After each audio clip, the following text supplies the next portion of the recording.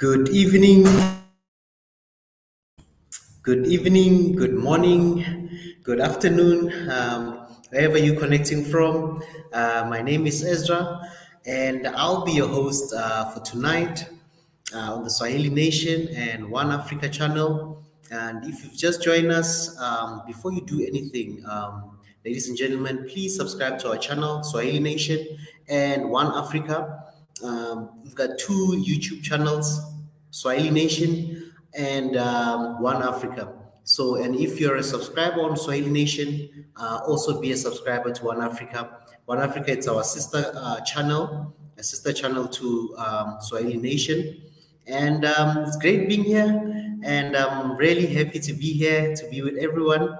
And wow, it's been great. It's been a great week. It's been a busy week for some of us, and I'm sure most of us have been doing different things. So welcome. If you've just joined us, this is the weekly recap show every Friday, 9 p.m. East African time or 8 p.m. Central African time. So welcome family. We are live on Swahili Nation. We are live on One Africa. So please tell family and friends to subscribe, click on the like, and share the stream with family and friends. And to those who don't know this channel, introduce it to your family and friends as well, so that they can know more about this channel, Swahili Nation and One Africa. So we are live. Tell your family and friends we are live on Swahili Nation, One Africa. This is the weekly recap. And if you're new here, if you've just joined us, this is Swahili Nation, One Africa. So if you're connecting from any of those two platforms, continue subscribing, continue liking. And if you're new, obviously subscribe. Before you do anything, if you are a subscriber, you're a member or a YouTube member, please subscribe to the channel. And if you're already a member, please like the page, like the stream right now, and share the stream on your social network platforms. And Swahili Nation, let's talk Africans, let's talk the diaspora, let's talk America, let's talk Africa, let's talk Europe, Asia, wherever you find yourself, you're connecting from. Let's talk, let's have some conversations, and join most of our shows. Every week we're having different shows. Every night we go live. Every night. So please, family, if you've just joined us, this Swahili Nation, like. Before you do anything, before you start commenting, please subscribe. If you've not subscribed, please subscribe. If you're new, please subscribe. If you're a member, please like the page. Subscribe, like the page, turn on the notification icons. And it's very important to turn on the notification and the reminder, so that when we go live, you can join us live on our channel, One Africa and Swahili Nation. These are the two platforms that we are currently using, One Africa and Swahili Nation channel. So those are our two channels, our two platforms where you find us.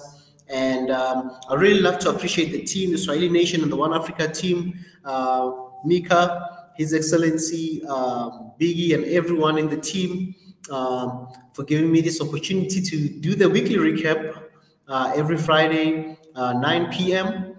And as you know, family, I've already asked those who normally join us every Friday that I would like us to do another show, the weekly recap. It's going to be short, and then we're going to start having like a Friday late night show every Friday.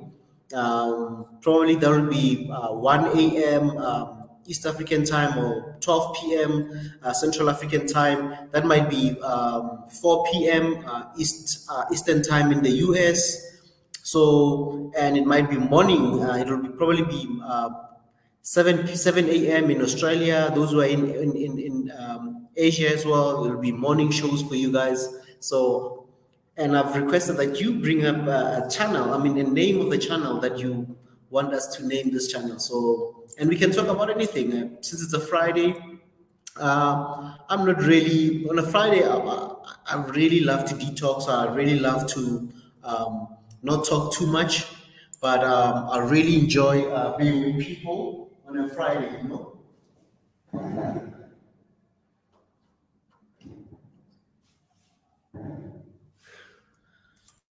So, family, please continue subscribing, continue liking our channel, and continue supporting us as a family. And we are growing. We are growing, family. As you can see now, we've been going live every every day, every day. And as you join me tonight, please make sure you subscribe if you're new here. Um, wow. Okay. Sorry, family, for that. Something I was just trying to fix here on my end. Um, wow, no, thank you, family. Thank you for joining us. For those who just joined us, I see some people already here. People like Jonathan. Hey, shalom, salam, Jonathan. Shalom to everybody, wherever you're connecting from. I see Tesfa, yeah, Madi, Jonathan, Redeemed. Wow, Sister Netzi, I see you there. Shalom, Pastor. Joseph, Explore, Smile Africa. Hello, Africa. Hello, everybody. Hello, everybody. Hello, everybody. And as a norm, I'm just going to open with prayer, and then we get down to the business of today. And as I said, the weekly recap won't be long anymore, but I will try to, come up with something really long for the late night. And we might be coming back later on tonight for the longest show, one of the shows. I'm not going to do 13 hours just to break someone, Professor Ezra's record. All I'm going to do is we're just going to have a nice time chatting, have a good conversation, talk about anything that comes to mind, and anything that you think we should be addressing as Africans, and things that are happening around us. Let's do that, family. Let's do that, and let's make sure that we are growing, and let's make sure that we subscribe and support all the media platforms that are growing in our continent and all over the world, that are having a positive impact on us. So I won't be talking much, but let me get down to the prayer for the day. Thank you, Abba Father, for this night as we are about to meet and chat and have a good time with our brothers and sisters. We pray, Heavenly Father, that you be with us, that you help each and every one of us to learn from each other. In Jesus' mighty name, amen. So thank you, family. Just for today, I don't know if you guys have been following some of the shows for this week. From Saturday, last week Saturday, the Diaspora Talk with Biggie, 9 p.m. East African time. Join Biggie every Saturday, 9 p.m. East African time. And I don't know if you've also been looking at Mwendateze's shows, The Hidden Hand, every Sunday, Mwendateze with The Hidden Hand, different topics, different conversations. And also, like on a Friday, family, please make sure that when you come with some of the highlights. I mean, this is just the highlights and announcements if there's anything that we need to be aware of. So yeah, family, make sure that you join us every night, 9 p.m. East African time. Just make sure that you join us every night, 9 p.m. Set that time up for the shows that we'll be doing the live broadcast. So, as I said, every Saturday night we have the Diaspora Talk.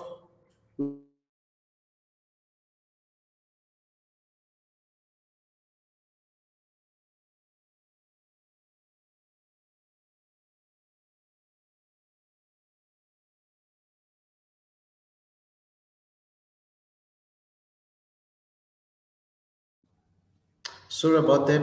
Just had a disconnection for some strange reason. But yeah, every Saturday night, join Biggie for the Diaspora Talk, 9 p.m. East African time.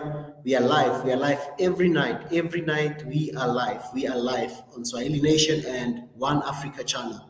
So make sure that you subscribe to One Africa, which is our sister channel, and make sure that you also subscribe to this channel if you're new. Channel. It's time now to also support the One Africa channel, which is our sister channel. So please do that. Please subscribe. Please subscribe. Please subscribe. What else? What else? Then every Monday, normally we'll have no, in fact, every Sunday we have the hidden hand, the hidden hand with Mwenda Tezi. Mwenda Tezi, he's our host for the hidden hand. So Mwenda Tezi, from my brother from Mombasa. Um, so join Mwenda Tezi 9 p.m. East African time every Sunday with the show called the Hidden Hand. The Hidden Hand. So, and family, when you join any of the shows, there's obviously different topics that they normally talk about or highlight. So please support each and every host. And sometimes even if you don't have time, just listen on the side. Just listen on the side. Just listen on the side. So every Sunday, join Mundatezi Hand Show. And Mondays, normally we having conversations with His Excellency Mika will be having like conversations with different hosts. And this past week, he was talking to Mo from Djibouti, and that was a great show. Unfortunately, I could not join that time, but I was listening now and then. So yeah, so join us every Monday with our host Mika, His Excellency, as we call him. So join us 9 p.m. East African time as well. So join every night. There's a show for you every day. So you have no excuse to say I cannot join the Swahili Nation team. No, I cannot watch. I'm so busy. There's always a show for you every day. So every day, join us, join us, join us, join us. So every Monday, 9 p.m. East African time, join His Excellency Mika. Normally, we bring different guests from different industries, different stakeholders, and people from across the world and even in our continent. So please join Mika on Mondays and Tuesdays. African traditions with Tenzin. Wow, and Tenzin, let me not even say much about Tenzin, but yeah, every Tuesday, join Tenzin with the African traditions. And I enjoyed also her show about men and the hair show this week. Really interesting topic. I was listening at Tenzin on your show on Tuesday. And who else? Yeah, every Tuesday, 9 p.m. African traditions, different topics, different conversations. I always enjoy Tenzin's shows because he always comes up with really mind-blowing topics and conversations. So thank you, Tenzin, um, for those interesting shows. Then Wednesdays, Wednesdays. As you know, guys, every Wednesday we've got education. The brain himself, Prof. Ezra, every Wednesday, 9 p.m. as well, East African time, education in the 21st century, different topics of education, different angles, also thought-provoking topics that Professor Ezra always brings to the table. And I also love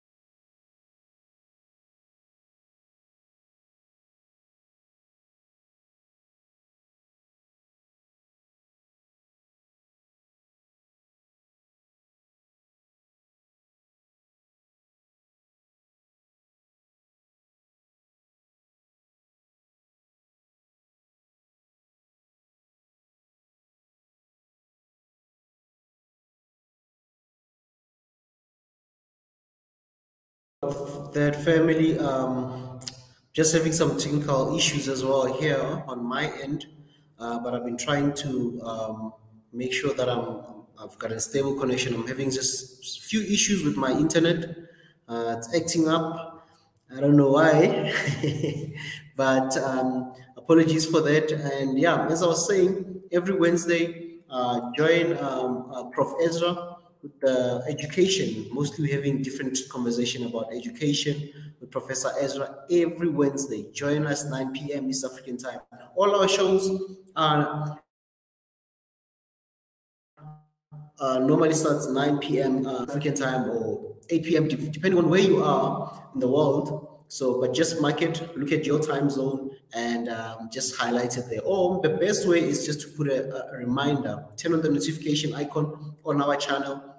Whenever we go live, anything that we upload or anything that we post on our Swahili Nation or One Africa, you'll be the first to know. You'll get a notification on your phone, on your mobile, or even on your account, and then you can join us. So please continue supporting us and continue being a loyal member. Join the YouTube's membership program. There's also different categories that you can join to support the channel. So supporting the channel comes in many ways. Being a subscriber, being a YouTube member, a Patreon member, all those things. They really mean a lot in promoting this channel and making sure this channel grows. As you can see, family, we've been growing as a Swahili Nation, as One Africa. We've been growing. Every night, there's always somebody there. Every night, there's always different topics. So we are growing as a channel. You're seeing more people in the team. So, and there's more people. And some of you who are watching now will probably become members of the Swahili Nation. One of these days, you might never know. Somebody might be coming and doing more shows. There'll be more faces, but we need your support, family. Once you start supporting us, we grow, we bring more people to the table, and you can have different angles of society, instead of just few people who are doing the shows. What more can you have? I mean, at the moment, I'm sorry to maybe really say this, but I don't really need to apologize. But family, I mean, this is great that we can have different voices from all over the world, in America, in Africa, Europe, everywhere, that we can have different hosts hosting different shows, different conversations. So this can only mean growth for us. And for those who've been supporting us for all these years, this really means a lot. I mean, being a supporter, being a contributor. So yeah, family. And again, every Thursday, there's 2 shows every Thursday. We've got the Swahili sessions with Paul, and we've got Dr. Ebenezer, 9 p.m. East African time, with the opportunities in Africa. So there's just different shows on Thursday. We've got 2 shows. One by Paul, that's the Swahili Nation. That's 5 p.m. East African time, and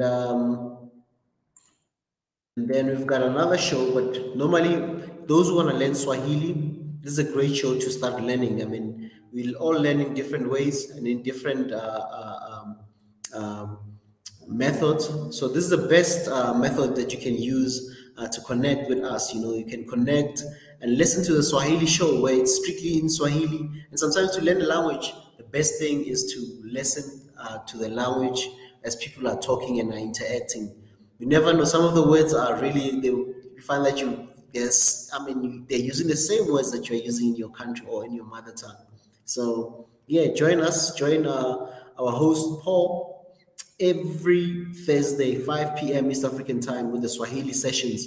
And I was meant to join my brother Paul, but due to other things, I've had a busy week. So hence I've not been really participating so much on the live streams. But this coming week, I will be joining my brother Paul. Then we're going to have the Swahili lessons where we can ask questions and translate in English. So please join us next week, Thursday, on the Swahili sessions. So yeah, join us if you want to learn Swahili. Since this is a Swahili channel, Swahili Nation, come and learn the Swahili. We need to represent the language. You cannot just use the name without the language being also represented. And again, the same on Thursday, also have Dr. Ebenezer, the potentials in Africa, so opportunities in Africa. So also another great show. Yesterday I kind of joined, but I had to leave. Dr. Ebenezer, I was in the background. I was listening. Then I had to leave for other things. So yeah, join us every Thursday, Dr. Ebenezer, every Thursday, 9 p.m. East African time. And yeah, that's the Thursday, obviously Thursday night. That'll be night in Africa, but wherever you're connecting from, just make sure that you turn on the notification icon so that you can listen to this show. So another show that we have, it's this show, the weekly recap, every Friday, 9 p.m. As you know, the weekly recap, we used to just, for me, it's about opening the space for everyone to come in and talk, and make sure that you are part of the family and we can talk about different things that might not relate to some of the topics that we talked about, or even just some of the things that we were having conversations about this week. So come in and talk about those things. And any suggestions, if this Friday shows, it's mostly for suggestion, announcements, and if there's things that you guys want to know about the channel, anything that you feel that we should be doing, come and bring the suggestions on the show. So yeah, every Friday, join us 9 p.m. East African time with the weekly recap, of which we might be having two shows on a Friday. There'll be the weekly recap and the main show for the Friday. We can talk about music. I've been thinking of so many ideas, but then I also want people to participate in some of the stuff instead of just pushing things to you guys. So I would really love to have a name of a show. If you're thinking of a show, please send us some of the suggestions for the Friday show. And I'm sure a lot of people on a Friday, not everyone is into politics. Most people just want to relax, want to talk about life, want to talk about fun, want to talk about things, different other things besides politics or anything serious.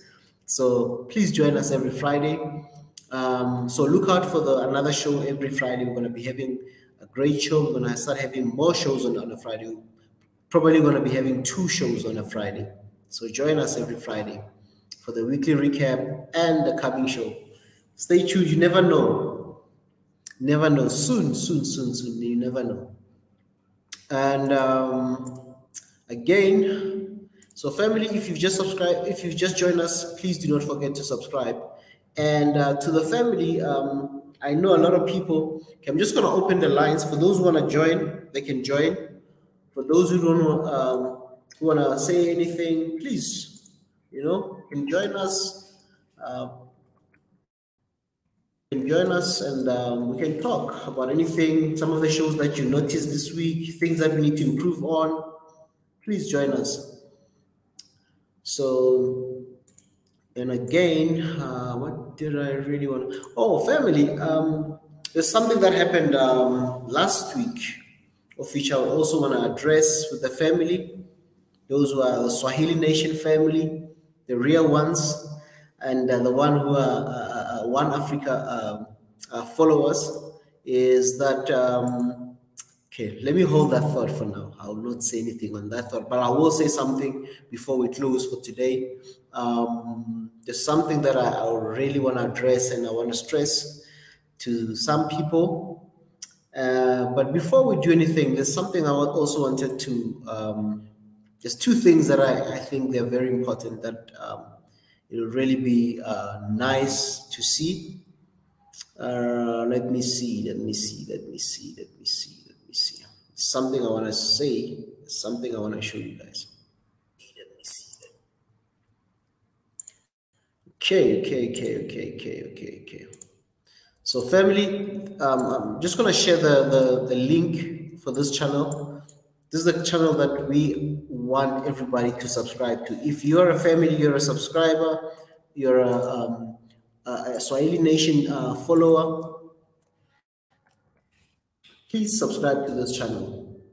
please subscribe to this channel called One Africa.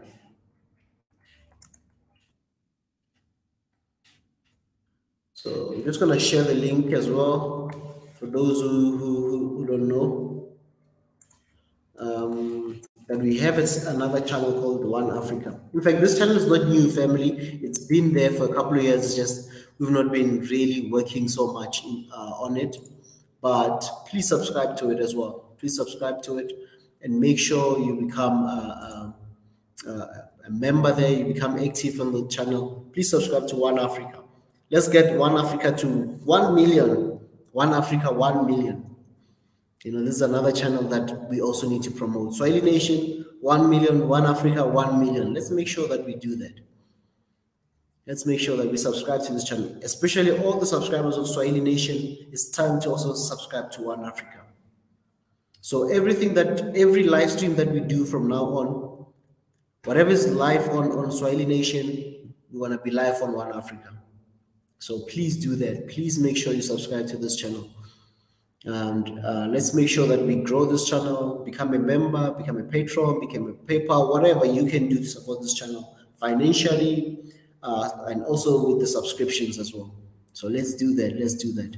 And as you can see, family, with all your help, with all your support, we've managed to bring more people, and we need more people as well. There's a lot of people who have so much stuff they want to share with us. So please make sure that you support this channel so that we can grow with you. And you can say 2 years ago I was part of the new channel that we've launched, or 2 years ago I was part of this growth that we are enjoying today. Rather enjoy now with us. Join us now than later. Join us now. Join us now. Do not wait and say, I'll see those guys some other day. When we reach 1 billion or whatever, be part of this and say, oh, I was part of this. I was not left behind. So please make sure that you subscribe and make sure that you join any of our live streams. Choose any live stream that you prefer. If you are busy as well, choose one in a week. At least watch something from us. If you have time, watch everything, or do recaps. Where you can go and watch some of the shows that you missed out during the week. So grow with us, grow with us, grow with us, grow with us. The best thing in life is to see people grow, like this channel. Looking at where His Excellency Mika started and how the channel has grown so much, and even the direction that His Excellency Mika has given us the opportunity to join him in pushing the African agenda and pushing the affairs of our continent and making sure we decolonize our minds, So we are growing. Be part of this growth. Be part of this growth. Do not be left behind. Do not be one of those who will say, no, I know those guys. Be part of those people who will say, I know Pastor Ezra when he was wearing a leather jacket, to Pastor Ezra now wearing a suit or something. See our growth. Be part of you saying, oh, I remember Mika when he was still in South Korea. I now remember when Mika came to home in Africa. I now remember why Mika is where he is. I've seen his growth and stuff. So that when you see the glory of the channel, you'll not think how you won't question anything. You'll know where we all came from. So please continue being supportive of this channel. Be part of this family. Be part of this family. And be part of what we are building as an African platform as well. Be part of this. Be part of this. Be hands-on. Comment. Come and join the live streams. There's nothing greater than being part of something, something greater. Because some people today, they might not watch us, but when the channel is very big and when the channel is very successful, others will want to be part of. And if you miss this opportunity, you might not be part of that. You'll just be on the sidelines. But if you have an opportunity to join us now, join us while there's still time. So join us when we are still here. join us and grow with us and be part of this family. Be interactive. If you know something, you wanna come and contribute, come. If you've got a topic, come and join us and say, hey, One Africa, hey, Swahili Nation, I wanna talk about this. There's something that I think we are missing out. Those suggestions are welcome. So be part of that. Be part of the growth. Be part of the journey with us. So that would be great to see everyone being part of this journey. I want to see in the years to come, when the platform is very big, very, very big, that I will see Yenatan, I will see Marion Tenet, I will see a lot of people that I see commenting, Sam, I will see all of this family doing something, having something, and employing more people in the continent and all over the world. So let's be part of this growth. Let's be part of this growth, you know? And you are in the best channel. I mean, this is the best YouTube channel you can find. The whole YouTube, the whole place. This is the best platform you can be. Nowhere else but yeah.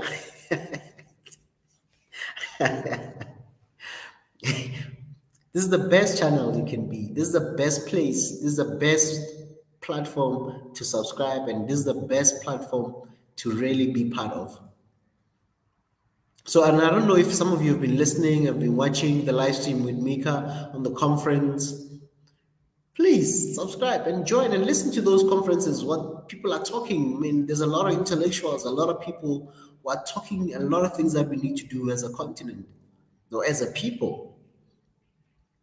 So this is a really, this is the best platform. This is the best platform to learn, to be educated, to also be a contributor, instead of you being only you listening to others only, but you being part of their contribution. So this is the platform where everyone is welcome. We don't say you must have a PhD for you to be here. We're not saying you should be a professor for you to be here. We don't say you have to have a certain hairstyle or look or whatever. We want people to come and be part of a movement, be part of a learning group, be part of a knowledge sharing group of people. So join us, continue, share with people and grow with us. That's just my words today that I felt that I needed to share with more people. That let's grow together. It doesn't matter, like let's grow together. When we reach 1 million, when we reach 10 million, but let us reach 10 million with people that are active than having people who are not active in the movement. That's the worst feeling. People can have numbers, big numbers today, and just say I've got X number of subscribers, but are those people growing with you or not? So let's grow together. Let's learn. That's why I'm saying we are live every night. Choose any show, even if you don't listen every day because of work, business, and other things.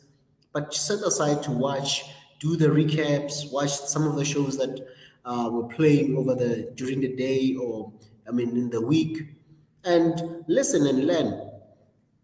And if you feel that some of the things maybe you know better, you can come and impart some of the knowledge. Do not sit on the sideline and criticize. Come and say, hey, brothers and sisters, I think X, Y, Z is not meant to be done this way. It's meant to be, come.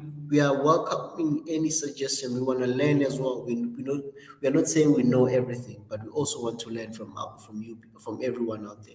Because we've got so many people with so much knowledge, so much wisdom, but they're sitting with that knowledge. You need to share that knowledge before you die. You need to share that information before you die. What's the purpose of acquiring so much knowledge, but you cannot share it with other people or impart it to other people? All these things, even if you're watching something that it might not be educational, everything is somehow educational. Whatever you're watching or consuming, either learning something or you're getting informed about something. So the door is open for those who love to share their knowledge, who don't want to die with that knowledge.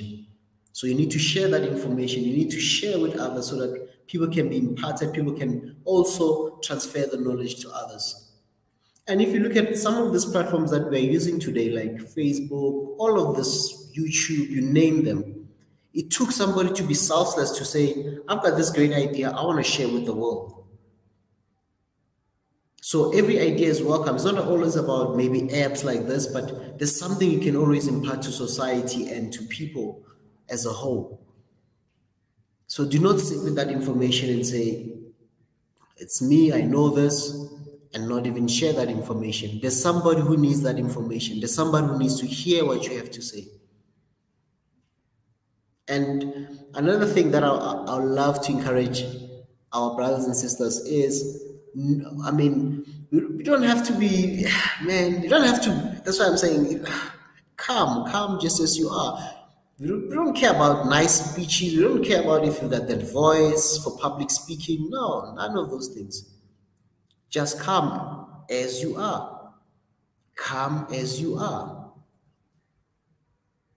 Because you've got something special that the world needs to hear. There's something special that you need to impart to society.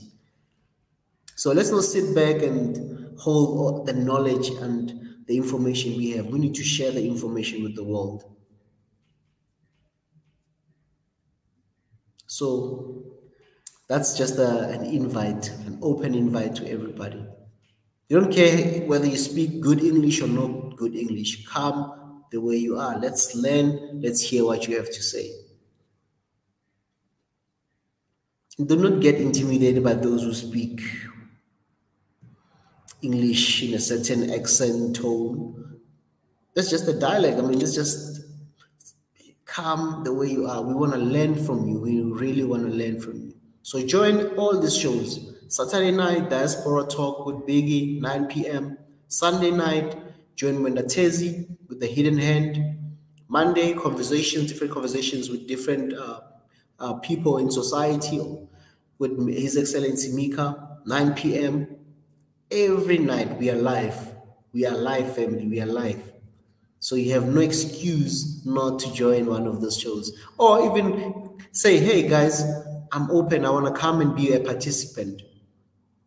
Or you've got a great idea that you think you want to share with people. Bring it. I mean, talk to us. Talk to us. So I'm just going to share something here. This is the channel that I was talking about. Please subscribe to this channel. Please subscribe to this channel. This is the channel that you need to subscribe to. One Africa. This is the only one, that the legit One Africa. You will see that banner there, love, peace, unity. That's the channel that you need to subscribe to. If you're already a Swahili Nation subscriber, or you're new here, subscribe to Swahili Nation and subscribe to this channel. As you can see, we are live. We are live here.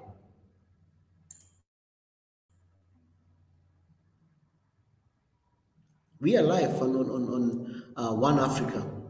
We are also live on Swahili Nation. So we are live on those two platforms, Swahili Nation and One Africa. So please make sure that you subscribe to One Africa as well. So as you can see as well, the banner in the background, love, peace, unity.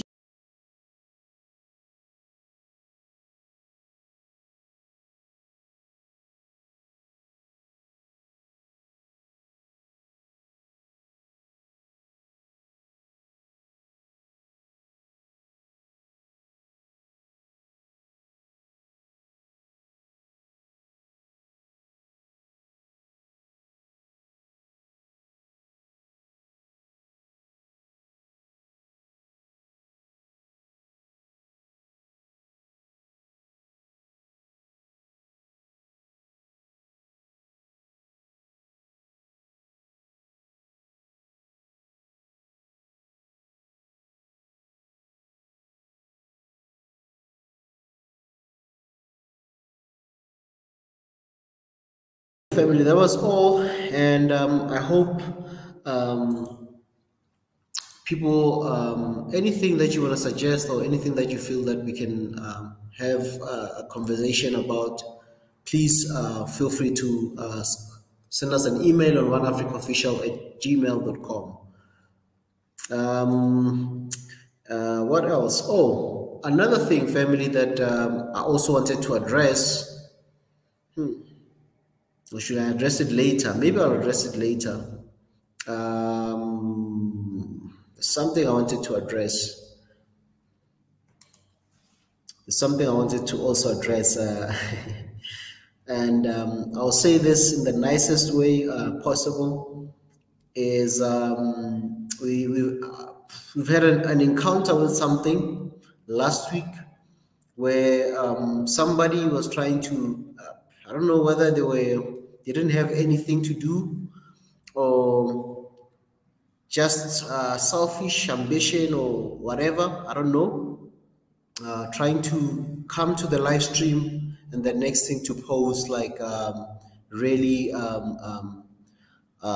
sexual content, if I may just say it direct without having to say it nicely, but trying to maybe strike our channel or whatever.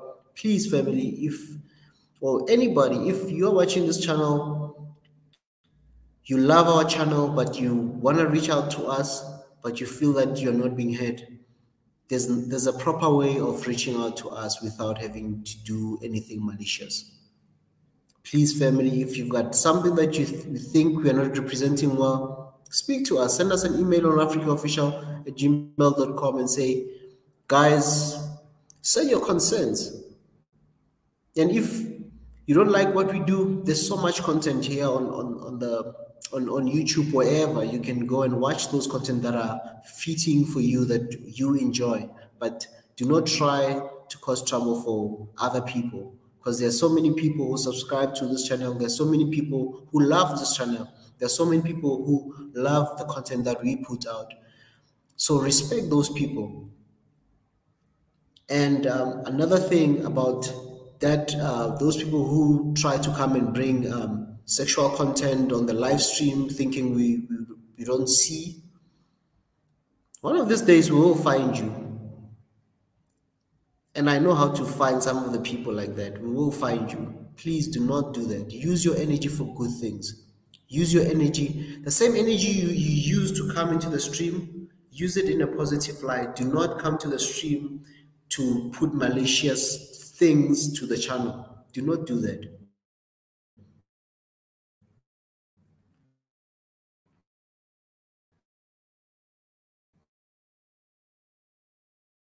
If nation one of you do something, do a channel that will represent you well. Do your own channel. Do not come and do malicious damage to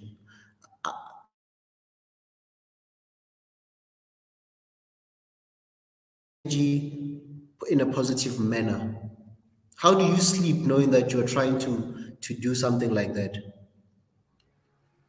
Do not do that. Please use your energy in the right things.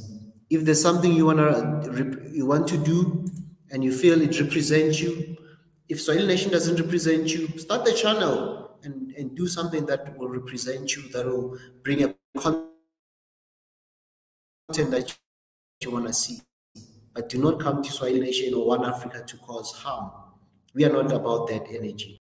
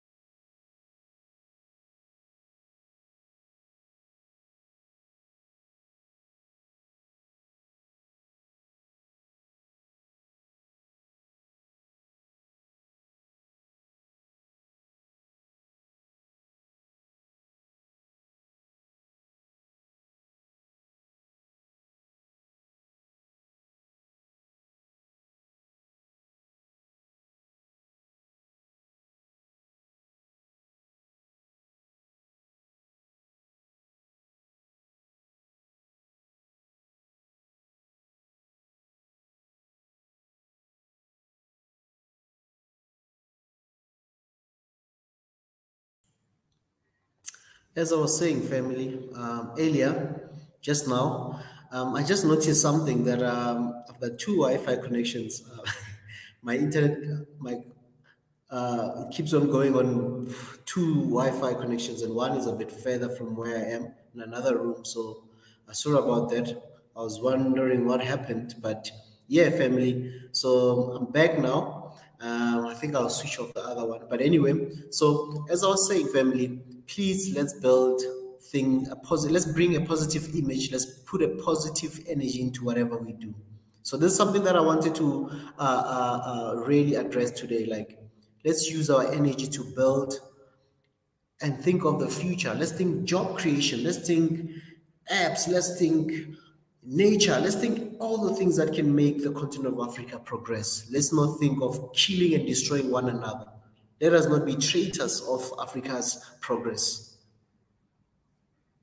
For those who want to become traitors of Africa's progress, as I said, you will not succeed. You will not succeed.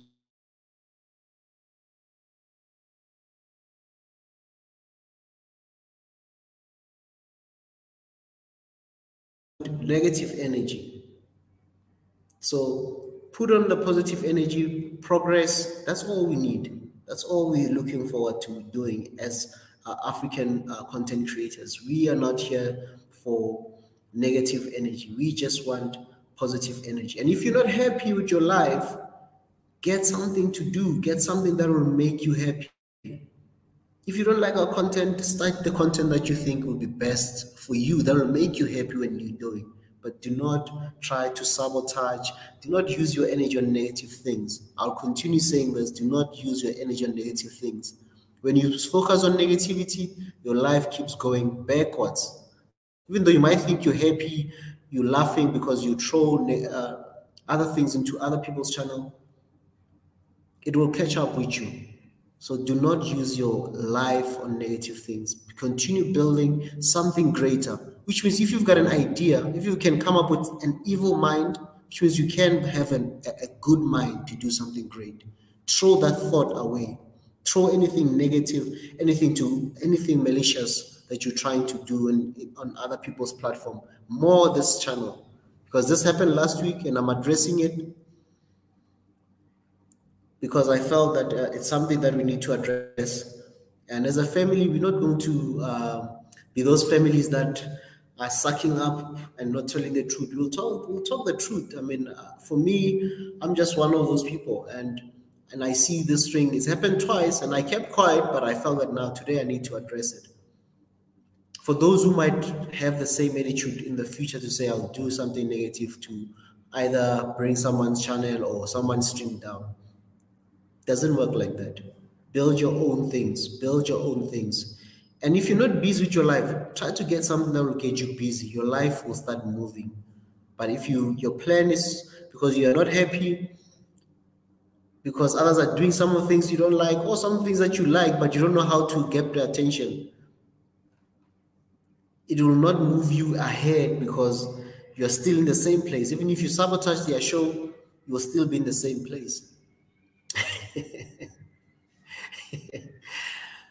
So I see Ellery saying, unfortunately, there are many antisocial people on YouTube. And yeah, I mean, and YouTube is big, family. If there's something that you like, there's always a content that you like, and there'll be content that you don't like. You just go to the next guy and watch him. No one is forcing anybody to follow anybody. So always try to keep it positive. Even if you don't agree with it, sometimes if you don't agree with something, just keep quiet and leave. And just leave and go to another channel maybe. Or sit down, you'll not agree. As a family, when maturity comes is when you understand that as a family, you not always agree on everything. That's maturity, to understand that you'll not agree with your family every time. There will always be things that will go in the opposite, but that does not mean you leave your family for that. Hence, we've got different programs. If you love the Friday shows, join the Friday shows. If you love the diaspora talk, join the diaspora talk and listen. Sometimes you might have a show on the diaspora that you don't like, but the following week they might have a conversation or a show that you really like. So things will always balance out to something that you prefer. That's why we talk about different things every day. We are live every day. So continue doing that and continue subscribing. Keep a positive energy. Learn. Man, there's so much knowledge. If you have data, if you have access to data or any technology right now, you can literally do anything. You don't really have to have money for college or university or whatever just to learn a trade or a skill. Anything is online. You can literally use it to your own advantage, to build your dreams or to do something very positive. These platforms are not just about selfies and about popularity, but they are about progress as well. The people that build most of this platform, they had the positive vision to see in the future to say, I can help billions of people. Today, billions of people are connecting to all these platforms. So as we are also doing content, we are also trying to reach and touch so many lives, but in a positive way, not in any negative way, but in a positive way. So as a society, as Africans, we are way better, we can do better, and we are always doing better when we have unity and we are putting our energy in the right ways, in the right things. So I just wanted to address this, and I know some of many people are with us. Those who are with us are more than those who are against us. For those who are trying to put negative energy into the live streams, please refrain from that. Be a good brother, be a good sister. And if you don't agree with whatever, tune in next time for another show. Listen to the other show the following day. There's always something. Or watch the following week. So the only thing is, know that we will not be the same. We're all different. And always embrace our differences. We're not going to do the same content. We're not going to be the next guy on the stream. We're all different. We all come and bring different energies, different mindsets, different influences as people. So let's always keep that in mind, that we are all different and we will not be the same. If you're interested in other things, continue enjoying that, but do not say, I like this one, I don't like this one, I'll sabotage this one because I love this one. Do not do that. Use your energy for positive things. The same energy, the same strength that you took to fetch an adult content, to put it online, you could have done something positive with your life. The same energy you took, you could be editing someone's pictures and making money. But that person will take that same energy and do something wrong just to destroy somebody. But you will not succeed because you don't know what they carry, what they have in mind, because they carry positive energy and they are in their will, they are in the will of God for their life. But you are in the wrong because you're not doing what you're supposed to do for your life. Focus on positive, focus on building. Do not be a destroyer, but be a builder in everything. And if you disagree, go and build yourself something then for yourself, instead of trying to destroy others thinking you'll rise. You cannot destroy somebody by rising. You'll not. So build. If there's a city, look at how a city is. Like when I look at all the streams, when I look at everything that is going on in the world, even countries and everything, I always look at the world as a city. In a city, you've got everything out there. You've got high-rise buildings, you've got small buildings, but all of them, they are buildings. As people, we are like that as well.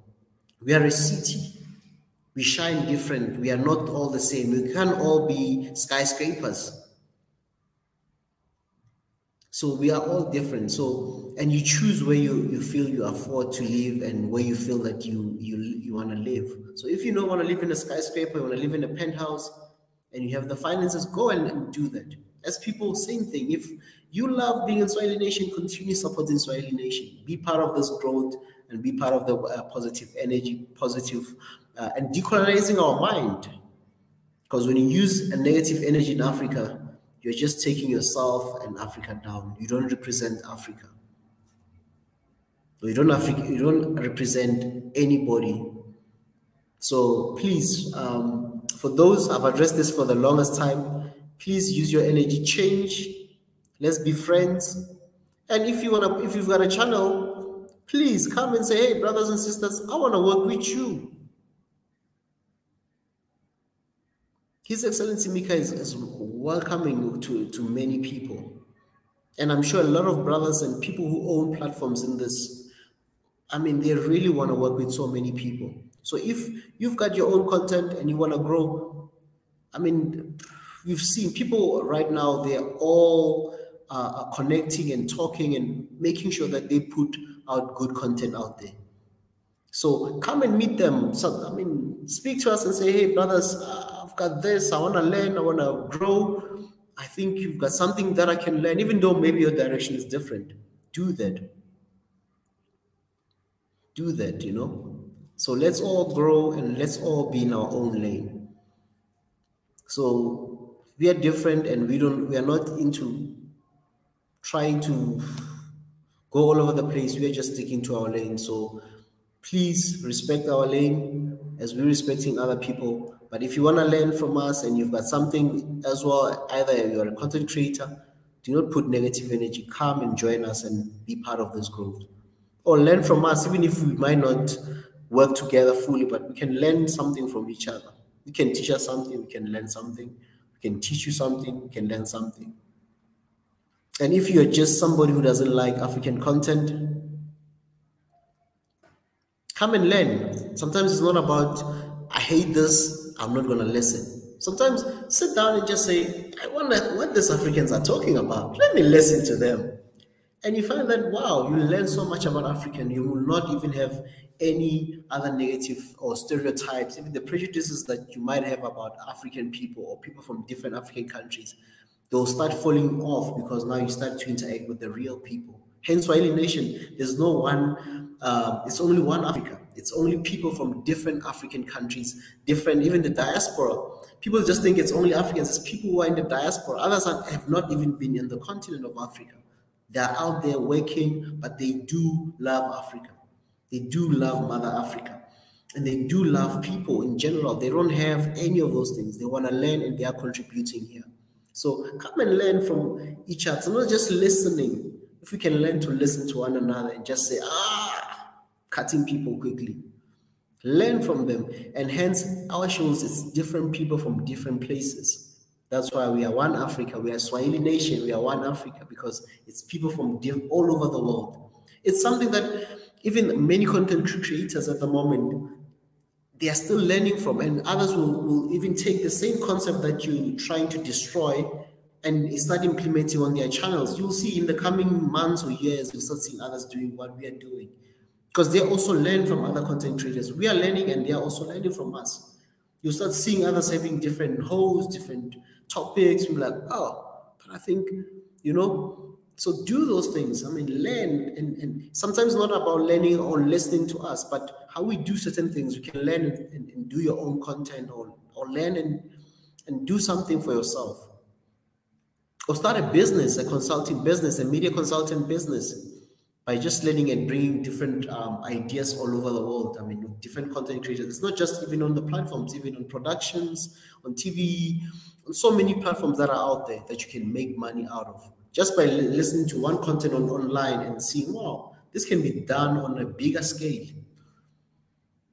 If you look at some of the concepts that were in tech especially, you find that if you know the history of Facebook, some people, that's why they argue about even Facebook, that, hey, it was started by certain people, but Zuckerberg took it to another level because he had a bigger vision. We can be starting something like this. You can learn something and make it global and very big. So the main thing is take the positivity, the positive things.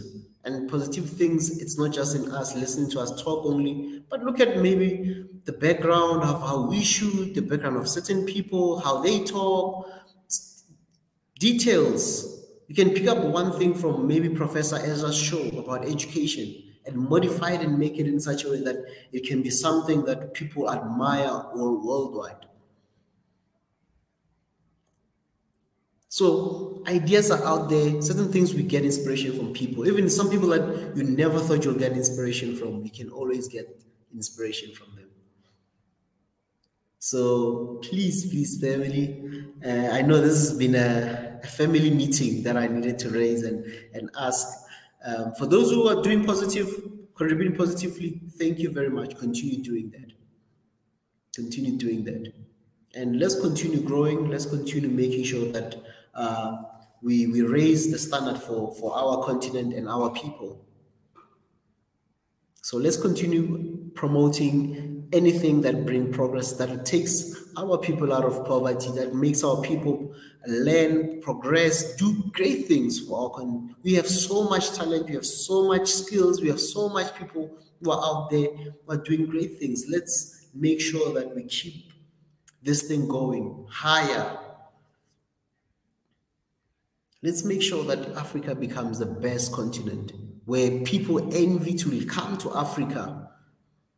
People really can really put their resources in Africa without even doubting us or having us to prove who we are, what we are capable of. So for every great African who's doing something great, whether in academia, business, whatever, YouTube, whether you've got one subscriber, but you're doing something great, or a million, whatever, everybody needs to have that chance and make sure that that person gets supported, and make sure that our continent can really be the best version of itself. The best version of itself. So please, the space is too big for all of us. So there's enough room for all of us, but we need to make sure that Africa becomes the best. Everybody's, I mean, man,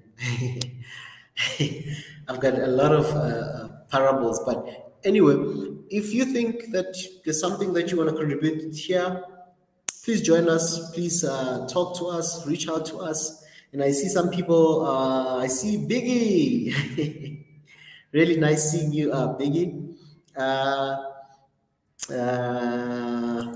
Is listening to us. Thank you very much, Biggie. Mike Africa Unite. Hi, Mike. Yeah, but there was something that was in my heart today, just to lay out and just put it out there, that we need to be builders. We need to be people who are really progressive in making sure that we eliminate.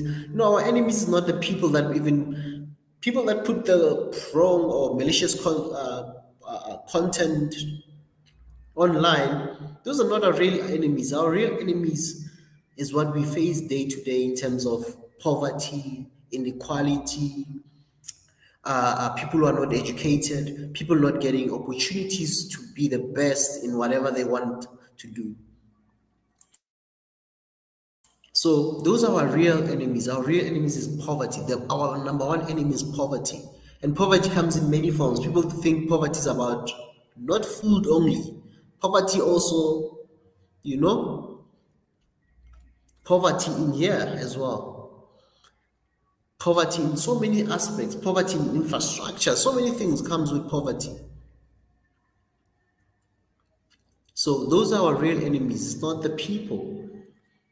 But once the people are decolonized from other things or are set free from other things, then they'll be able to stand up and be able to be independent and be a force in society where we can learn and get inspiration from. So, yeah, let's make sure that we eliminate those things that do not bring our people to where they need to be, So, yeah, family. And I see Justin, my brother, our host for Swahili sessions. Welcome, Brother Paul. Nice seeing you here. And I will be with you next week. I remember I had to be excused this past week because of other commitment and agent commitment that I needed to attend to. Please join our brother Paul every Thursday, 5 p.m. East African time, Swahili Nation. and join Biggie. Tomorrow, Biggie will be here. What I'm gonna do is, I just think I'm gonna invite Biggie. Or anybody who wants to listen, who wants to join us, please join us. I've just shared the stream. You can join us. We can talk, and yeah, let's talk a little bit if possible. Or else I'll end the stream for tonight here. But if somebody wants to come and join in the next 5 or 10 minutes, they're more than welcome to join us.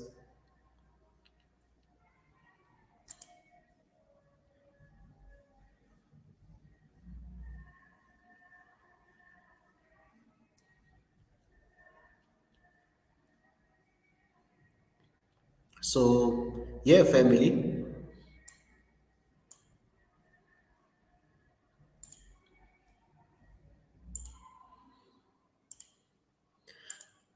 So I've just shared the stream right now.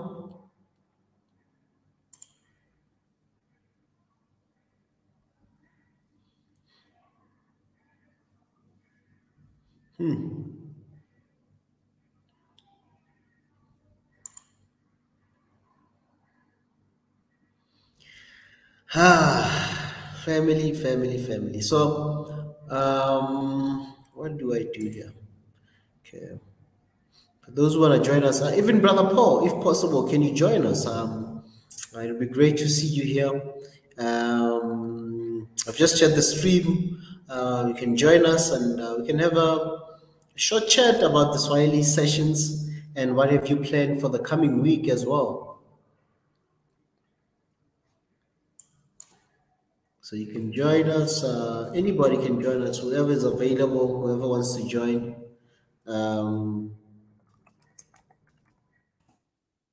So let's see.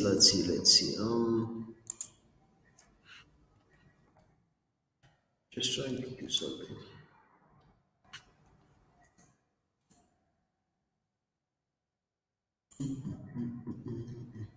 Hey, it's nice seeing Marie Antoinette. Really nice seeing you here, and Sarah Tisam as well. Good seeing you here. Who else? Wow, really great seeing some more people, familiar faces, and familiar people. What else? Who else is here?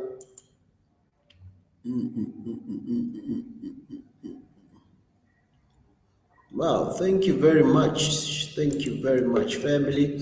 And do not forget, tomorrow with the diaspora talk, Biggie will be here. Um, Biggie with the diaspora talk will be here. I saw him on the stream just now as well, saying he's listening. I know the family is listening, you know. It's always great seeing the family here. So tomorrow, 9 p.m., please, join Biggie, join Biggie, join Biggie, join Biggie. Um, join Biggie, join Biggie, join Biggie every Saturday. The diaspora talk, especially people who are living in other countries outside the continent of Africa. Good to hear some of the stories what you guys have been going through and stuff. So really great seeing everybody there. But hey, Marie Antoinette. Hello. Hi, Pastor Ezra. Shalom. Shalom. I won't be very long. I'll be very brief. I'm taking a rest because I'm exhausted. I'm growing some fruits outside and it's very hot, so I'm taking a rest. Yeah. Wow, you're growing fruits. Yeah. Wow, did you Yeah, plant them or yeah, what's because happening? everyone knows there will be a food shortage soon. So in my spare time, I grow little fruits, not much. But it is a lot more work than it seems. So I'm a little exhausted. Wow, Marantanet, I must say that you are like forward thinking. This is what I was explaining this earlier today, that we need to be thinking the future. We need to be utilizing our energy to build sustainable future, especially now when you talk about nature, fruits, and food. I mean, food will never be out of fashion, it will forever be eaten. Whether there's no, I mean, food will always be there. I mean, this is a business that will never lose. I mean, will never be, if you're in food business, you'll never be out of business because people are eating, people need to eat every day. Yeah, I bought a packet of seeds in Trinidad recently, and I looked at the packet. They actually came from South Africa. Yeah, Wow. Wow, interesting, Marie Antoinette. yeah, and I bought it in the Caribbean, but they were from South Africa. Wow, what kind of seeds are those? This type is watermelon seeds that I bought. Wow, Yeah, watermelon seeds. Sure, watermelon seeds. yeah. Wow. And I was in New York recently, and I bought some pears, and those were from South Africa too. And this was in New York. Wow, this is great to see a lot of African products. I mean, especially on agriculture, reaching those places. I mean, most people they'll be thinking, no, Africans are importing food. But if you look at the food that Africa mostly imports, it's processed foods. But the fresh foods, I mean, like fruits and all those things, mostly we consuming from our own soil. But that's interesting, our internet, to say that there's fruits from Africa that is being consumed there in America. Yeah. Wow, Yeah. family. I mean, this is eye-opening for. I mean, for most of us. I mean, I know that we've got a lot of agricultural countries like Kenya as well. They export a lot of flowers, tea. They're the biggest also producer of tea in the continent. We've got Ethiopia with the coffee. So many countries are producing things. I mean, even Uganda, in terms of banana, they're one of the biggest producers of bananas in the continent, even in the world.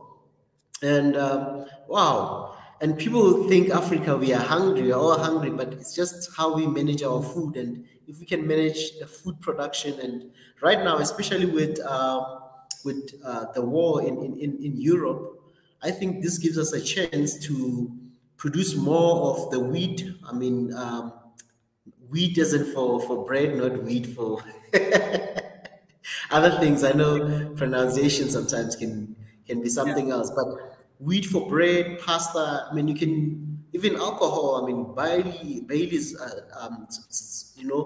All those things. If we can maybe increase our production in that part, I think this brings an opportunity. With Ukraine unable to export most of their wheat to the world, I think Yeah. as Africans we need to take our share in terms of wheat production and make sure we can produce bread, we can produce the pastas, the macaronis, and all these nice things that we consume and stuff. We also need to produce in Africa, if we don't do it already. I have to do some research. The plant ingredients to make antibiotics, because with in the future, there will be some military activity by China. And if that takes place, we'll definitely have a shortage of antibiotics. Because the US closed all its fermentation sites where it ferments the plant bases for making antibiotics, because it was found to be cheaper to do that process in China. So even the US is totally dependent on China for those ingredients for making antibiotics. So if we have military activity in China, there will be a problem, because China supports the raw materials, the plant-based raw materials to make antibiotics, especially penicillin, but many others as well. That's an area that we should definitely. I know South Africa is extremely good at pharmaceuticals. South Africa is where the company Aspen is located, ASPEN. We aren't completely new to the process of pharmaceuticals, but we should invest more in it. Mm, Yeah, but very true. it starts with agriculture, because agriculture is what will supply the raw ingredients to make the antibiotics. Wow, that's very true. I mean, what you're saying, and I think, I mean, Maria Antoinette, since you are in the medical fraternity, you'll even know better with the COVID as well, the pandemic. Remember, most of the countries, even Africa, was complaining that there was what they call medical xenophobia or something like that, where Yes, all I the remember. rich nations took everything. Um, but um, everyone admires the scientists of South Africa in particular for the work, the contribution that they made to the body of knowledge on COVID. And Senegal is one of the few countries that can create its own testing to detect COVID infections. So those two Wow. countries, Senegal and South Africa, have done well in the pandemic. Wow. And I think that's something that we need to talk about. I think you've raised a very important topic, Marie Antoinette, about the agricultural space, how it affects, be it antibiotics, the production of obviously medications and different things that are needed in the medical field. And also looking at something that I've been really, I don't really have so much information, but I've just read just a few things about it. The monkeypox. I don't know how extreme it is and how fast it's spreading all over the world and all that. But I've seen something about it being highlighted a lot in some of the news Um, articles I've been reading online.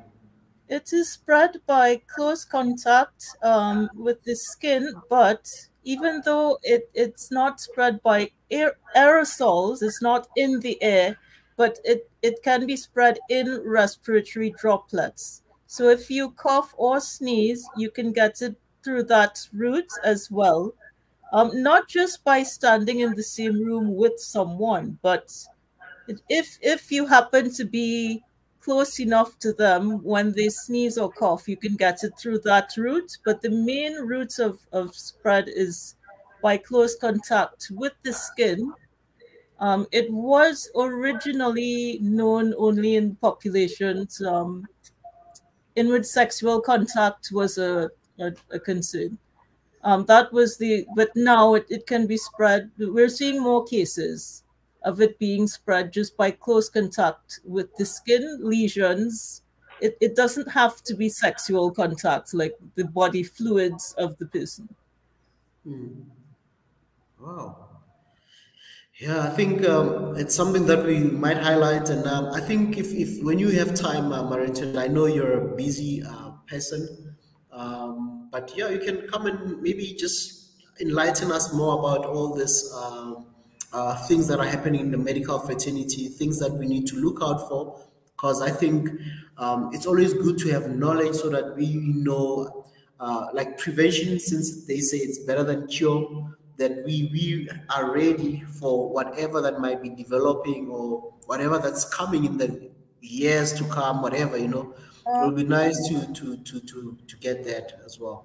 I started preparing something last night. I'm not quite finished, but I started.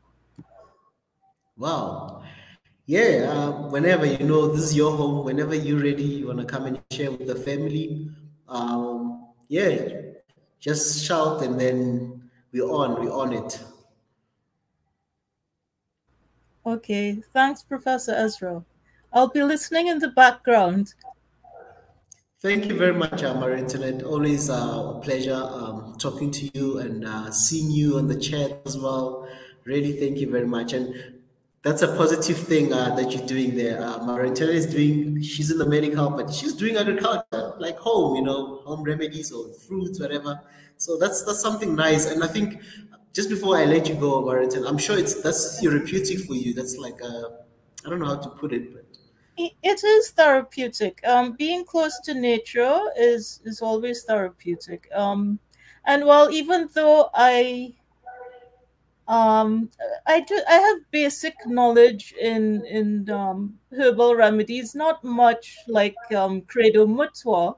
You remember Credo Mutwa from South Africa? He was very, very knowledgeable on herbal Mm. remedies. I have his books, but what I grow is ginger, which is extremely good for the immune system, and other fruits, mangoes, plums, different types of pepper for food seasonings, and herbs for food seasonings as well. Yeah. And aloe vera, which is a medicinal plant. Yeah, I saw noni growing naturally recently also. I didn't plant that, it just appeared in my yard. Wow. Sure. Yeah, I mean that's something at home as well. My parents were sometimes they'll do it seasonally in terms of butternuts. They plant butternuts at home, and a couple of fruit trees in the yard they do have. So, but obviously, with fruits, it's also seasonal when it's time. Like here in the southern hemisphere, we Hmm. currently have Winter. It's currently winter, right? uh, Almost. Is it currently winter in South Africa? yeah, we're going into winter. Yes, yes. It's the temperature is really dropping slowly, but we've had a weird weather climate recently because we've had rain, and normally we don't have winter rainfall. There is a part like Cape Town, those places they have winter rainfall, but inland where we are, Johannesburg, Pretoria, those places, there isn't really. There's just dry cold, and most things. I mean, everything green normally turns into brown, and the leaves dry out during this season. Right. So, but we've had rain even now, even like a week ago, the past weekend we had rain, and of Hmm. which is rare to have rain, and it's been cold, but not as cold as it should be. But June normally is the coldest the coldest month out of all the other months. So Okay. hope maybe it will really the temperature really drop a lot. Come maybe starting June, we'll start having real winter. And I think so far we haven't really had like the high mountainous areas. We haven't had really snow like other years.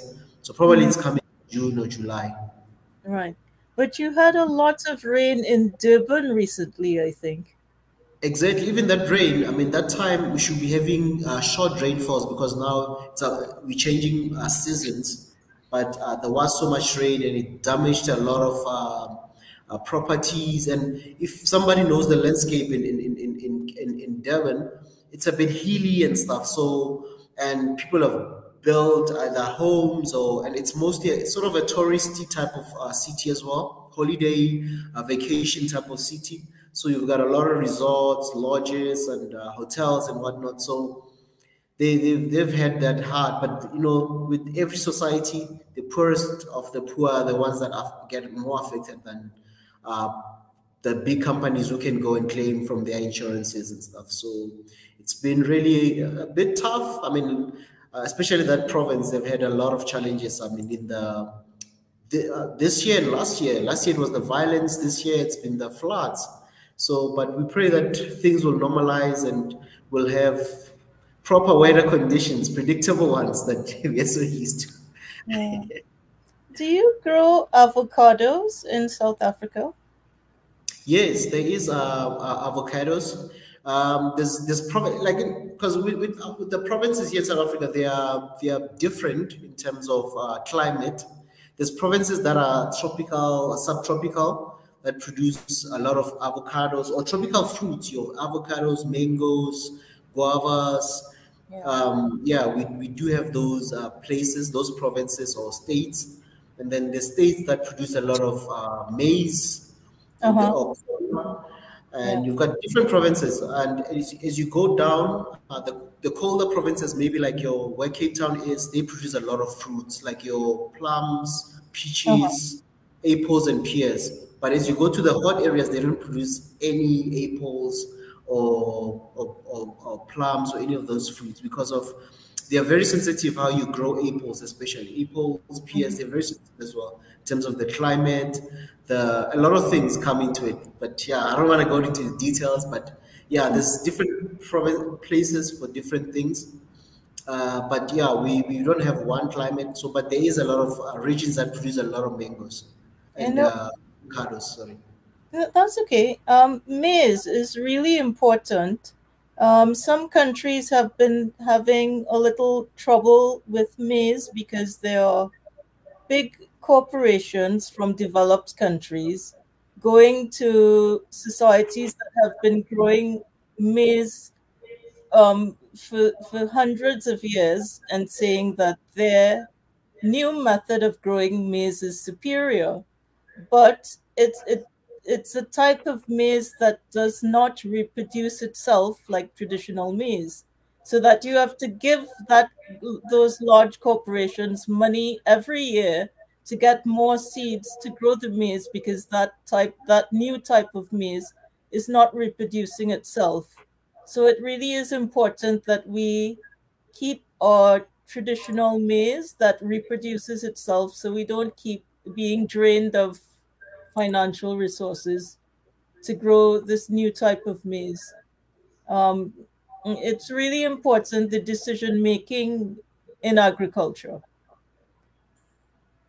Very Avocado true. is also important because it generates a lot of revenue these days. Is this Yeah, Yanaton? it is. Jonathan. You guys are funny. Hi, Mary Antoinette. Hi, Salam, how are you? Salam, Pastor Ezra, and salam, everybody that's on the chat. Salam. I, yeah, you know what you're talking about. I really hope I'm looking forward. You said you're putting something together. I'm looking forward to that. I think with agriculture in particular, because most of Africa hasn't been genealogically, a lot of the grains are as original as they were millions of years ago. They come into our countries now, like the new thing is enset, which is the false banana plant that Ethiopia and certain regions in East Africa in particular have been using for centuries. Now it's like they call it super grain or super this, and they sell it like as if it's a new discovery. Turmeric has become this huge thing. Like turmeric, the Indians and East Africans have been using turmeric in their cooking, and I've understood the healing of it for thousands of years, right? Especially for inflammation and even ginger. Like ginger, people don't just use it for cooking, but we use it when people have a flu or cold. I mean, we've been very knowledgeable. Yeah. And so I think the grain situation, even teff, right? What we make in Jeddah was in Ethiopia. Uh-huh. The New York Times wrote this huge article about a decade ago now, 10 years ago, but they said, oh, a new grain, a super grain.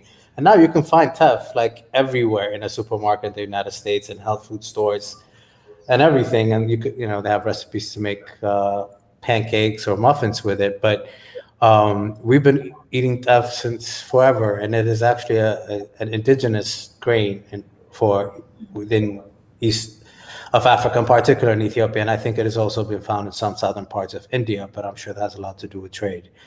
But anyway, so we have to be very protective, because the minute that you start manipulating the way that we've mass produced wheat in particular is to change the genes of these things so we can produce as much of it as possible. So they lose eventually their sorts of whatever the health benefits of these plants are, or these grains are. So Africa needs to really be careful and make sure that it protects that library of genes of all kinds of plants, not just the teff and the insect, but even wheat. So they're coming and they're trying to study, and they're using it, and they're calling it super this, super that. But we've been using it forever. So I'm looking forward to your presentation. I talk about that. That sounds amazing.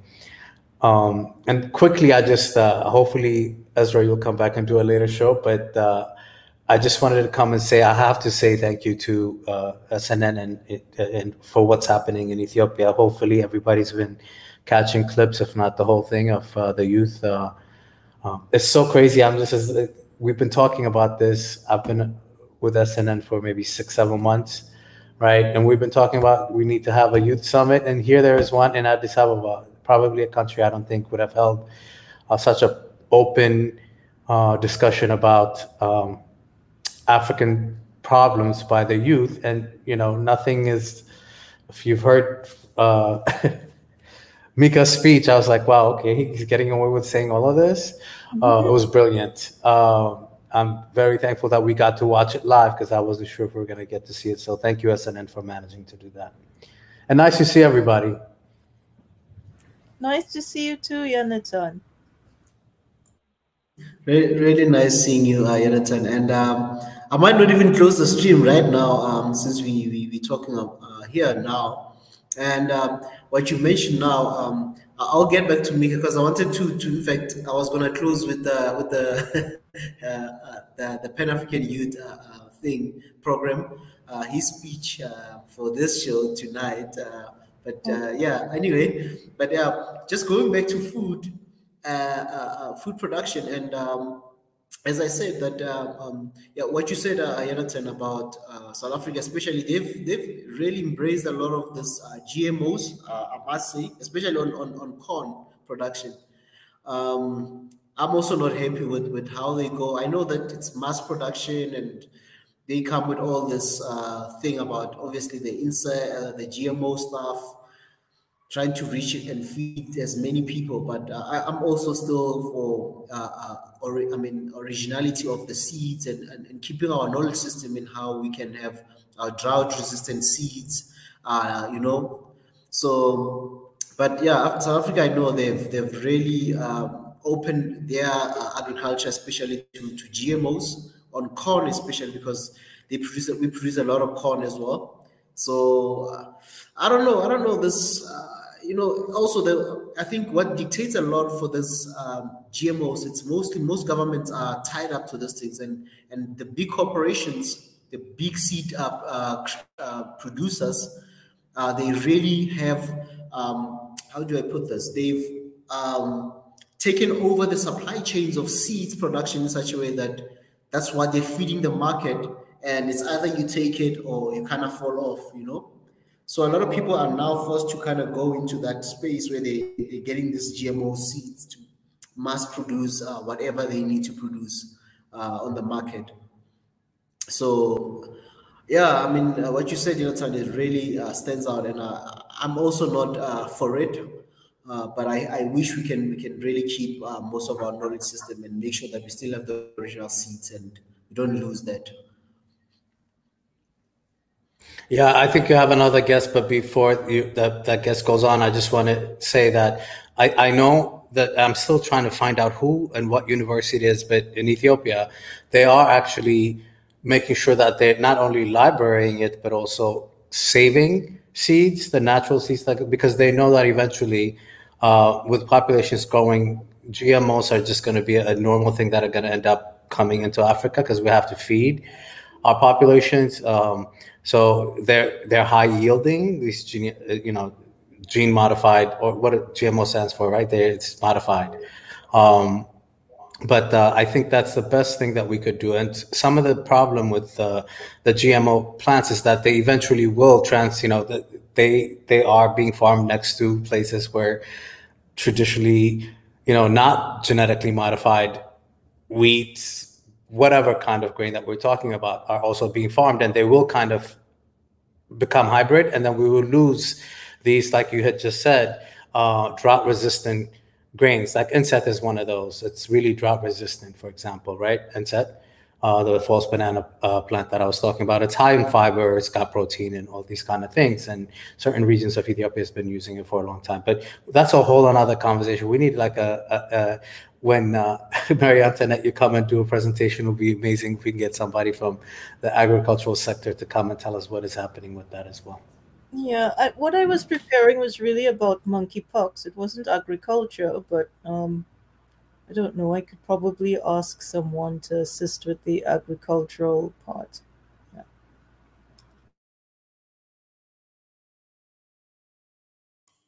Hello, Paul. Hi, Paul. By the way, Paul is our host for the Swahili session. He's just joined us now. Paul.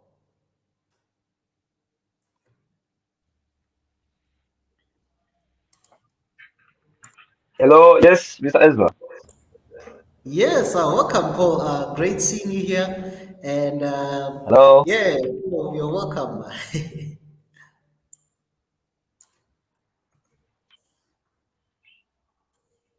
Thank you so much. Thank you so much. Though I'm just getting hard time to hear you, but I will try my best. I guess my internet's not good, so I just want to speak a little bit, and then I will be leaving because I see I'm getting a hard time to listen for what you are talking about now.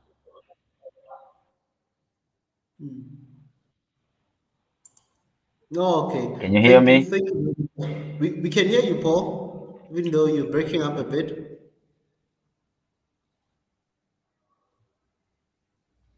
You know, that's good. If you can hear me, then I'll be saying to the people and the audience who are streaming now or watching as live on my show every Thursday. They should join me if they want to know and especially because we have a lot of topics we discuss on our Africans because we need a lot of energy and to bring people on our show so that we can prosper, even though they can understand Swahili language, but we'll be trying to teach them so that we can move together.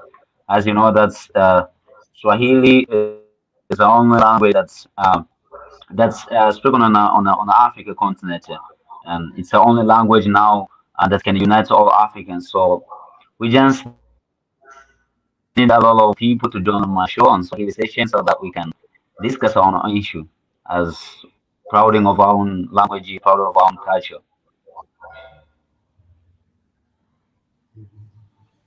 I don't know if my I don't know if you're hearing me. In We're and hearing out. you, even though you're breaking up a bit.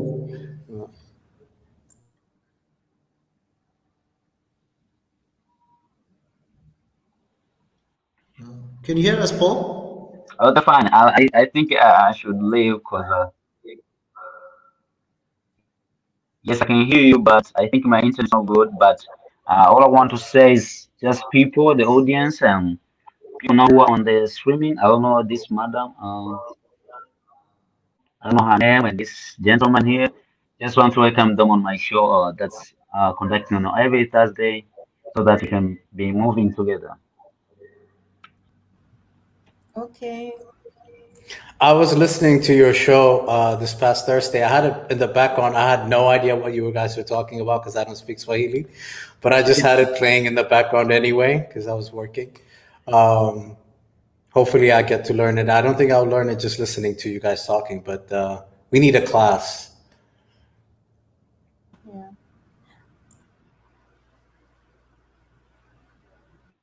Okay, okay. Thank you so much. Okay, thank you so much. Okay, guys, you can continue. Let me leave you now because I think my internet is not good. Well,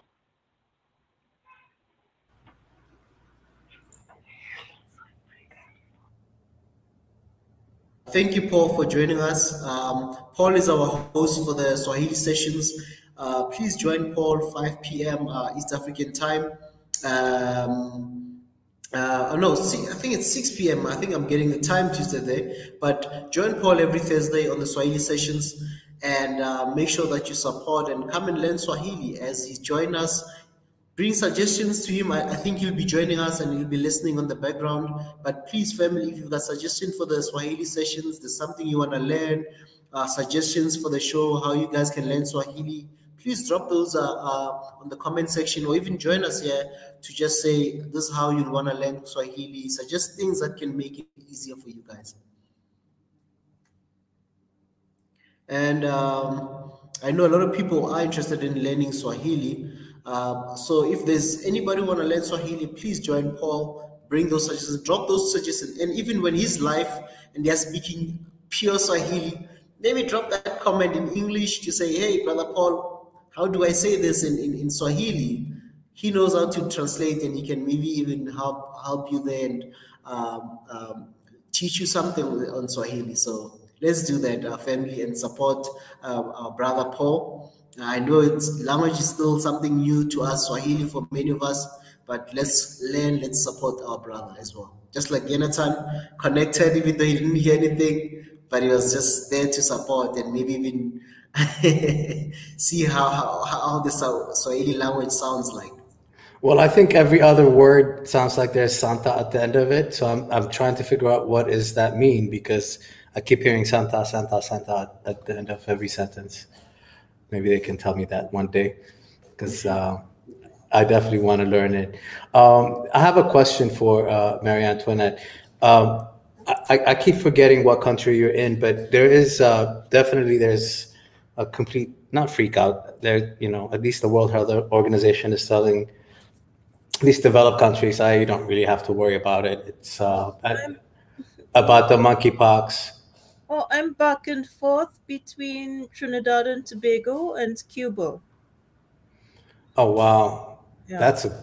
I wish I had that life. The Argentina, island life. Argentina got its first case, so it's just a matter of time before we get it too. Yeah, I think today was Argentina. Yesterday it was Israel, and I think Saudi Arabia, I think, was today as well. So it's definitely like everywhere. I think they're saying about 200 cases or something like that now. But do you know, because they were saying something about it's not the traditional normal strain that you find in Central and West Africa? Yeah, I still have to do more research on how it mutated, because I really don't know the details of the mutation. All I know right now is that they said that the people who are of age to have received the smallpox vaccination, because you know that vaccine was stopped after a while. When it was declared eradicated, the people who were born after that time didn't get the smallpox vaccination. So they said those who were born during the time in which the smallpox vaccination was given would have more protection because it's somewhat protective against it. That's all I know. I don't know about the new mutation. I have to check on that during the weekend. Okay, thank you. That's helpful, because I know I have I am that generation that had the smallpox shot, so that's good to know. Okay. Wow. Yeah, we'll keep waiting. We'll wait for this show, our internet. I think there's a lot in health that we need to cover, especially on Swahili Nation in One Africa. A lot needs to be covered on the health part.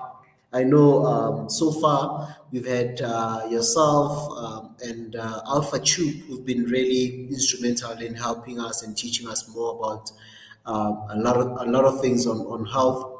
But we're really looking forward for you to continue giving us more knowledge, enlightening us in terms of things that are happening in the health fraternity. So, Mara Internet, please, you're a treasure to us, and keep doing that hard work. I know that you're busy, you wanted to be busy, and you wanted to leave us, but really I want to thank you and appreciate your time, and we can't wait. And please hit us up the moment you're done with your presentation, so that we can come and share with us.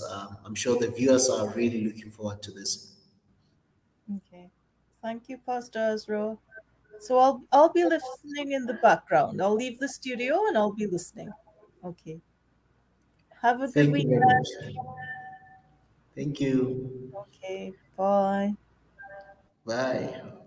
See you soon, Marie Antoinette. see you in the comment section. And how's your week been, Jonathan? My week has been interesting. I'm I'm in academia, so I have summers off, so it's a little slow right now. Mhm. But I'm also getting ready to spend about a month in India, if you really want to know. So I'm getting ready for that trip. So I'll be listening to you guys from a little closer than I am now to the continent of Africa. I'm looking forward to that. So been doing that for the most part, but I hope that the hours, actually, I think the hours are even better there, but my schedule will be crazy. But the good thing is that if I'm not listening to it live and I cannot join it, there's always the videos afterwards, which I end up listening to. So it's all good. Where have you been? Is the real question, because I feel like I haven't seen you in a couple of weeks. And I like Yeah, the new I've been around. studio. I was, oh, I've not been joining. Yeah, like this week, for example, I didn't even join anyone's live. A little bit on Ebenezer, but I was in the background. I wasn't really. I didn't come live, but I was in the background for the opening and stuff. But then I also had to leave. But I've been busy. I've been busy with. A couple of things still cooking. It's not yet done, but I will share the good news, obviously, once that comes into fruition, and I'll share the good news with the family. But yeah, I've been doing other things as well. Since you're in academia, a bit of that as well on my side, and also work. Yeah, that's been mostly what's been consuming my time, and also trying to balance things out with family. Having to catch up, do the family things. Sometimes you need to give some of the time to family, and make sure that you balance life, because life cannot always be about work and money and other things, but you have to balance and see family, balance that social life as well a little bit. So that's been me. I would say it's really been hectic that I cannot even breathe. I can't even walk. And I make time. They say, regardless of how busy you are, you need to make time for everything. So that's basically me, Jonathan, in short. How are things with you? And Yeah, Ellery, welcome. yes, welcome. How are things in South Africa with the ANC? Will you be will they be changing their behavior? Will they lose their votes? I'm curious. Found out you're South African. I didn't know you were from South Africa. I'm from For some Africa, reason, man. I thought you But were from. I'm from Ethiopia as well. You're Don't you part see Ethiopian. Everybody is, yeah, okay. Yeah. Yeah. So yeah, I Don't was you, just curious about how don't you things are see going with. the Tanzanian features here on me? I'm Well, a that was Tanzanian it. I features I as used to well. think you were either from Tanzania or Malawi. That's what I thought. And then when I heard you earlier say that you were talking about South Africa, I was like, oh, my mistake. He's actually South African. He's not from Tanzania or Malawi. He's South African. Oh. So I quickly wanted to use the opportunity just to quickly ask you about ANC and EFF, if you're happy with either one of them. And I keep forgetting the leader of the EFF, his name, the Malema, that's it, Julius Malema, that's the one. Like, I've watched a lot of parliament footage where it gets very heated, especially with the EFF. I saw one where they had to throw all of them out. They literally had to, but the EFF were fighting hard. They didn't want to get thrown out of parliament. So they were fighting the security. And I thought it was just a one-off. I didn't think, it's no big deal. Then I saw another video where it happened again.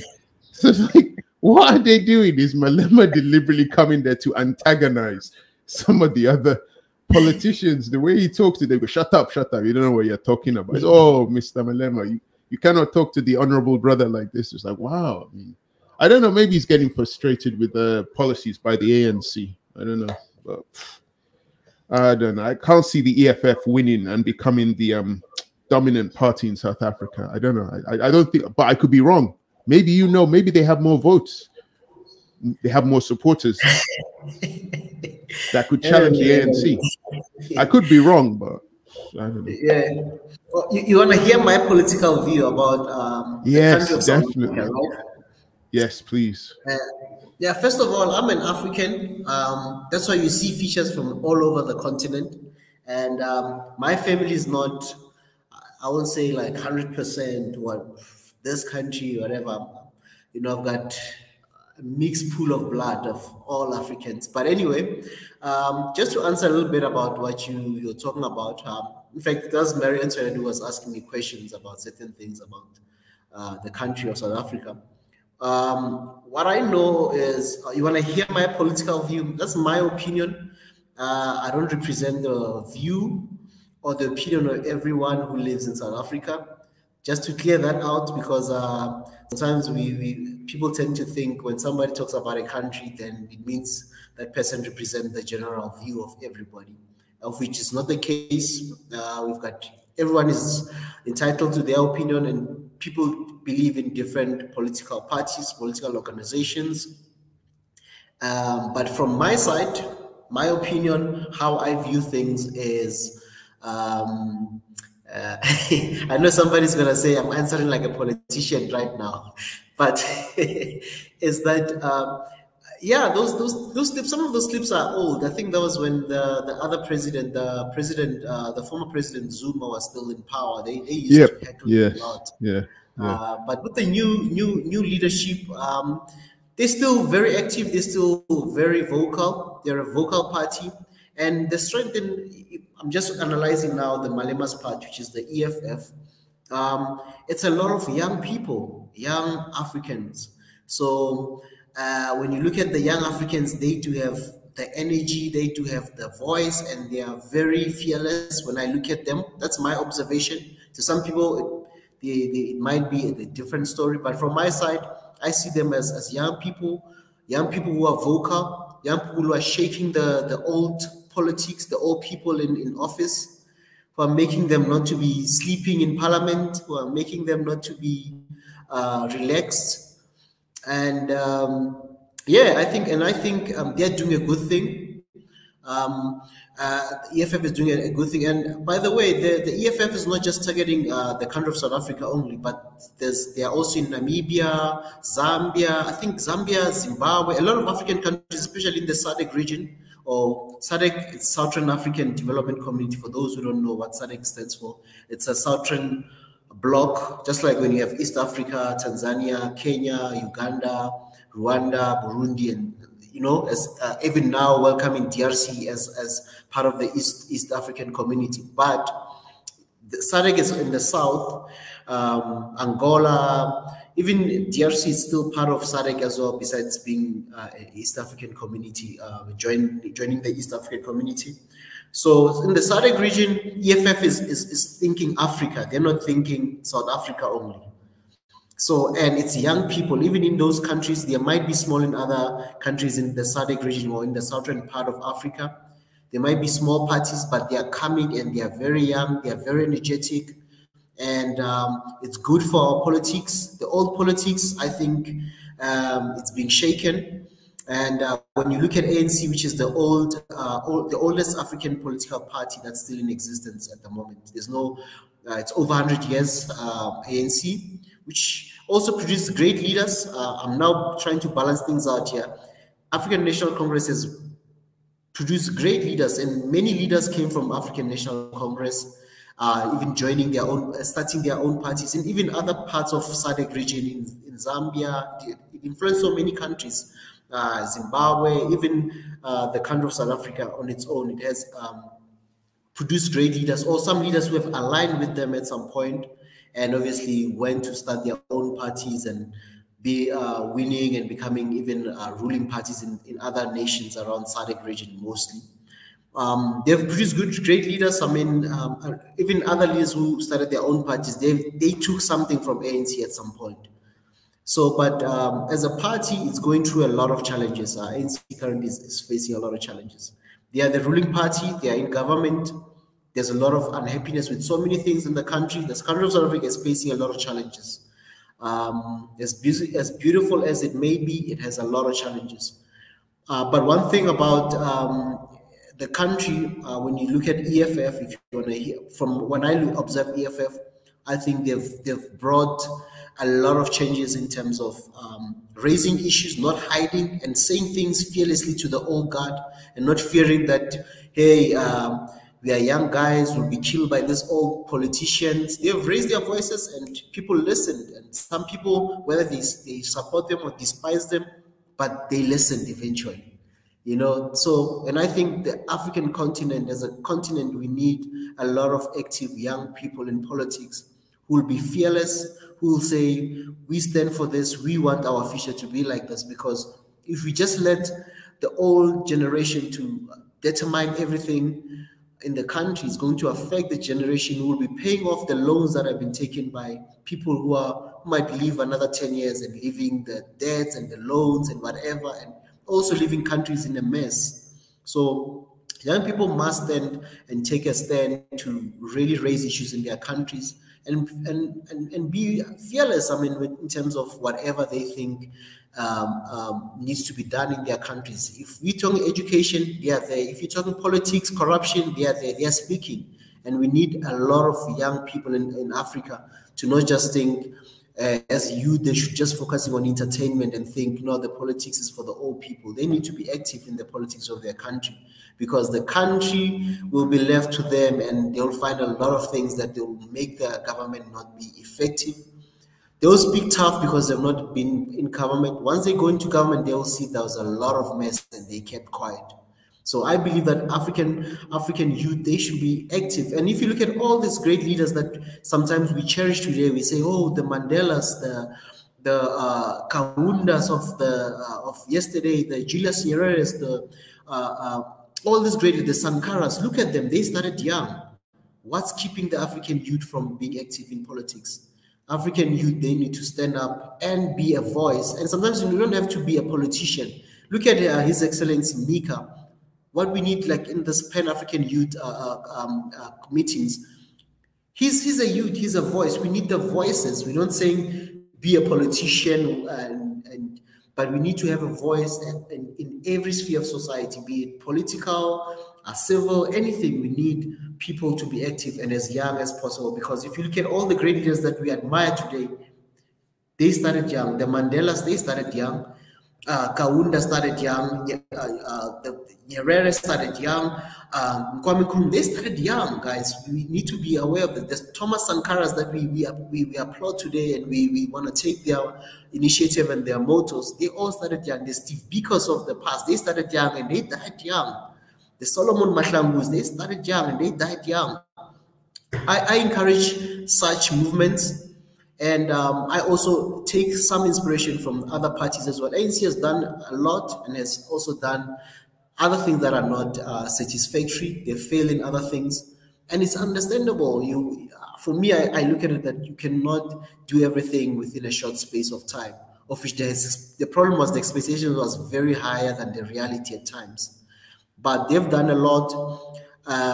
In that sense, when I now look at ANC, they've done a lot of things in terms of making sure that the country does not go into war, in terms of the transition of the new government when they were taking from the white rule.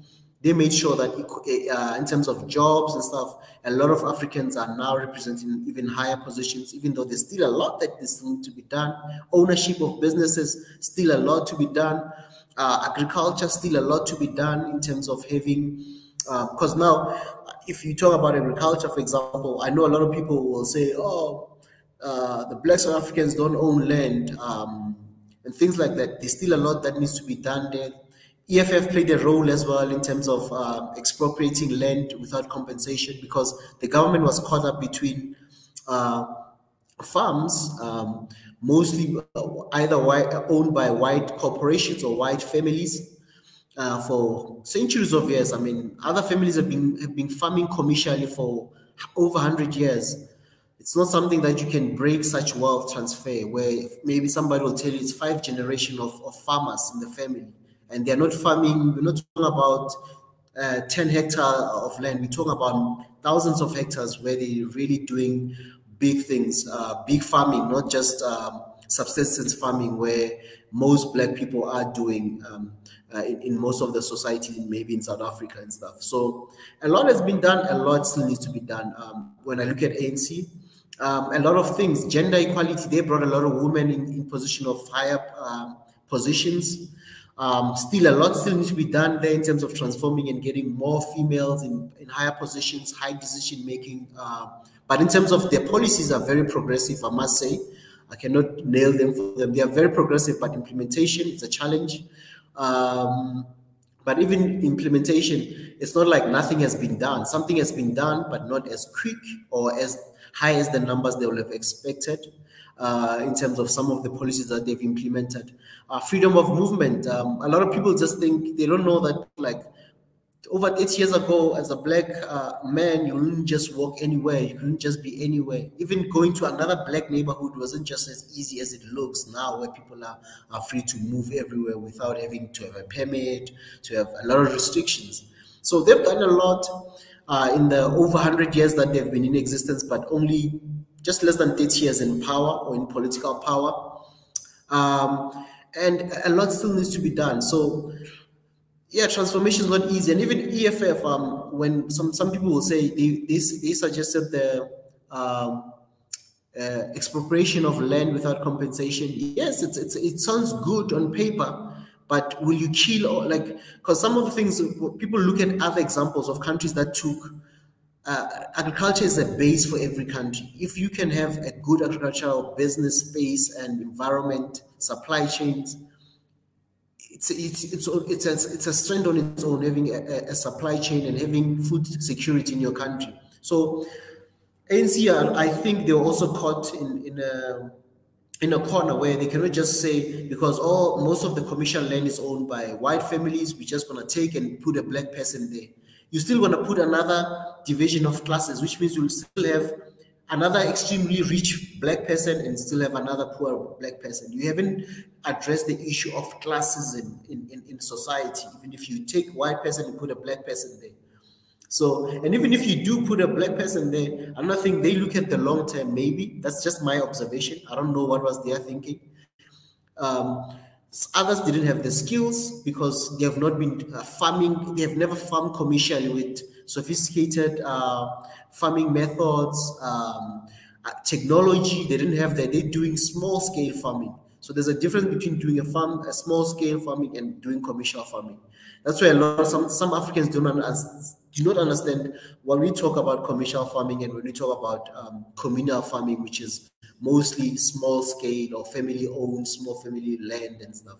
That's not really where commercial is. Commercial is about meeting targets. You've got consumers you've got contracts with consumers that know that they need to get so much production tons of maybe wheat or maize from you every year. All those things. It's commitment contracts, loans as well. People do know commercial farming. It comes with lots of guarantees on loans and all that stuff. You know, something that you just interrupt the system or else you go hungry. So maybe they also saw with Zimbabwe. Zimbabwe also, they didn't just start with taking land from white people or white commercial farmers. It took a radical decision from one aspect of ZANU-PF, which was that their military veterans who was rebelling. Then they started taking that direction, and then it killed their whole agriculture. Besides the sanctions, so maybe ANC saw that and say, "We'll not go into a food shortage just by going and disrupting the whole system and say all these people are doing this business out." And the next thing, you still have hungry people with no skills to run those businesses. Then you kill a whole economy out of just trying to settle scores or without having a proper plan of how you want to transform and make sure that all people in the country can participate and be economically active. So there's a lot, man. There's a lot. The country was faced with so many things, and it's for us who are outside, it's just quite easy to say, "Hey, man, why are this white people are still owning a lot, or why are this few people are still owning, few black people are owning so much wealth comparing to others?" It's not as easy as it looks.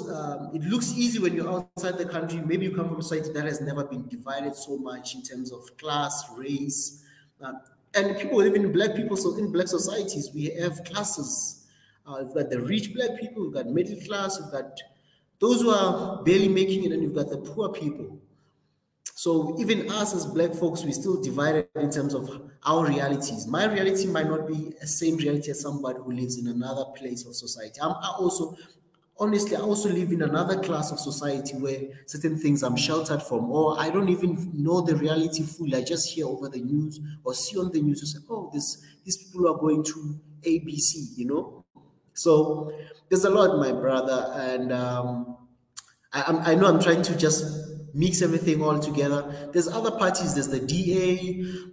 Some people label it as a white party, but they've gained some momentum in gaining some black voters into their party. There's other parties as well, like Patriotic Alliance. There's a lot of parties, but the three popular parties, I think it will be what's this? The ANC. It will be EFF. It will be DA. Those are the much talked about and they do a lot of media conferences. Hence, they remain relevant. But there's other parties that are coming. But ANC, it's facing a lot of challenges in government to implement, and in society. It's a love party, by the way. People think ANC has lost power. Another analysis is because people that really love ANC do not vote. They rather hold their vote and not vote. But if ANC voters, people that really love ANC, some of them really vote, it can go back to over 60% of take the majority vote. But they've been really losing a lot of votes. I mean, the big cities in the country, they're not run by the ANC government, especially on the municipal level or the state level. Like Western Cape is controlled by another party called the DA. Even Cape Town was one of the first that was run by not ANC. Johannesburg, also where I am now, there's no, it's not run by ANC, it's run by the DA, but it's more a coalition government. Pretoria, same thing, it's controlled by DA. Even another section here called Ekurhuleni, where the airport is the OR Tambo International Airport. It's also not in the ANC. The big cities, the big metros, when we talk about we call them metros here, the big cities where we talk about maybe over 3 million people in that city, they are not controlled by the ANC. But mostly the rural, small towns, big towns, those are mostly still run by ANC. But overall, they've gone below 60. Some people predict they could go less than 40 for the whole country. We might have another coalition. We might have a coalition government in terms of the presidency, but that remains to be seen. That's that in short, Ellery. I don't know what you want to hear. No, that was it. Just wanted to get your view on it, and it was a lot. That was it. I didn't really have an opinion.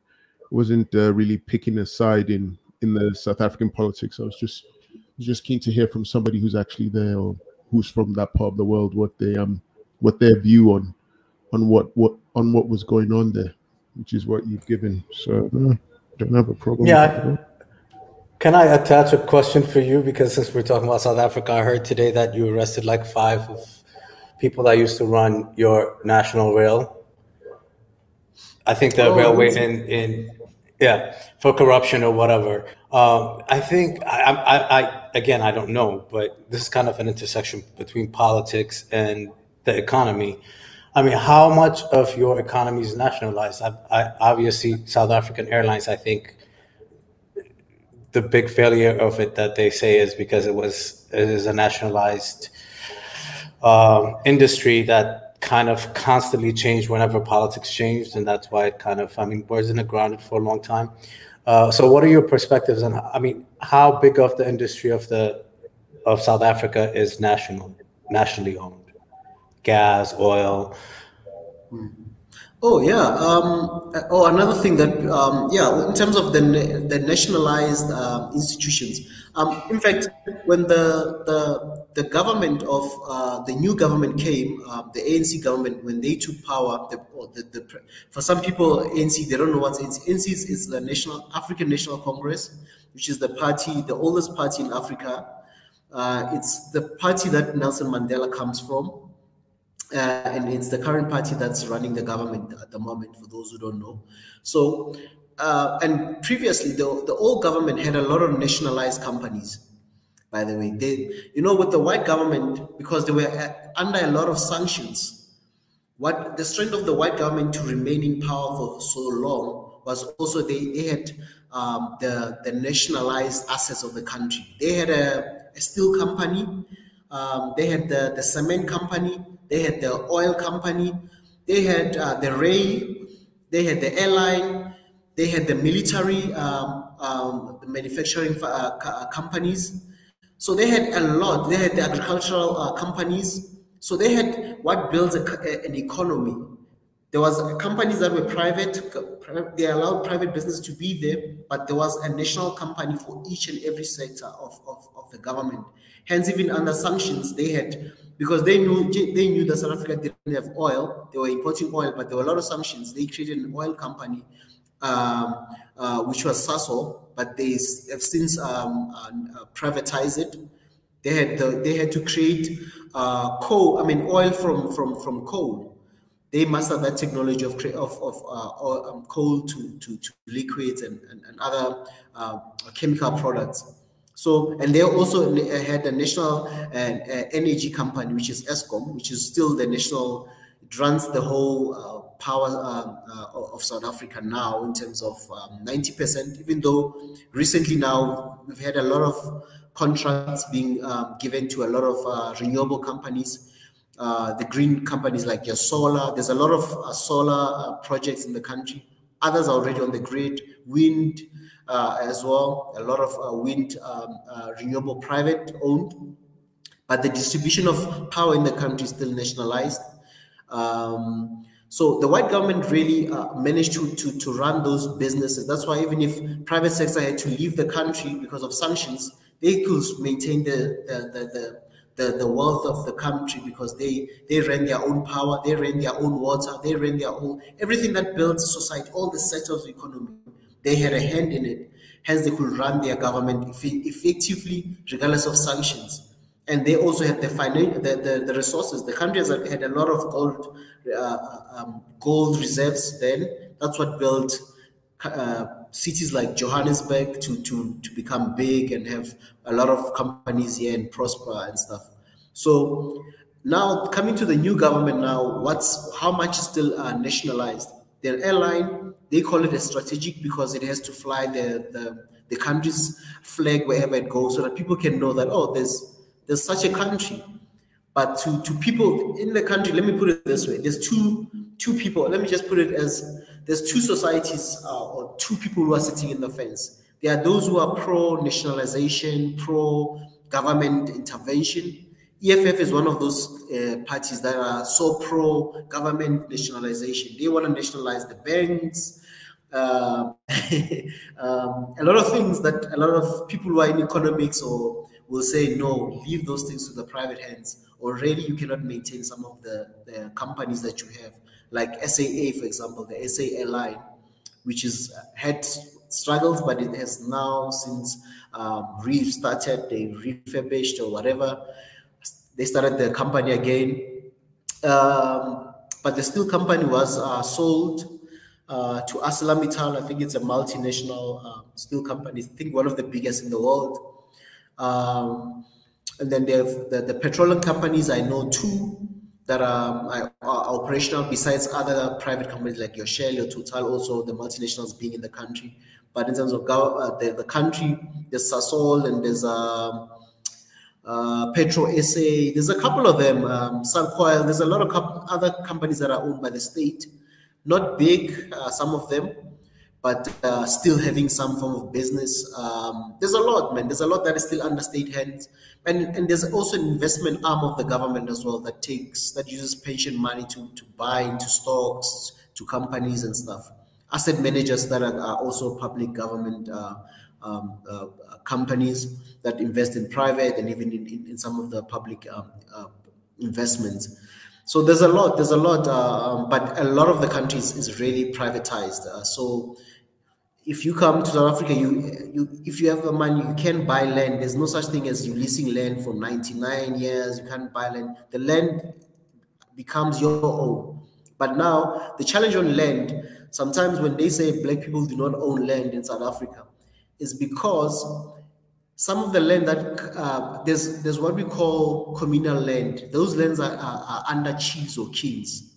So those lands are not really unlocked to give you the access to say, this is the land, such a plot is owned by Yenatan. It's communal land, and it's not noted like in the register in such a way that you can take out value out of it and say, Jonathan owns 50 hectares or whatever, 100 and something acres of land.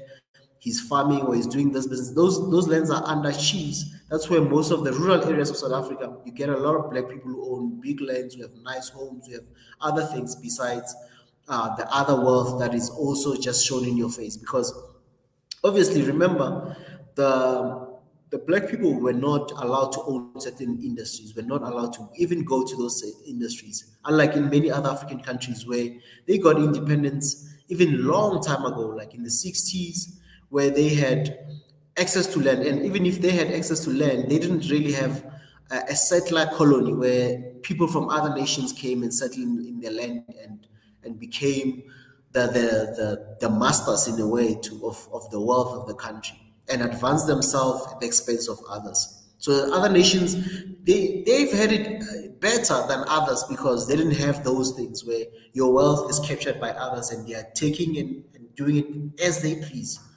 And even now, it's like this, Yanatam. It's like, if you look at America, some of the wealth is generational. It's not wealth that just prop up yesterday because you're a famous NBA player. You understand? Some wealth comes like 100 years. You know, you've got families, the Johnson & Johnson families that are the Waltons that are now having family. They're going to probably also transfer to their kids and their grandkids, you know. So in most of the industries where some of them are white, what's so-called white companies, some of them is generational wealth. It's not coming from one person. Others, they're also institutional wealth. Is owned. It's not really like white people owning a specific company, but there's different asset managers, different investment companies that own in other big companies that operate in the country or even in the continent. Some of them, they might have set base in South Africa, but you find that they operate in other neighboring countries as well. I don't know if I answered you in short. Well, I think you kind of did. Well, you did. I mean, you answered the question, the main question that I asked about the you know, generational wealth in the United States. The ones that you mentioned are, you know, the billionaires, but in the United States, even the middle income families that have managed to accumulate wealth just from the ability for them to own homes. I think we could have a whole discussion about that, where African Americans left out because they were not able to purchase homes in the 50s when the government basically subsidized for white Americans to own homes at the time. So they have generationally accumulated. Owning a home is not just about the house itself, it's the equity of owning a home. You can borrow from it to open a business, you know. So yeah, but that's one thing. But do you think that in general, what sector of the economy should be left completely open to the private sector? Should the airlines be? Should your trains be? Because we're having that argument here in the United States. You know, Amtrak is it's nationally owned. And one side, the Republican Party, really wants to privatize it because they don't feel like it is doing its job correctly or efficiently. It's just the argument of public administration in general over the last several, since the 80s, really, Reaganomics, and I guess in Britain you'll say Thatcher, but the idea that government should really not get involved in too much of the service sector. But anyway, those are the two. And then the other one is, of course, even here they're talking about the, you know, mail, right? This is your how you mail a basic package to someone or mail your bills or whatever. They want to nationalize that. They want to denationalize that, at least open up to, there's already private sectors that do like UPS or whatever, but they also want to open that up to the private sector, so the private sector. And even education, now they're having arguments about that education, public education, that a certain amount of it should be privately owned here in the US. So, but within Africa, I think Ethiopia, for example, because I'm Ethiopian, because I know enough about that, don't mind me for bringing that up.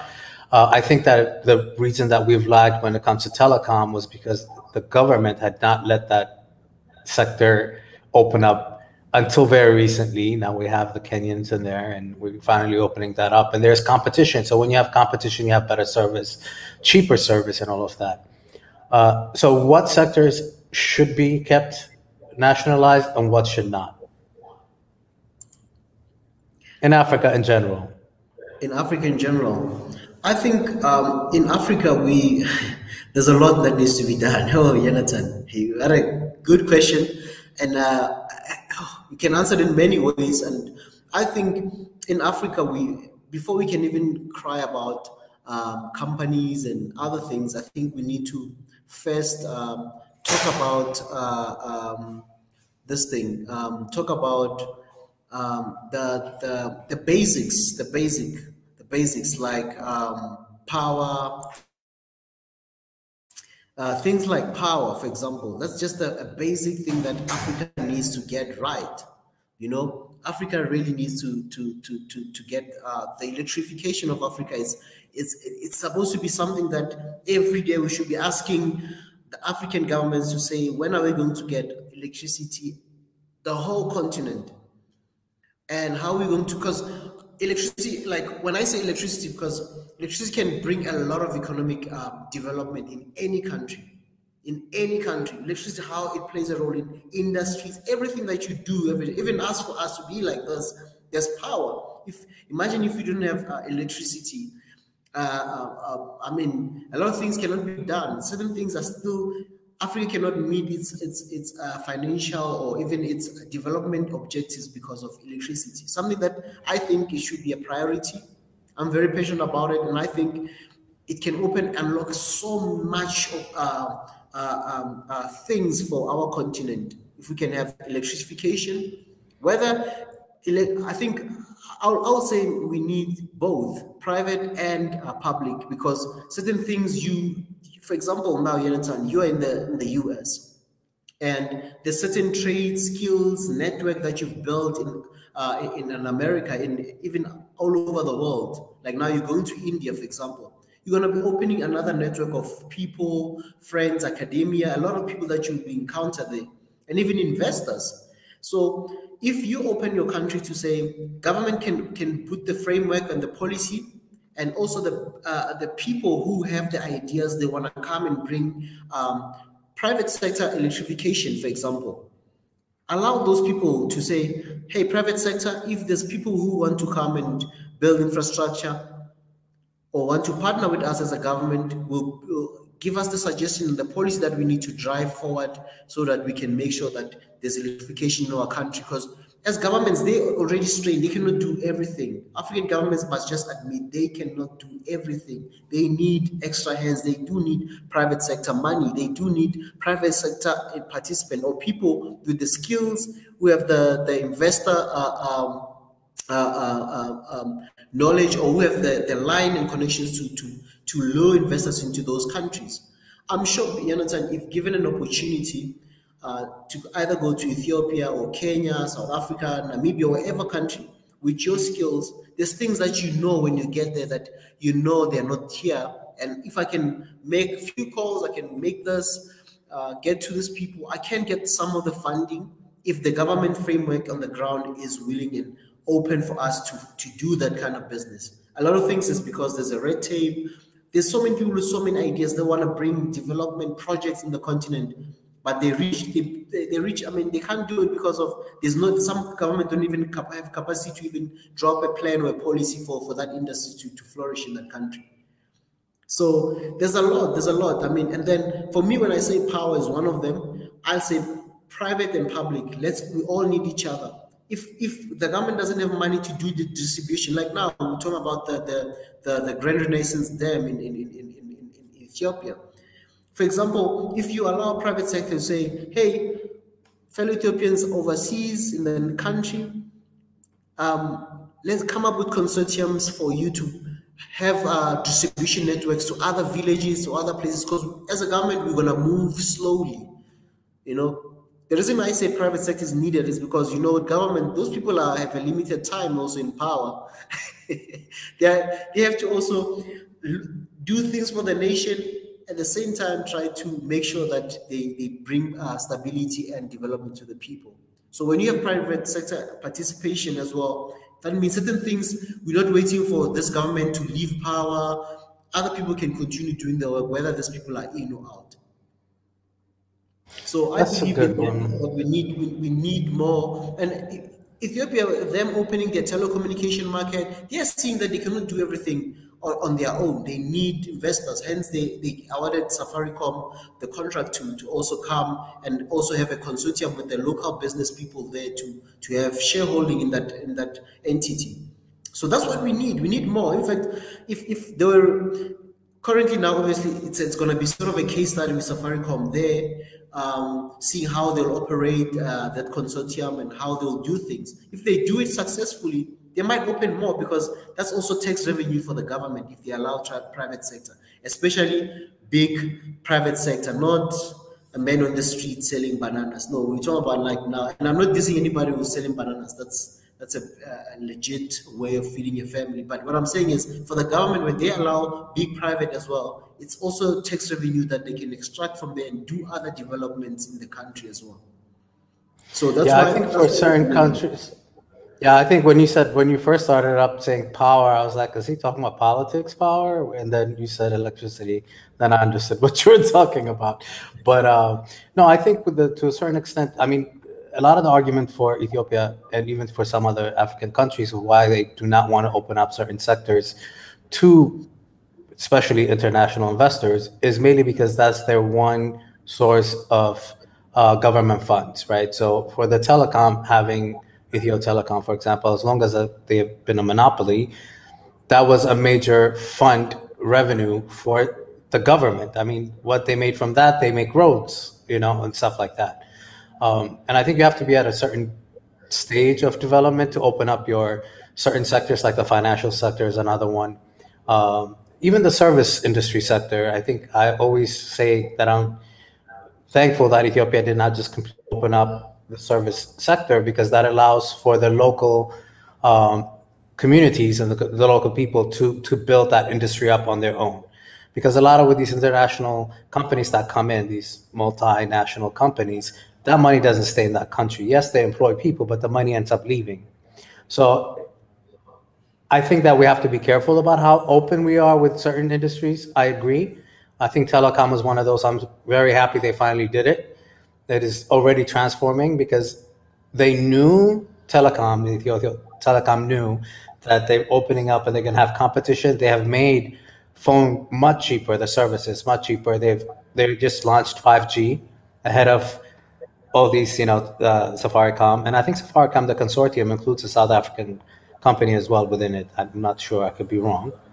But it also makes them have to step up, right?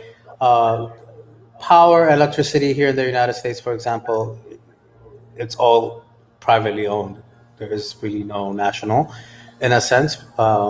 Same thing with telephone services. But even airlines, it was national airlines until very recently in the 70s, right? When they finally opened it up to the one thing that we have to be careful about is once you do open it, is that you do have to regulate it. I think Boeing and those planes going down is a great example of what the United States eventually kind of let that industry regulate itself, which should not be the case.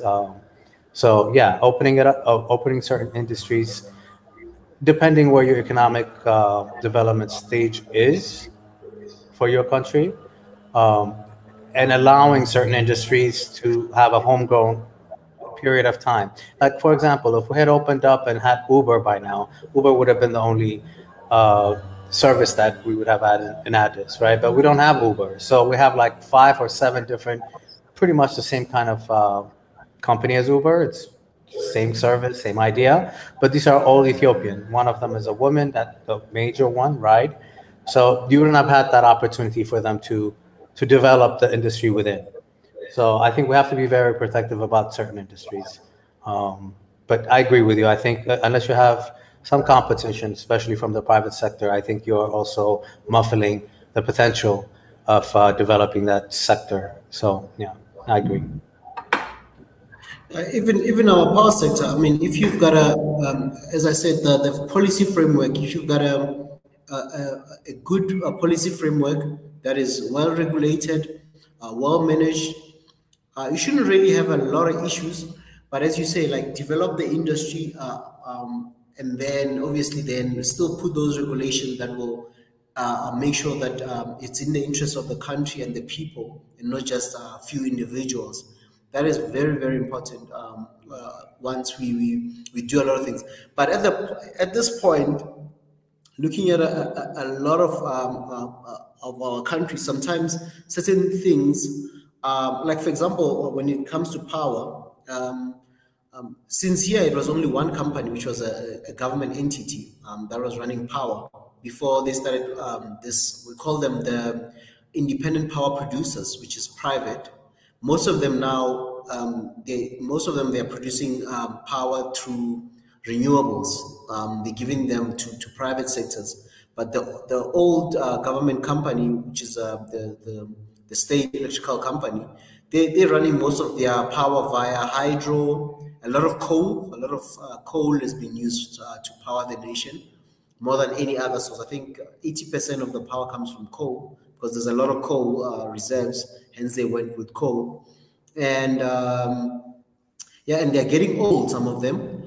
And again, such as for our government, it says power is a strategic entity. They will not just easily privatize it. Yes, they will give others a chance, but they will really regulate it a lot and still be the biggest. They're the sole distributor of electricity. No one distributes electricity. But they've been opening up, because now they've realized that they cannot do everything. Financially, they are strained as well.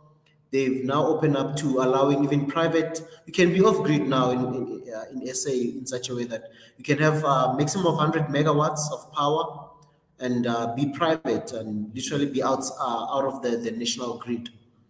So things like that, like you have to be progressive. I think some governments, they're not progressive because they don't have a policy that they can really do and manage and maintain. Hence, they're just stagnant. They're just there. People, if you look at the electrification of their country, you find even the rural areas still do not, others have never seen a light in their life. It's something that is in the city only. So that's something that is, as long as we don't get, for me, that's why education and power, if we get those two, development will come with power. I mean, creative people will make movies, they'll make apps, be able to do so many things. I mean, look at how creative Africa is in terms of dance, music, fashion, those things. Africans everywhere, whether in America, whether in Africa, if you look at how powerful we are in those things, imagine now if we have the technology to publish our work the way we want, and we have ownership of those platforms, and we have apps that we can build and maintain for ourselves. I mean, we can take over. I mean, the tech space, Africans can take over if we really want to take over. I think most of us, we still look for America for a lot of things. But if Africans can really say, we want the tech and we want to master it, we can take it, and we are the most creative people. So if we can get those things right, I think a lot can really develop our countries. I mean, everything that we think is in America, is in Europe as well. They've got those basic things right, really basic things right. Hence, they can build infrastructure and build other things that look nice to the eye, roads, they can, so those are the things. If we can get the very basics right in terms of power, education, financially as well, financial discipline. Discipline as Africans, we need discipline. Something that we need to be honest with ourselves, that at times our actions do not show that we have discipline. Yeah, eventually that credit card balance will run out. That is so true. But yeah, the going back to the whole, a lot of these nationalized industries being open to the private industry almost kind of scares me, because we have to be careful we don't become like what happened with Russia and the oligarchs when the Soviet Union kind of opened up pretty much every industry, and then you have like 5 families like basically running the whole entire industry of Russia. So we also have to be careful with that. And the other thing is with the World Bank and trying to become part of the World Trade Organization, they kind of, you have to do certain things, a certain amount of your industry, especially the financial sector, you have to open it up. And Ethiopia has been very shy about that, for example, for a while, and they have not done it yet. But that's also one of those industries I think Ethiopia needs to kind of open up to a certain extent, because it's still very backwards, it's still stagnant. I was on the phone with my sister earlier today, and she was at the bank, and I think we talked for 25 minutes or something like that. All she was doing was like depositing money and picking up some cash from a transfer or something, because everything is so ridiculously old school done. Because they really don't have a competition, first of all. I think it's getting a little bit better. I don't want to completely knock it, but it's completely backwards when you think about neighboring countries like Kenya, obviously South Africa, but even Nigeria. So yeah, we have to be careful about opening up certain sectors. Like I wouldn't want to see a Starbucks in Ethiopia. But they are coming, eh? and sometimes, Jonathan, I think sometimes we blame the West for certain things that we do ourselves. For example, now let's say you are in the Western countries, and you decide to want to bring an idea. Probably most of your ideas are kind of influenced by the environment that you find yourself in. You might be the one to bring Starbucks back home. Sometimes the Starbucks was there in America, in other countries, and you decide like, nah, man. When I'm at home, I crave for my Starbucks. Yes, I love my homemade coffee, but still, you want to bring the same concept back home. You take this concept of the things that you consume a lot in FYI, America. no, Ezra, you've never been to Addis, or you have not been to Ethiopia, because we actually do have that. There's several of them. Caldi's looks almost exactly like Starbucks. They started that 15 years ago, and they have chains everywhere. They have one in the airport, at the Addis Ababa International Airport, and they're chains. It's not the only one. Caldi's is the biggest one. I don't even know how many at this point. Like they have a lot. So yeah, that's my point earlier. Like you have to give the locals to develop their own sector, especially the service industry. I think that Pizza Hut just came out maybe 3-4 years ago. We don't have no McDonald's. We have no Burger King. I think Pizza Hut is the only one that I know of right now. We don't have Kentucky Fried Chicken, but we have similar ones, and they're chains, but they're locally owned. They do the same kind of service, and the money stays locally, and you have to be a local owner. So yeah, no, we do have those, and you're absolutely right. But next time you go to Ethiopia, you're gonna see, is that Starbucks? Because it's got a very similar. I think they had to change it because Starbucks has said something. But yeah, it's called Caldi. They got sued. Yeah, they got sued by Starbucks. Yeah. And very recently, when they went into the airport, they're like, "Oh no." It looks the Addis Ababa same. Airport has exactly the same thing. Yeah. It's the What's same up? green thing in the middle. Okay. What's up, guys? I think Russia is doing Anyway, the same now, eh? They're doing replicas and stuff. Welcome, Biggie. Sorry about that. Welcome, that's Biggie. all right. It made me laugh, when he said the same. Yeah, it was like when you look at it from the far, you think it's do they have a Starbucks in here? I remember when I went in 2008, I saw this Caldi's, and I didn't read the Caldi's, but I saw the logo. I'm like, you guys got a Starbucks in here? They said, no, it's Caldi's. I knew they were going to get sued. I knew, because the sign looked the same. It's green. Wow. It just, people that comes from abroad and experience Starbucks, they see that sign, they think it's going to be a Starbucks, but it's not. Actually, they're better than Starbucks. Definitely. And Biggie, I don't know how many, but my guess is there's probably about 50, if not 80 of their stores in Addis Ababa alone. And the fact that they have one inside Addis Ababa airport now says a lot about the protection of that industry by the Ethiopian government. I'm glad they didn't allow like some international coffee chain to come in Addis Ababa, the capital of Ethiopia, the birthplace of coffee. I'm so glad they didn't. I'm just saying. Right. I mean, it's embarrassing to have something that's going to go start up on top of you. You know what I mean? It's just going to be like, hey, listen, that's your main resource that you have, the first coffee that's been ever found in the world. And now you got Starbucks coming in. In fact, Starbucks wanted to take some of the coffee down Kava area. They sued. Ethiopia sued them. They took them to the International Trade Organization court or whatever. Yeah, They won. Yeah, they that was won. about like 10 Exactly. years ago now. Yeah. Hmm. Because they really want to. Can you imagine Starbucks got a place there?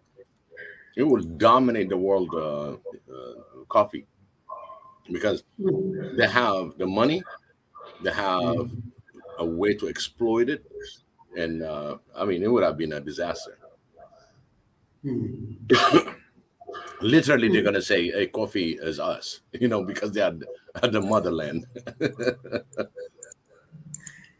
Yeah, but another thing, sorry to catch you there, Biggie, but I think another thing where as Africans maybe we've not been exploiting some of the things that we have and exporting our culture when it comes to business, our businesses, the business that might be big in our home countries or in our regions or wherever. Sometimes to export the same idea and try that in other countries, we've not been doing that. Hence, sometimes you'll have a local business that is popular maybe in the country, but not known maybe around your region.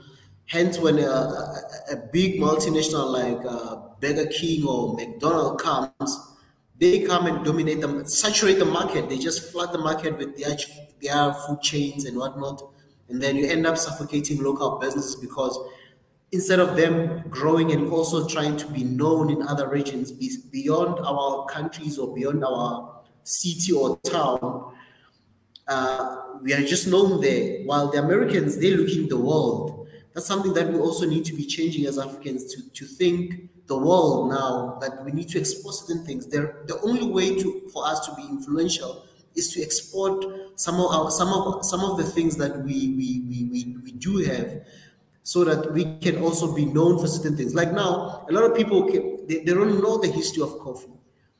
We need those chains that are in Ethiopia to start moving. I mean, to other regions, trying even if you just open one franchise in New York or whatever, they might be there. But I'm just saying, it's just like trying to penetrate all these markets and not just look at our regions or our countries only. That's the only way Africa will start making a lot of impact worldwide, when we start pushing some of our products out there to say, hey, this is our coffee. We know that Ethiopian coffee is known, but there's more that can be done to exploit and make sure that we get more income for Ethiopia than it is at the moment. Absolutely, I agree with you. I agree with you because it was not promoted the way it just the international world took off with it, and everybody got coffee. You know what I mean? You could Is have there a Caldies in DC? Biggie. no, not that I know. Oh, see, they need to come and open one. It's not just about the coffee itself being really good. Their pastries are amazing. It's better pastries than I've ever had at any Starbucks. That's what I said. Yep. I mean, the pastry is just amazing. The food section is amazing. I thought Enrico was great, from the local, but again, colleagues came in to the same competition. They got a good menu on it. But like you said, Ezra, is that we should explore more in those original ideas, and in fact have representation of Ethiopian coffee places throughout the world. Coffee that get exported from Ethiopia, different flavors, and become like better than Starbucks. That's what we lack. One of the key things we talked about this robusto and all that, and that was something that we as Ethiopians supposed to be bringing that coffee to the world in our own tradition. That cup of coffee now, what do you pay, like almost 250, right? It's a watered down coffee. And Starbucks is making, if they sell 2 cup of coffee, they literally cover the cost of a pound of a coffee. So 2 coffees they sell is equal to 1 pound of coffee. So we can do a lot better. We can do a lot better, whether you got agua or anything, but we could do better when it comes to coffee. And everybody knows that the origin is in Kaffa. Right there, there's no dispute about it. It doesn't mean Colombia has it or Brazil has it, the rest of the world has it, but it's the originality and the way it's consumed. It's not just press, it's just you can have, a sit down and where you can enjoy the authentic way. That really, we talked about it, Jonathan. I don't know if you remember that. I don't remember, but coffee always comes up on the show because people are always having coffee. So Robusta coffee comes up, Ethiopian coffee comes up, but I don't Oh, know you know what? which. It's so funny about There you Robusta. go. I saw a van. It was like a movie, Ethiopian movie. But I saw this van with the Robusto logo on it. I don't know if they paid them or not, but I'm pretty sure they got paid for that to put it right in the movie. So I said, Robusto, my God, is in Addis Ababa right there. You know what I mean? Wow. In the movie, they put the logo. By the way, I was trying to search for the original logo for Caldes. It's nowhere to be found. By Nowhere. the way, They I got think they just sued a them new one. very recently. I think when they went into the airport. But we had an intercontinental, which was not a real intercontinental, and they got sued too. But they actually partnered with Intercontinental at the end, from my understanding. Yeah, I hope that we don't copy paste too closely to something. We don't need to, because I think we should be proud about creating our own images, our own narratives, not just in our history or whatever, but also in branding what we do. We don't need to have, there are burger joints in Addis Ababa that have almost the same name as a McDonald's or something like that. We can definitely be more McCaffrey, creative than that. Yeah, and we're McYonatan, creative. McIzra. It's like McIzra. Mekazra or something. Yeah, exactly. Like, McYonatan. why? But Exactly. there's one though. There's one. There's one that starts with a Mac something. And everybody. And then No, he's got his sign is in yellow. You know what I'm saying? But I don't know if he got sued or not. But it's a burger joint.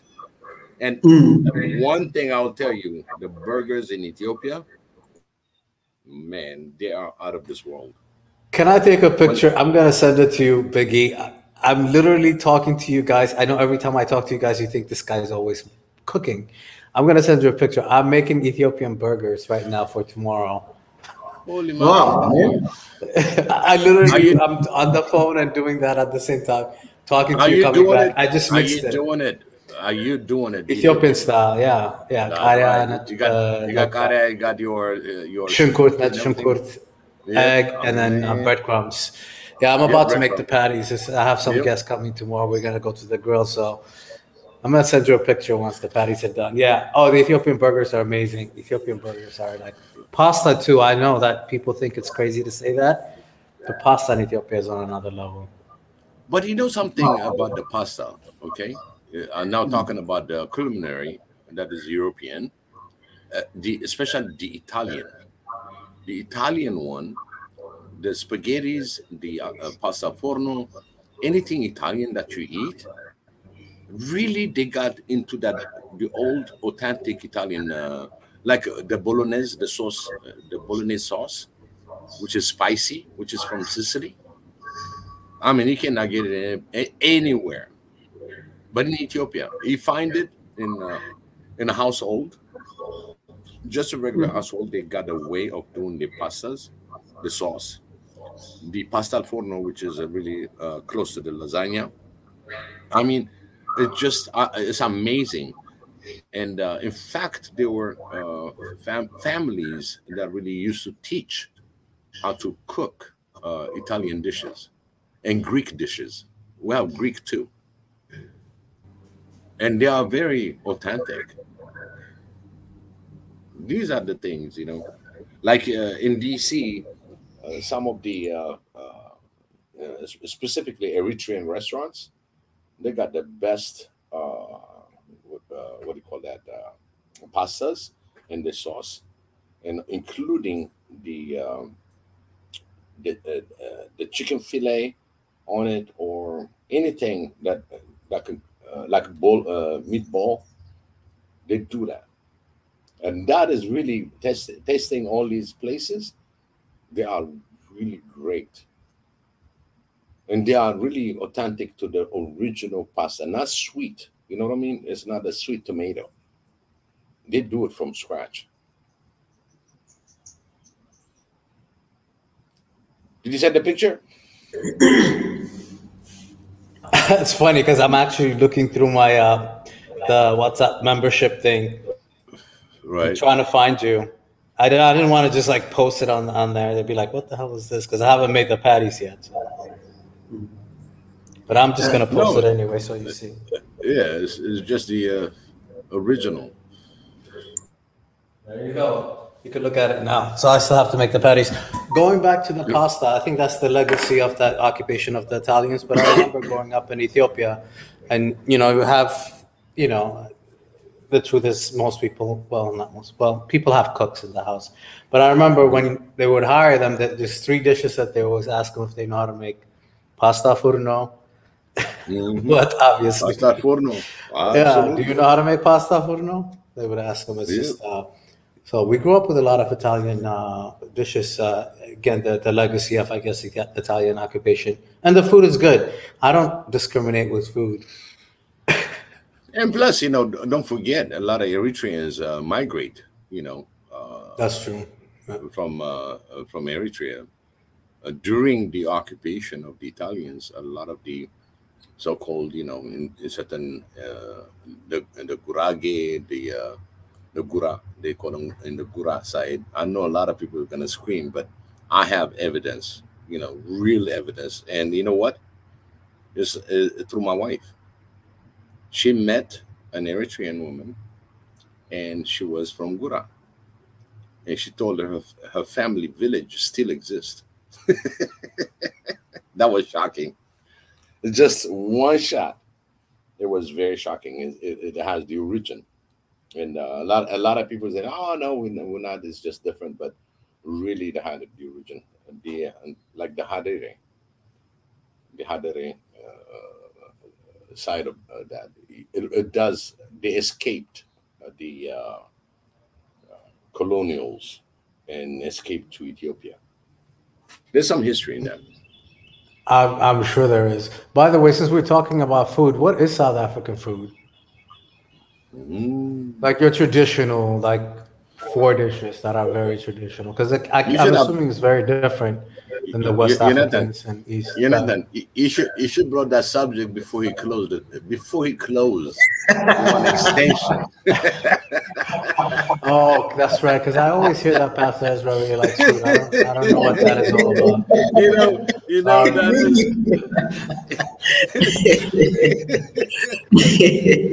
You know who said that? Mundatezi. He said, "Don't talk about food now. Wait.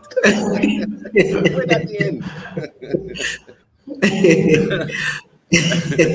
It's funny. Food and Israel. It's like food and Israel. That's it. We can have a long topic. One thing. Do you mind if I share your burger, or you want to finish it out, Jonathan? I mean, it's not. I haven't made the patty yet. It's just the meat, but you can share it. That's just the mix of the meat. Just what it looks like, Yeah, Just before you make the patty. Yeah, exactly. There you go. I put a little meat down there too, just nice little kick in there. Right. That's That's funny. awesome. I actually, it's just this is the way I'm making. I never had just a simple patty, beef patty, and you just put whatever on top of it. No, I always No, make it. listen, Biggie, and I always get grass fed, Mm, 92% to 95% lean, yep, organic cigar. So it actually tastes just like almost like an Ethiopian burger. absolutely. Well, I think this thing is going to be sharing some of the stuff in here. I'm trying to So, download it. Ezra, I'm waiting for that Right. answer because I'm not very familiar about South African food. Is it similar to West African or is it more similar to East African? Yo, the food, yeah, there's a lot of food. I think we influenced by food from everywhere. But, but yes. Is it raining in DC or something? What is that? No, my air conditioning just kicked in. Sorry about that. Oh. Oh, that's loud. Okay. Yeah, like, oh, Yeah, what's it's just happening? I'm right next to it. I just stepped out and tried to get my PC set up, and I put it right on top of it. Hold on, let me. Oh, the outside I'm the outside. thing. Yeah, you're talking about you put it on top of the AC, the outdoor, whatever that thing is. Outdoor, Yeah. right. All right. Oh yeah. In terms of SA foods, there's a lot, man. There's a variety, and I think because of historical events and also the diversity of the people, you literally, in terms of just talk about just the landscape of the country, food that you can find in the country, you can find any kind of food, from your McDonald's to your Italian restaurants, Indian restaurants, like different varieties, even Ethiopian restaurants, you can still do find them.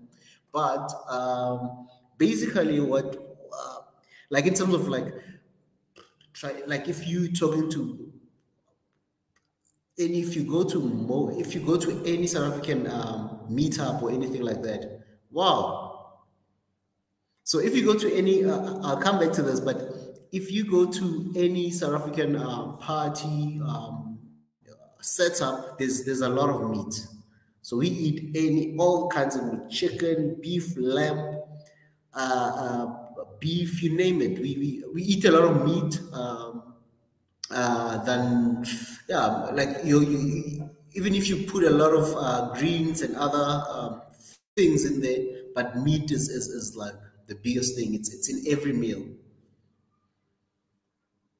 So I don't know how to explain it. There isn't really a popular, but any kind of meat. We do meat in different ways. We don't. There's no one way of doing meat. We all eat meat like this. We eat meats in different ways. So, and we eat all kinds of meat in the country, even seafood we eat. So that's why I'm saying it's not easy to box like what you call a traditional food. Yes, there's a lot of. Doesn't it have a name? Doesn't it have a name? No, oh no. Like for example, our barbecue, we don't call it barbecue. We call it braai. That's how we do our meat. We call it braai, and we use different. We use wood, we use charcoal, and then some people use gas. But most of the traditional way of doing our meat is to use wood or charcoal instead of gas. Gas is just if you live in an apartment block or a complex, or whatever, then you don't know how to do fire, then you use gas. But for a person like myself, if you come to my house, when I do meat, if let's say we're chilling with friends, we're not in a hurry, all relaxed, I'm inviting to my house, I will probably do my fire. If I'm preparing the meat and I'm not cooking it inside the house, I'll have my barbecue thing. Or braai. I have to call it in South African. We call it braai. The way I'm going to braai my meat, you guys can be chilling, drinking, whatever around me. Then I'll prepare the meat, marinate it, spice it the way I spice it with this different spices that I do, and then I do the meat from anything sausages. You call it sausage, we call it horse.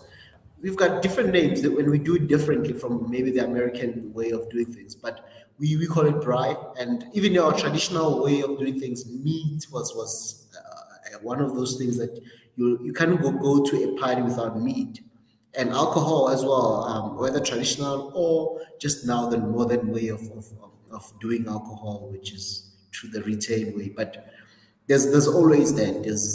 There's man, meat in terms of if you're coming to a party in SA, you will get different kinds of, even I think in the southern region, you'll never just have chicken only. You have to have beef. Other people will have goat. Other people will have fish. You'll never just get one type of meat like let's say it's a buffet and there's food. You'll get all kinds of meat for different people and different tastes as well. So, and what is the most exotic part of the animals that you eat? Because every country's got one. It's either the brain, sometimes it's the testicle, sometimes it's the eyeball, some places. No, hey man, if especially in the black communities, I think if it was possible to eat bones, they'll probably finish even bones, man. They'll eat bones, but unfortunately you can't. But the cow, for example, beef, we eat a lot of beef and chicken. Those are the two biggest consumed, and even commercially, maybe there's a lot of farming in that in terms of beef and chicken. Then lamb is another one. Lamb, goat meat, but mostly more rural people will eat a lot of goat meat than the city people. Mostly in the city, the most common meat you're gonna find anywhere is chicken and beef. Those are the first, and then pork as well. The country, they do eat pork, so they eat all kinds of meat. If you come to my country, if you're coming maybe from more religious countries, because we're a more open society, we're not a very conservative society where people are religious, yes, but not to the extreme where maybe a pork is banned from the country, and so we eat everything, and there's a freedom of movement, freedom to eat whatever you do, and freedom to express yourself and choose your own religion. So we're not bound to so much in terms of even the country taking a law because of certain foods, because of maybe a dominant religion or belief system. So we eat everything, man. That's what I'm saying. If I mean cow here too, and also another thing in terms of the meat, there's like, for example, a cow head mostly will be eaten by men than be eaten by just everybody. There are people who will not like that part of the meat. They'll love the chops, the T-bone, the other parts of the cow, but other people will even eat the feet. What was it called in English? I just forgot the name for it. Cow heels, for example, they call it cow heels. So yeah, there's a lot, man. There's a lot and also different societies eat different things, or they embrace certain things. They'll eat all kinds of pieces, and they'll eat other pieces. For example, chicken. If you go to some rural areas, you find that they love the free roaming chicken. Like the chicken that are raised in a what do you call it, the broilers or what? I don't know. I forgot the word for it, but where commercially, do you know that chicken we just call it chicken in Ethiopia because that's the only chicken that exists. You buy a chicken live, you take it home, and you get it killed in the backyard. No, don't forget those big chicken, the white one.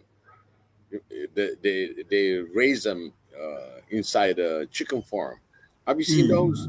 They produce big eggs in Shola. Yeah, you do find those in the grocery stores, but for the majority of Ethiopians, I would say 99%, it's the live chicken you take home and at least that's what I actually believe. That's what happens. But you remember the way you slaughter the chicken is you grab them by the wing and you flip them and you just just can't slaughter them. And then my father brought this white big chicken, and the lady looked at it. She said, "That's not a chicken. This is a medium-sized lamb, medium-sized sheep." It was so big I cannot even grab him to bring him from the ground up. That's crazy. It was so heavy. Yeah, it was so heavy. I'm so used to but when Ezra said like free roaming chicken, he made it sound like it's something exotic. I'm like, that's chicken in Ethiopia. Sorry, go ahead, Ezra. I just thought that was funny because I forget, you're South Africa, grocery stores. I'm sure everything is prepackaged and you don't necessarily go buy a live chicken and slaughter it in your backyard. But there is like people sometimes SA is also divided in terms of societies. So more rural people will eat the live chicken that you're talking about, what I call free roaming or free range chicken, and also there's also commercial chicken that is also free range, but it's a bit expensive than the ones that are just raised for 3 weeks. On the fourth week, they go for the abattoirs and whatnot. That's the white one that Big is talking about. Then there's the one that is just roaming. It walks around the yard and all that. Those ones in the rural areas, those people, there are people who love that kind of chicken. And if you're in the city, it's a bit expensive to get that kind of chicken because it has to be transferred from the rural to urban places. And they're not as many, unlike the commercial ones where they are raised for 3 weeks inside those places with light. And they feed them, they just grow and grow and grow. And then on the fourth week, they're taken for abattoirs, slaughtered, and sent to restaurants and even grocery stores. So hence, you got those rural people, most of them still eat those kind of chicken. We call them hard body because even the drumstick is hard, you need to cook that chicken very well. Then the ones that are raised by these commercial farmers or commercial poultry farmers, that one is soft because it's tender meat and it doesn't walk a lot, unlike the ones in the rural areas. So we call them hard bodies if you're eating the old traditional chicken that is raised in the rural areas. And then the soft one, yeah, it's just one of those that you buy at KFC or other those grocery stores, packaged already and frozen, not fresh. So we do have that one, Jonathan. It's just it's just a matter of where you want to get it, where to get it. It's just and some people it's convenience. You find that you live in a place where it's not conducive for you to even slaughter a chicken. So hence the difference where people will opt to buy the one that's already pre-packaged, done for you. You don't have to be taking off the feathers and so much admin. I mean, if you're getting a live chicken and slaughtering it in your house. But in the rural areas, most of the things are done in a way that is, they use a lot of their hands to do they do things for themselves. And others, they even raise those chickens by themselves, hence they can slaughter and eat them in their yards and stuff. So. Yeah, the one thing I have to say, what I think Ethiopia lacks, unfortunately, we do have a lot of fresh lake fish, but they're usually the same type. It's tilapia or something like that. But yeah, we don't have a really good variety of seafood as much as I would like to. There's not a lot of sushi places, for example, like fresh fish sushi, but we do eat raw fish as well. I had some in Ethiopia, and Gondar was amazing. Was doing so. It wasn't completely raw. They just heated up just a little bit. It was a kitfo, we got our own sushi. No, we got our own sushi. We have you go, if you go to that's not fish. You go down, if you go down Awasa, you'll have raw fish, fresh raw fish, and you eat it just like raw meat. You put it on. Yeah, but the only thing is we have limited fish. I don't think those are tuna, right? Those are more like a tilapia fish or something. Oh, they have what do you call it? Like a bass. They got some kind of bass. Okay. I mean, they got bass. They got what do you call catfish and a lot of other catfish. I know that. Yeah. Mackerel. They got mackerel, which is very oily. But they have all kind of fish. It's not what they call. Every time that you say fish, they think about the Lent. You know what I'm saying? Yeah, asasi para Ethiopia. That's true. Yeah. What is the asa? The minute that they think about is Lent. So asa means fish as well. Oh man, fish. Remember, I think the reason why Ethiopia has a limited is because you guys don't have the coast. Thanks for reminding us. And, and listen, by the way, right?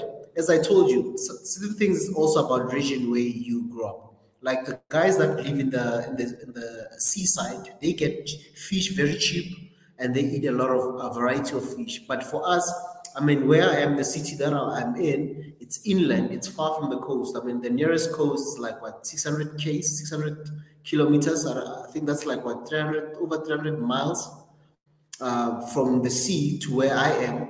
So we don't eat a lot of fish. Fish comes mostly frozen. But the guys who are in the coast, they get fish that has been just comes from the sea this morning, 3 a.m. It came to the port in the morning. Seamen went and slept there in the sea or whatever, and they come early in the morning, 4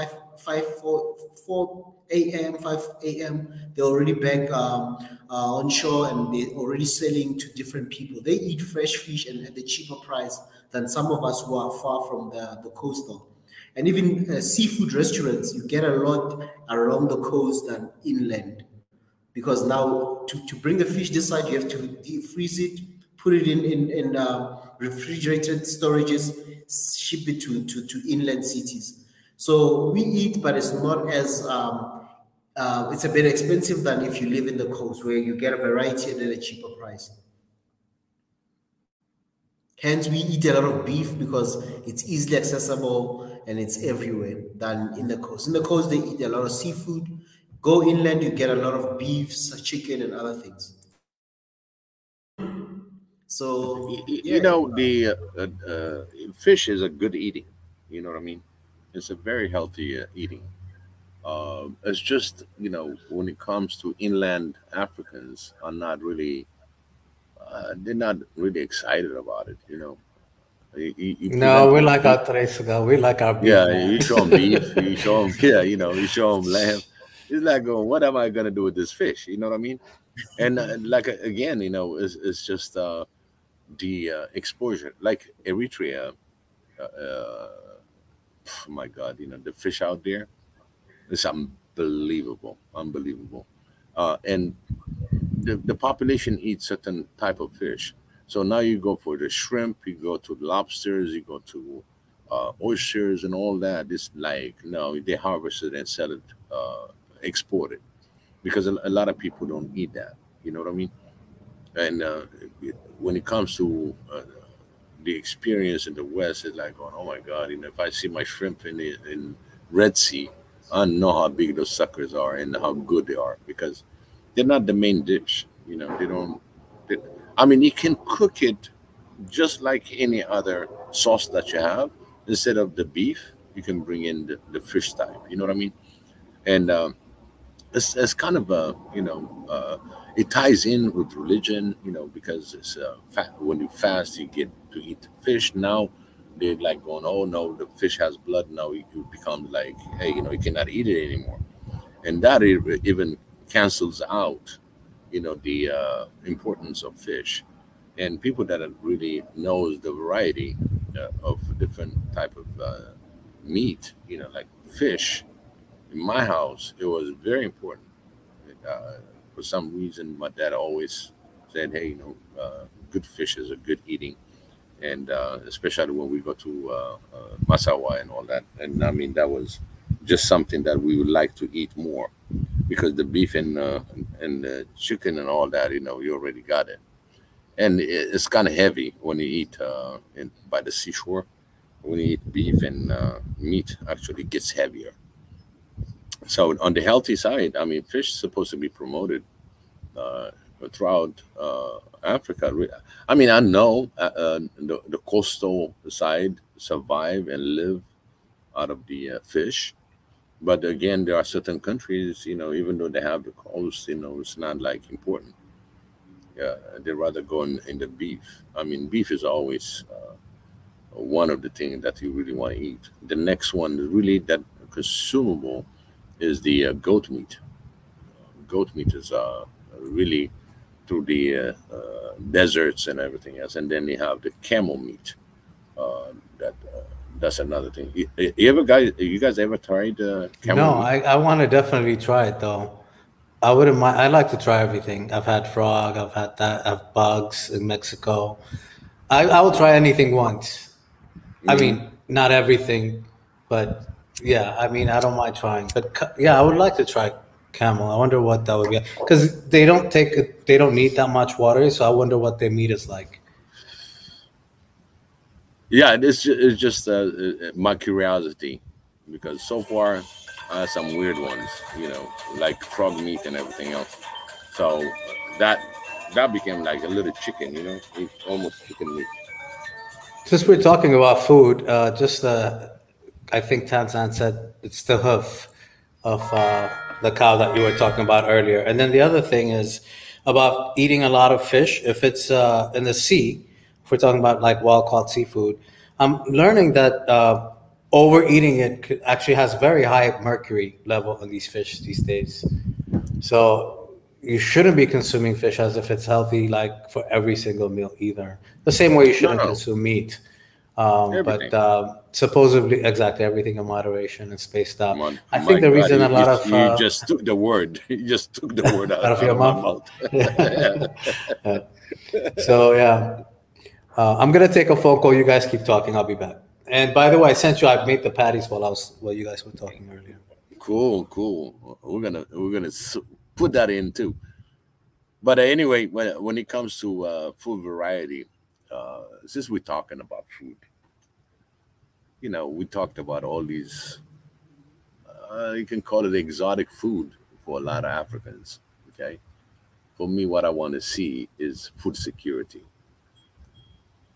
That's a topic right there. Food security. How can you secure food? And each country should be self-sufficient and find a way uh, of securing food. I think at the end of the day, everybody has to eat. And how can you make it affordable and everybody can be fed? And out of that, what it takes for your population to have the food supply, identifying it, and making sure that the people are fed.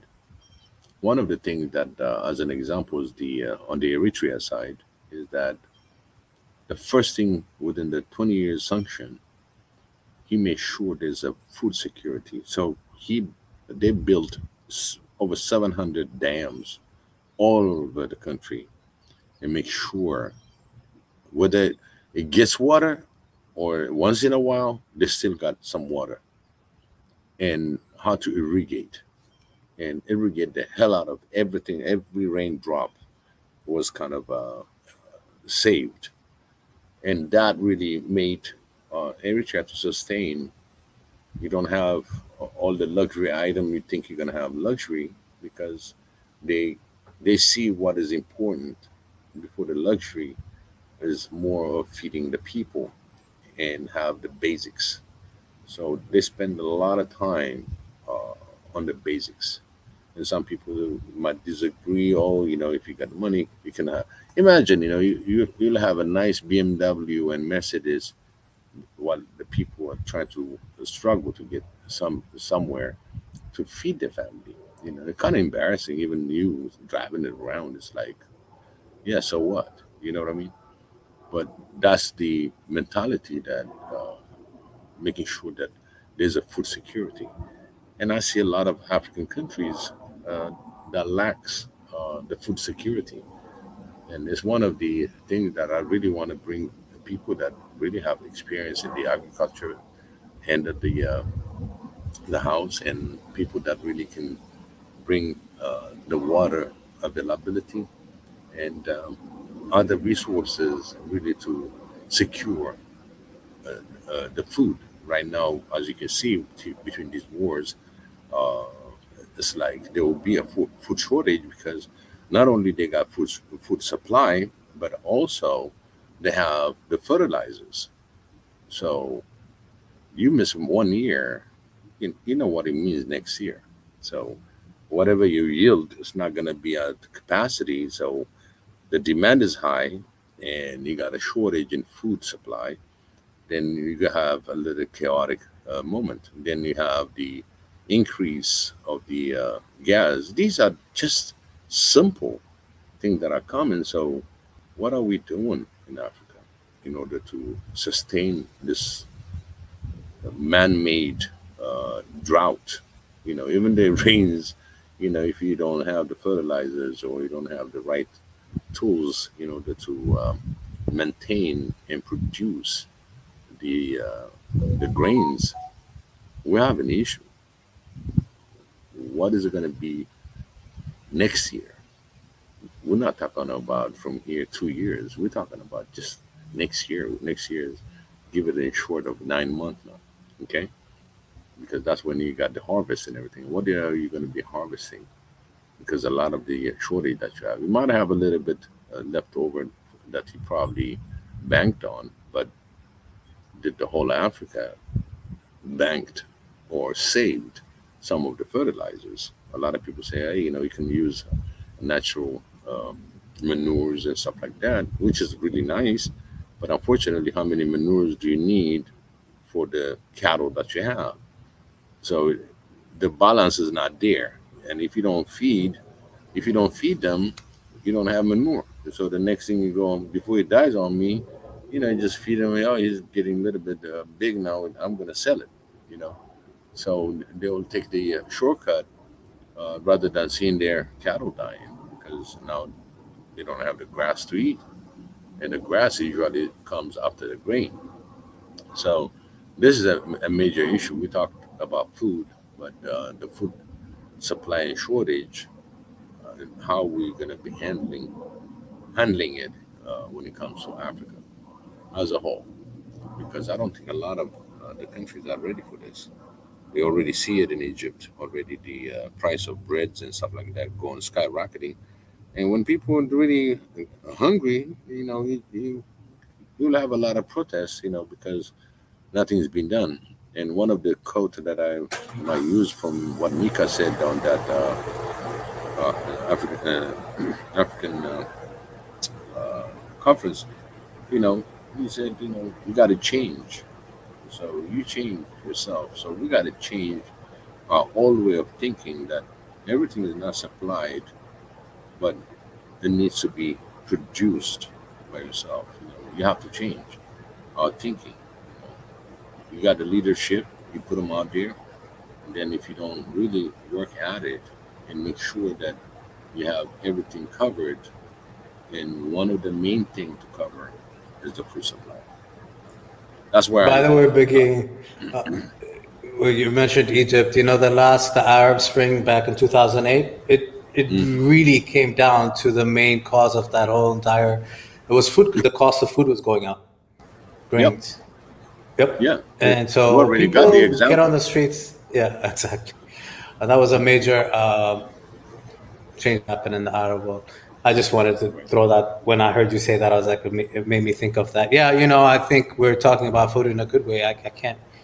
There's in no way. I think it's good to celebrate food and what we eat and whatever. But yeah, that's a whole another story that you're talking about. There's a major drought in East Africa right now as well that keeps continuing, and then of course the unrest doesn't make it easy for people to access. They've been not miss. They've been kind of a huge number of millions, right? Have been dislocated from their traditional source of food, which is their home. Most of them are subsistence farmers. So I can't even imagine the conditions right now, especially in East Africa, where a lot of that is going to hurt. And don't forget, there's also the war in Ukraine and Russia. Right. And then That's just what I'm talking inflation about. in general, right? The cost of everything. The inflation is crazy. You just in the old days, in the past year, right? They used to buy those grains, right? Because they couldn't produce enough grains. So it was easy to purchase it. Okay. But now you cannot even purchase it. That's the difference. And now all these countries that depended on these grains, who's going to cover that?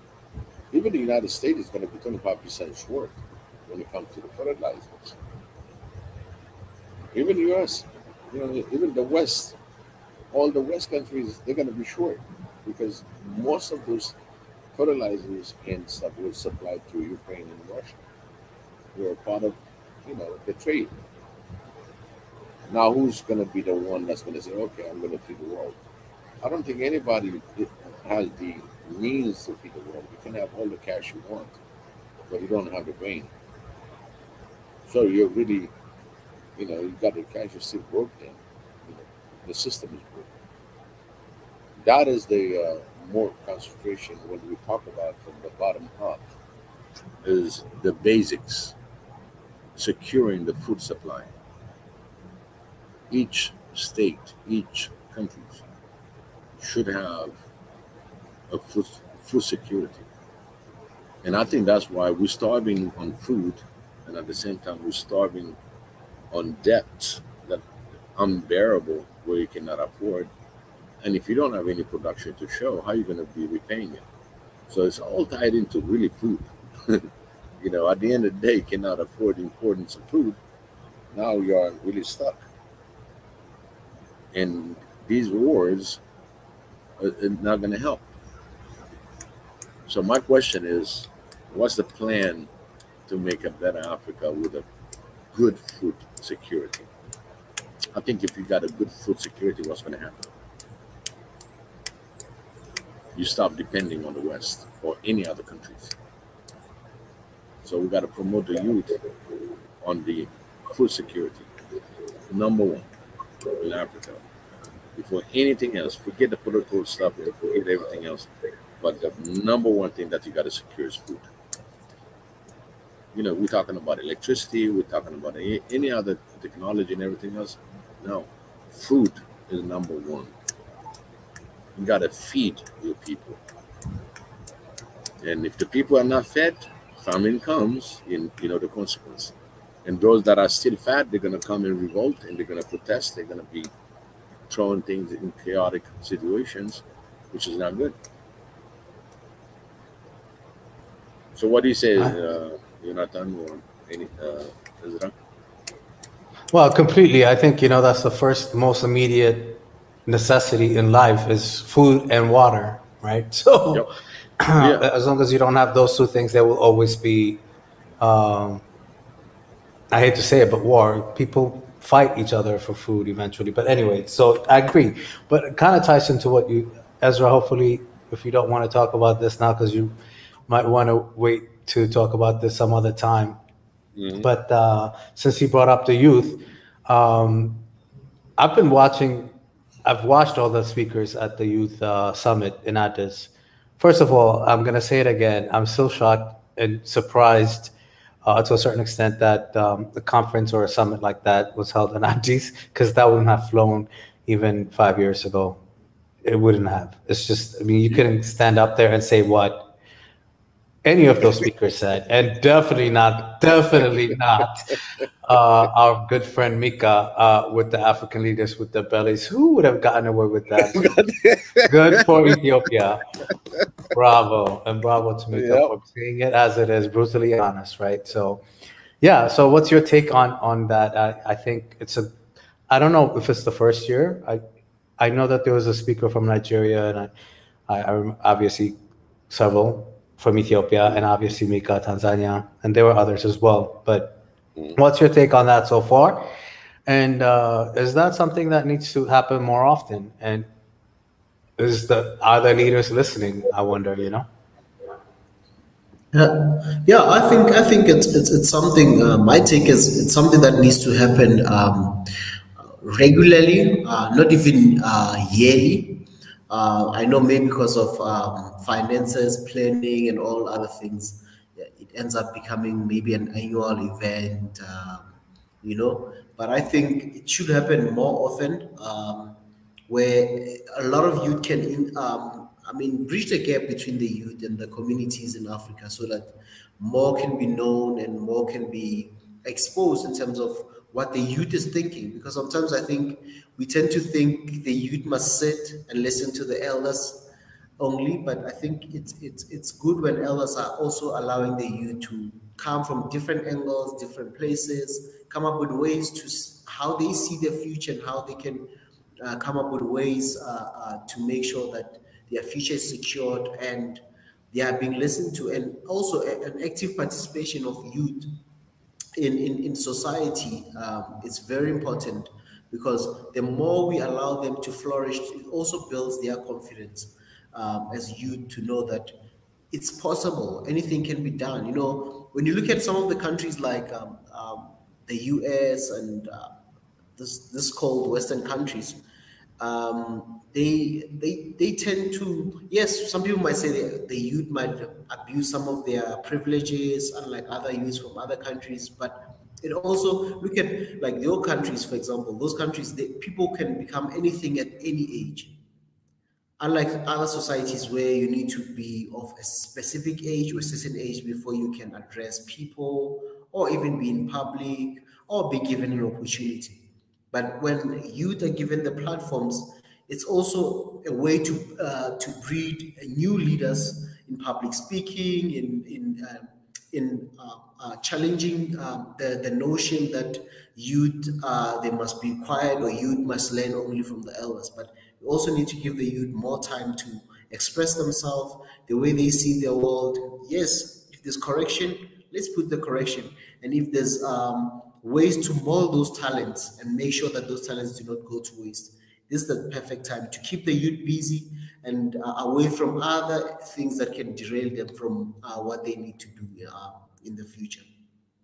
So that's just my take in terms of how you bridge societies. People can know about each other's countries, can know certain things that they might not have been aware of, even if they were aware of how other people have solved certain issues or ways that they can see that, oh, here's Mika coming with this way of handling certain things, raising these topics, and this one comes raising them in a different way, different, and the way their reality is, you know.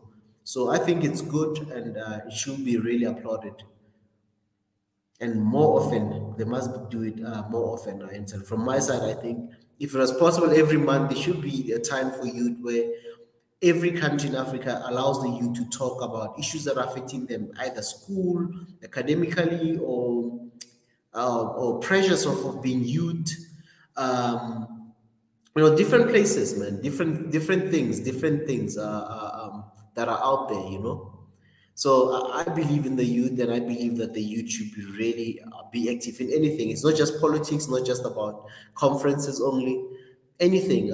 We see them a lot in entertainment, but we need to see them in other things as well. That it can be done, and has inspire a lot of youth in Africa. That hey, as a youth, you don't have to become old before you become a politician, or you don't have to become old before you become an engineer, whatever. Then we should allow those, and we should allow even youth that are professionals, those who are young professionals, to come and inspire other youth to say, hey, it can be done. You know, this thing is possible. Anyone can become anything they want.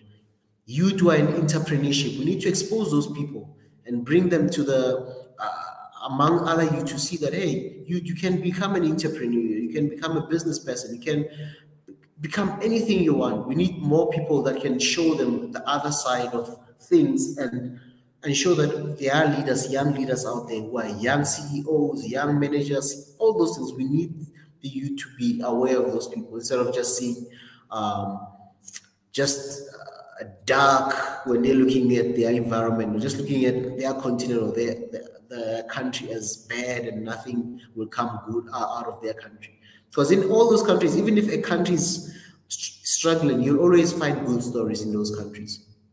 And people who are doing it regardless, despite all the challenges that are in their country, you find them prospering or working regardless of the hardship, they keep pushing.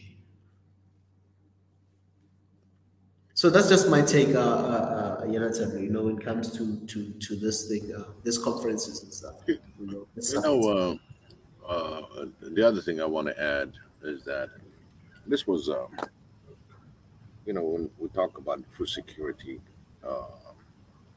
I think we should entertain it. Definitely, I'll add it to my diaspora talk because it's a major issue. If a country, a state, declare food security and have a supply for the next 5 years, what happened to that country? they're gonna excel. They're gonna look forward. Food is secured. They will have a lot more to supply others in shortage. Those who's got the green land, those who's got the best land, and that can secure more grain, more food, they can supply it across Africa because it's a 1.3 billion uh, population. Not there's not much population. Look at China. Look at the population, and look at Africa. How big that continent is, and how many people are there to feed 1.4 billion. China is running for 1.6, right? If I'm not mistaken, 1.7 billion in China alone. And what they did is to secure their food supply. That's number one thing that they did. Because if you look at the early stage, they were starving. In fact, they were telling, oh, Ethiopian, in order to secure the food, they should start eating rice. It ain't happening. It's not going to happen. They try to influence that because you can easily uh, flood an area and get all this rice. But Ethiopia is more of the tradition of injera. Why not show me how can I double my yield on my teff? Because that's what I eat. But again, when you look at across Africa, 1.3 billion people to feed. It's across Africa. So we should be able to secure food, the food supply within the continent. Everybody look at the minerals. Everybody's looking at the first thing you got to secure is food. And guess what? This year, it showed you are dependent on other food suppliers. With your cash, you cannot even get it. With your money in hand, you cannot buy it. You see, and that is, uh, we got to look in a term how many people I'm feeding, not just from Ethiopia aspect of it or from Nigeria aspect of it, from Tanzania. Look at it as a whole, Africa. If my yield can feed a quarter of that population, and I can be a supplier, the next country is going to be supplying another quarter of certain things. So collaborating with each other is very important. One thing that I noticed, this is in 1995, I was coming from LA and coming across.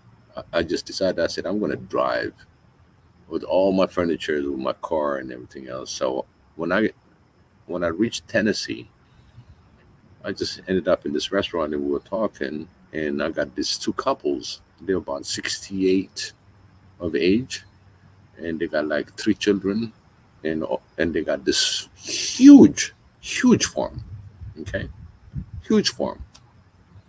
And when I talk to them, my interest in farmings and stuff like that, I wish if I had an earlier age, I would have done this, I would have done this, and especially I used to ride horses, and I love the cowboy lifestyle. You know what I mean? It's one of the things that always triggered me when it comes to cowboy life.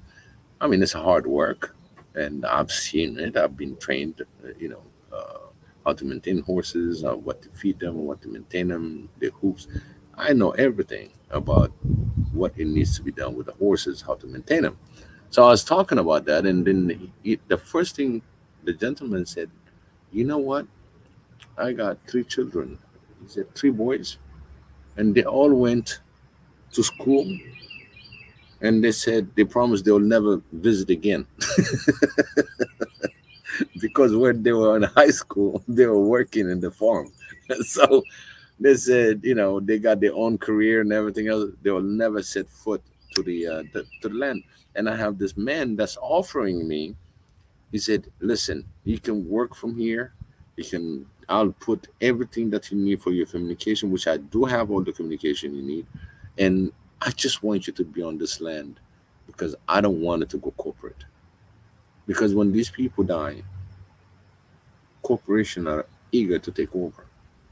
And this is 1995, so it's very rare to find big farms owned by people, independent owners, because they have a good control of their supply.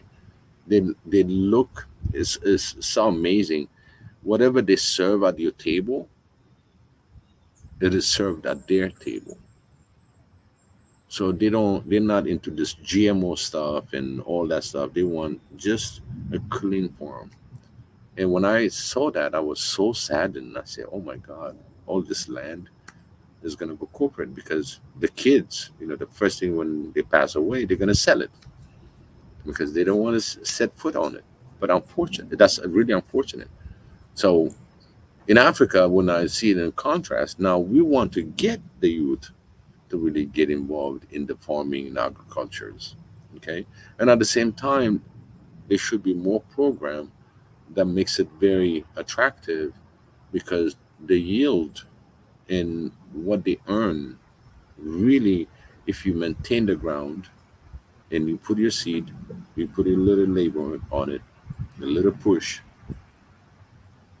you're really getting some part of it free because it's the air, the water, and all this natural, the sun, that's going to do the rest of the work. You don't have to sit there and get this like a setting a fire and getting it going. There's a lot of natural things that takes place. It's just and how to make the youth understand. Yes, it's everybody's. It's a lot of work. It's dirty and all that, but at the same time, the reward is so big. You are feeding your own brothers and sisters. That's the reward. You want Africa to be one. You want to have Africa to be independent. How about starting with your own self to be independently thinking, to be the one that's going to be upfront to help your next neighbors? So, good point. I think I couldn't have said it even more better than you just did. So many African countries are faced with, they have so much arable land. And we were talking about Arab Spring, that food insecurity that happened not that long ago, but it's happening again right now. During that time, there was a lot of foreign direct investment, what they call FDIs, all over Africa, but all over the world, really. So these are like gamblers from Wall Street gambling on land, buying up land, including in Ethiopia, in particular in southern part of Ethiopia, where it's really not even tapped onto completely. And even though they were thinking about farming grains, really their whole entire idea and has been is to actually plant what they call oil seeds, like sunflower seeds or whatever. So it's not even like we have all this arable land that we can feed ourselves in, but because of the foreign direct investment that we depend on this foreign currency at the time, Ethiopia was selling off or renting off, you could say. I've seen the contracts. Some of it is so embarrassing. It's like 100 years for nothing, and then they went into the villagization of the population, especially in the southern part of, the Gambela region, which is the most fertile part of Ethiopia. They moved all these people into villages, and the whole idea is that this whatever company that they had signed with is going to come and they're going to farm the land, but 70 to 80% of that production is not even going to feed the people of Africa at all. It's for export. And most of it was not even food grain. It was like oil grain for oil purposes. We have to totally reimagine is not even the point. We have to, what are our priorities? Maybe we weren't thinking well, or maybe the politicians at the time were not thinking well because they were desperate for foreign currency, whatever it is. Some of these contracts have actually been revoked. There was a big Kalaturi, I think the name was, an Indian company that took a huge, we're talking millions of acres of land. And then, of course, they just sat on it. They were not doing anything. So I think the Ethiopian government took that land back. But we have this problem with mass, because the Ethiopian or the African countries themselves, not just Ethiopia, I think this was happening also in Madagascar, especially with this FDIs and what they call land grab, right? It literally is land grab from the foreign investors. And sometimes it's not even a country, it's just literally, we find out later that even colleges were investing on these lands.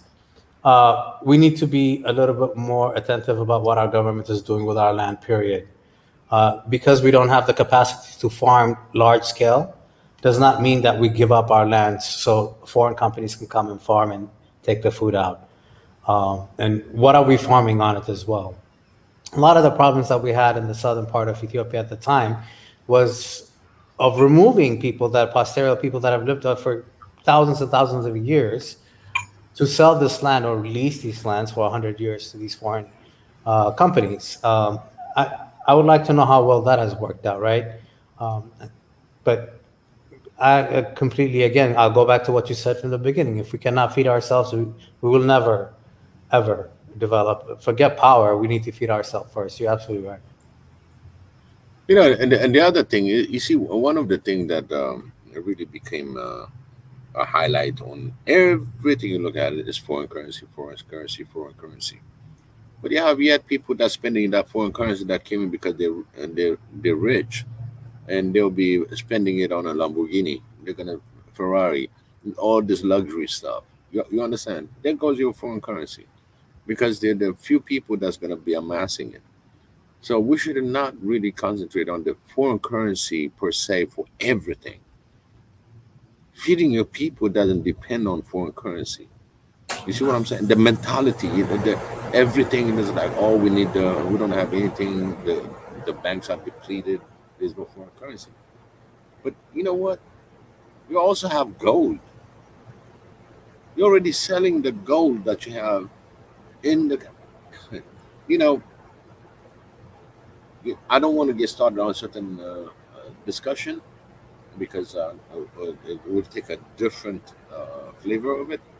Is that globally, okay, globally, do you know each government has got so much money in their treasury? It's like having this pincher that not gonna let go of that money because it's like your reserve, and the reserve is growing while the people are suffering. And I'm talking about in gold, okay? These people, these states, I mean, I'm talking about globally, they have so much money that they accumulated from the citizens, okay? And some of the citizens, they put that much money in there for their retirement, for whatever reason that they put in with the escrow. The government is eating those money because there's nobody to claim, okay? And those unclaimed, they've been going for years. You're gonna tell me whatever that we harvest through the gold or the minerals, they still have those undeclared because they still want IMF to pay. And IMF is gonna give you that money because they know you have it. The worst case scenario, you can pull it out. Some of them just ignore that. But there's money. It's just the way the money is used. Where you spend your money. The major thing, where you spend your money. Every time your people start, oh, okay, I'm going to get emergency food supply. And that is going to be shortfall right now. Because you have the money, but you cannot even buy it. So there is a substantial money in the government coffers, unless they really completely depleted it for their own personal luxuries, which really is something I doubt because gold is really solid. It's not something that digitized for it. You know what I mean? So they can sell so much, but there's so much gold that's been collected over thousands of years. It's there. Now there's other thing that's coming behind it. Why all these world banks, IMFs, counting your citizen. How many people you have? Okay, I got this much. Okay, within the next 30 years, how much can you get out of this people? All this is calculated all the way to the core on what you have in your reserve.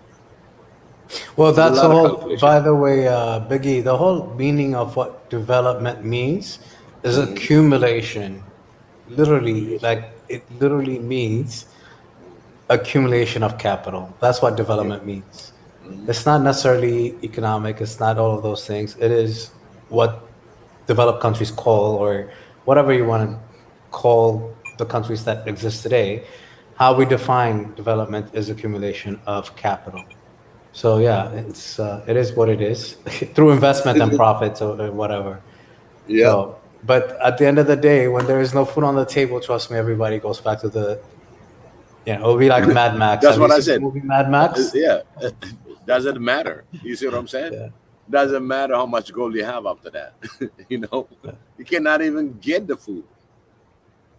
Yeah, like you said, Mad Max, and people gonna be Mad Max because what happened? I thought, you know, the story of Africa is from the time where the farmer is doing whatever he's doing, feeding his people, whatever he's got in excess, selling it, sharing it, and every farmer does the same thing. They kind of trade, any excess they put it together and they they sell it. Okay, but now they don't even have enough for themselves, let alone to sell it. And at the same time, you have this other person that's going to, no man, we got to keep selling because we have this contract or this obligation. You don't, I'm going to bring somebody. I'm going to influence the government to bring somebody, take over the land, and we're going to do it the way we want to do it. And this is exactly what happened even when the corporate world took over American farmers. A lot of farmers sees what's going to happen to the future, and they resisted, and they keep giving them loan after loan. The yield is going down, and They're the eventually, most subsidized group of businesses in America are the farmers, just so you know. They're mhm, subsidized by the government. That's how they right. compete to make sure that everything is cheap for Americans. Since we are doing a weekend recap to make a little light of everything, entertainment, they had I don't know, some kind of Goma, Zoma, something like that, awards. And Ezra had brought this up about entertainment and the influence of African entertainment across the globe, which is so true. I mean, we didn't have jazz if it was not for African Americans. They're Africans, African descent. We wouldn't have even most of the fashion that we are so celebrated and celebrating today if it was not for diasporas, breakdance. I can go on and on and on and on and on and on and on. But right now we have the social media situation going on coming out of Africa, which seems like it's all over the place. Um, oh wow, I might be saying something that people might not like, and I'm just gonna put it out there. Um, there's a lot of negativity and negative energy in other channels happening that are coming out of um, the idea of Pan-Africanism. And I'm talking about just YouTube. I don't go into the other crazy ones that I've heard about. I went once and I was kind of shocked. Um, and the louder and crazier you are, the more attention you get. So, what is the role of the youth in trying to balance out, not you know incorporating some of that entertainment and not being so extreme on one side or another to get hurt? Um, I'm not naming names of channels here, but I've seen some crazy stuff. I was just like, wow, really? This is what goes on? Um, very confident that I think Swahili Nation and One Africa will stay on track when it comes to not be going down that route. But um, what is the role of the youth on this to make sure that that doesn't happen? You know, it's a good question. The way we always worked on this channel, uh, anybody that comes in regularly on the comment section uh, and put feedback, Like I said, very few people can make change. When you have so many people, it becomes chaotic. Okay? Because everybody wants to have his agenda, his own way of doing things. The great thing about us in here on this channel, we put ourselves out there. We put our voice out there. We give examples, ideas. And the more youth is going to plug in, the more we want to give the youth ideas on what's going on around the world. How do we see our beloved Africa in contrast with the West or any other part of the world? How did they see us? We're already beat down to the bottom of it, the way they look at us. And they even want more, okay? And how to make these changes when it comes to subordination as we see it. We talk about everything and everything. Some people will comment on you. We've seen it in comment because they talk too much, right? But at the same time, if you don't talk it over, how would it bring a change? How are you going to change something you never talked about? So that's why we're looking at things that are very important of the future of Africa. Right now, there's memos that cancels out each other. I don't know if you saw it. I shared it in the WhatsApp. There's another one that's coming out, Resolution 538. They were so in a hurry when they wrote it. They said, "This is a resolution for the coming the second United States of Africa." So they forgot what is the second, because we're not first united to begin with. There's not a second. There's no second to it. What they're trying to say was the second USA. Even in their writings, you can see it. So they beat down on every state they can beat down, but they know it's not going to happen. Okay? So they sent this resolution to go through Congress. There's a resolution for United States of Africa. I'm like, wow. Isn't it what we were talking about on this channel? Jonathan, isn't it what we talked about? Yeah, I know. Isn't it the United States of Africa? We even said it specifically is going to be the next USA. And they piggy bank in there, whatever they heard, whatever they collected to put it in Congress, they said the making of the second United States of Africa. There's no second United States of Africa. We don't even have one. There's only one United States of America. So if you really read it on that, I shared it. You saw that? And if you really read it, it's like, oh, what? You know what? Because it's a lot easier to get hold and handle one African that is responsible for the whole continent rather than going on each state. You see what I'm talking about? I do. By the way, on that note, I kind of really love the fact that what's her name from No More went right before Mika during the youth summit, and it was just a great transition into that conversation. And again, everyone that's listening, watching, or whatever, make sure you watch that video.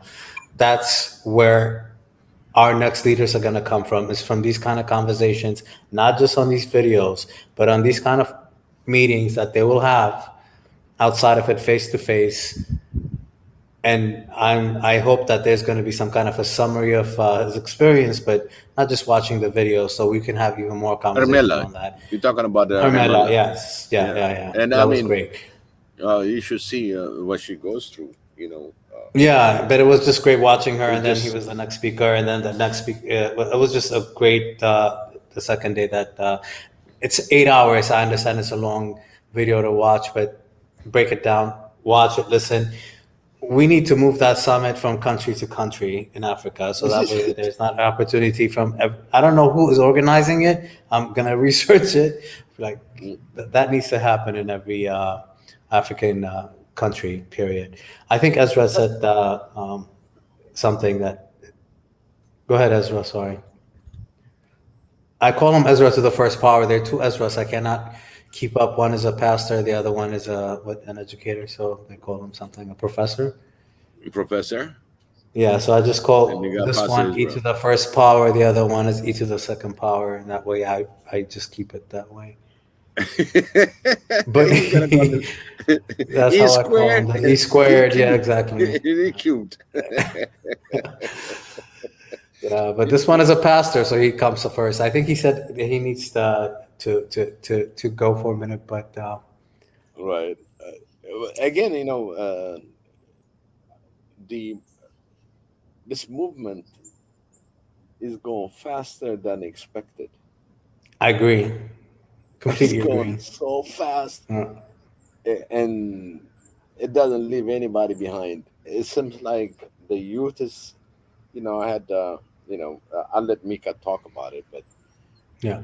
in that summit, he said the engagement of the youth, and he said he was going to go to a summit, and it was something, but he said from what he saw in there, I'll let him. I'm not going to spoil it, but there's something that's going to be coming from No, it was incredible. Mika. It was incredible. I mean, Yeah. it's just I can feel it. listen, Jonathan. Can you believe, first of all, that it was in Addis Ababa? And they were able to speak like that. That was the first shocking thing for me. But then again, where else? That's where the AU is, right? So, But again, the whole idea launching One Africa, Swahili Nation, One Africa, and Addis to begin with is the importance that everybody's going to gather in there. And I want to have, and I want to see the headquarter of Swahili Nation existing in Ethiopia, right in Addis, in front of the AU. Because the guest speaker is Mika Shabala on the summit. He wants One Africa. And he said so, I don't know what can I say, it's not just brave, but so passionate. And then I think it's so both. It was very considerate. brave. It And was he very was brave. so considerate. It was so considerate for the time. That for me to put in that small time is just amazing. It's so I think he's amazing. gonna. Yeah, it was amazing. I was really shocked that they didn't take the microphone away from him because it No, was I so mean, blunt and so blunt. And I'm like, this is it was exactly what we so. talked about. I was like, and he brought it to them. I was like, what? This is not. I was, and the reaction was beautiful. And yeah, sometimes people need to hear the truth and not like hide behind words or whatever. So And it was brilliant. and there was brilliant inserts. He didn't blame anybody. They just the fact that really Mika was there to represent the Swahili Nation, One Africa, and we here trying to express ourselves, put our idea together, spend our time. We spend a lot of hours, because everybody's participating from the heart. Like I said, very few can participate, and for me, I'm happy. I'm very happy. I wish the rest of the world could see what we're trying to achieve. But again, believe me, they're watching us. I agree. I Believe think me, they're Ezra started seeing. playing the video and then stopped. I don't know why, but yeah, absolutely. And listen, I look at it this way. I think the first time I was even introduced to this channel, I think most of us, at least I'll include me into that, but it was less than 9 months ago. It was like what, in December. So Yeah. like I think November, December, something like that. So I've seen the complete change. Look where everything is at. I'm not just talking about us here in this platform, but even within Africa and this summit, to me, just kind of, I really want to say like what everything that we're talking about is happening. We had what's his name talking about we need our media and yeah, I mean there's a lot going on that it's happening really fast is what you said, and I agree. And it needs to move really fast. We need to Listen, make up for the listen. last 20 years. Yeah, listen. I think it was like in November. I think it was like day something that they was counting, and I said no. This is gonna be a working platform. It was. It started from there. January came, and we start saying, okay, the first quarter we got 200,000. We're gonna have our show. Okay, our show is going. Even though it's not 24 hours, but it's good enough information that we're putting out there. Some of them are close, really. Israel went 12 hours. That's a lot of input. That's a lot of conversation. And now that we are in the summit, okay, the African Youth Summit, and Mika represented, that's huge. That's huge. I don't know how people sees that, but it's a huge from a small YouTube that we started it, and it became actively working. January frame, we decide he goes and present himself 2 months in Ethiopia with all the support that we have behind it. So I will say, everybody that can hear me on this, do not stop the fight. We're gonna keep working. We're gonna keep working until we get ourselves united and care for one another. That's I was like, certain things, the way I see things in my block. I think uh, I don't get time to sit down and say, hey, after we did this and we did that, or you we went through this and that. I never give time to think myself to begin with, because I always look for the next step. I don't have time for it. You understand? But when I look at Swahili Nation, One Africa go moving forward and actively working and showing the works, that gives me the idea. I said, hey, you know what? We're leading by example. And here's Mika that's going back to Ethiopia, trying to have this conversation again. And that's why I keep screaming and saying, please support, please subscribe, like, even though they change the algorithm any which way they want. We're getting more exposure, and we're very careful, and I appreciate everybody that comments, everybody that puts it out there, being careful of the situation. That's what I call simplicity. We're synchronized, and we're going to do something for Africa. That's what I said. We're going to do something big, actually, something big for Africa. Already the narrative is changing, the planning, the work is changing. Believe me, we've been heard, and at the same time, we'll have to keep ourselves safe,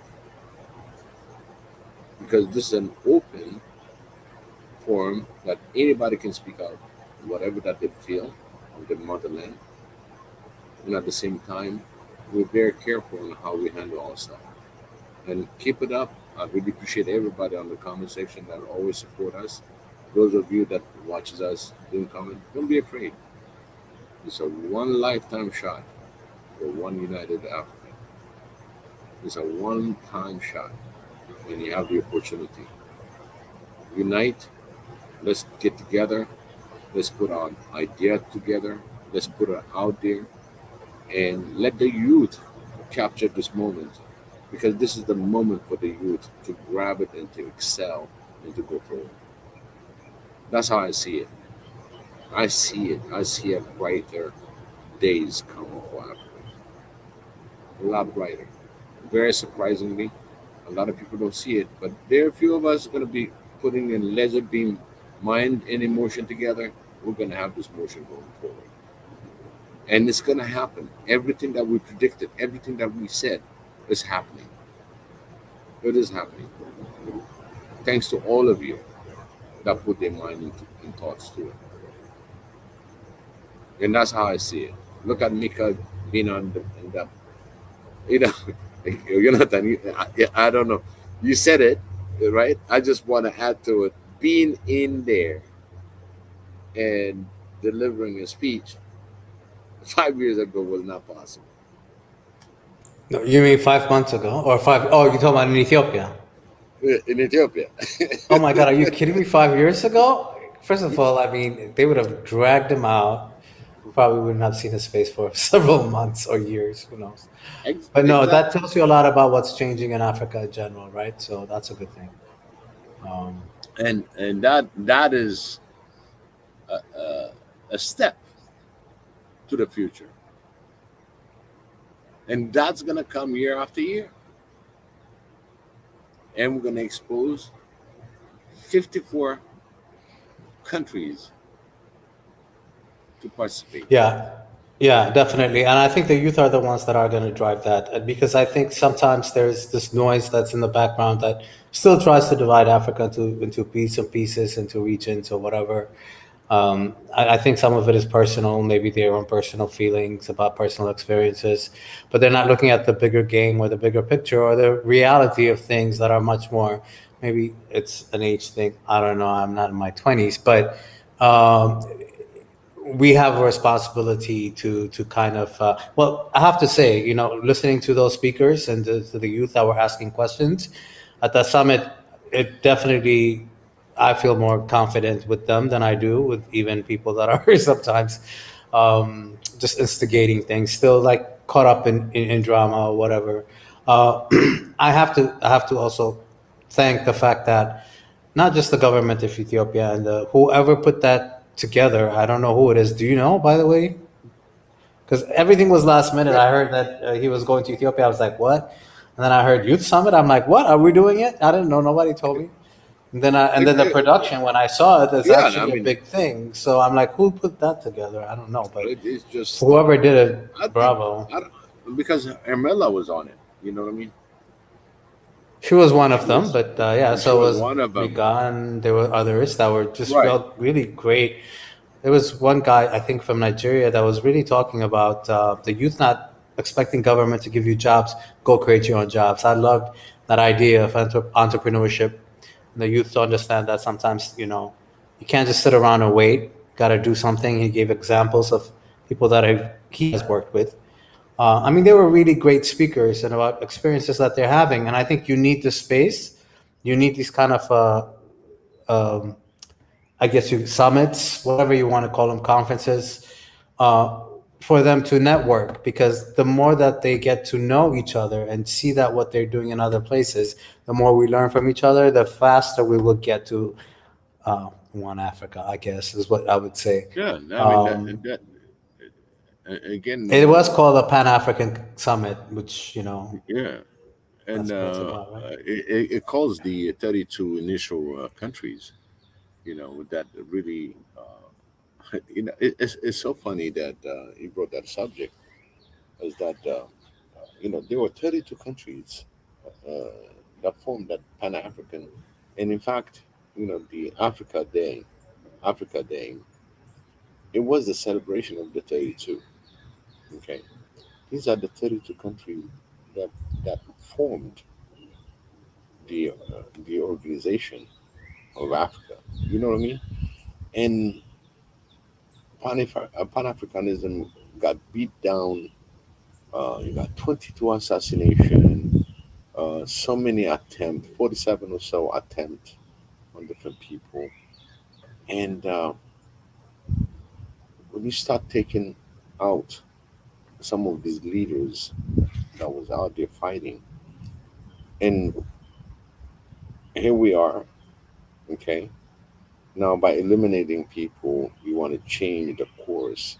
But that very seed is there and growing and bringing fruit.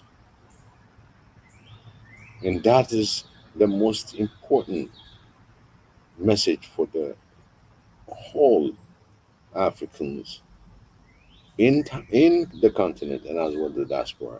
Because that seed of Pan Africanism got slowed down by eliminating certain leaderships. 22 assassination. Can you imagine that? So, and they assassinated the brains of Africa Unite. People that were pushing for food security, literally, for betterness of Africa.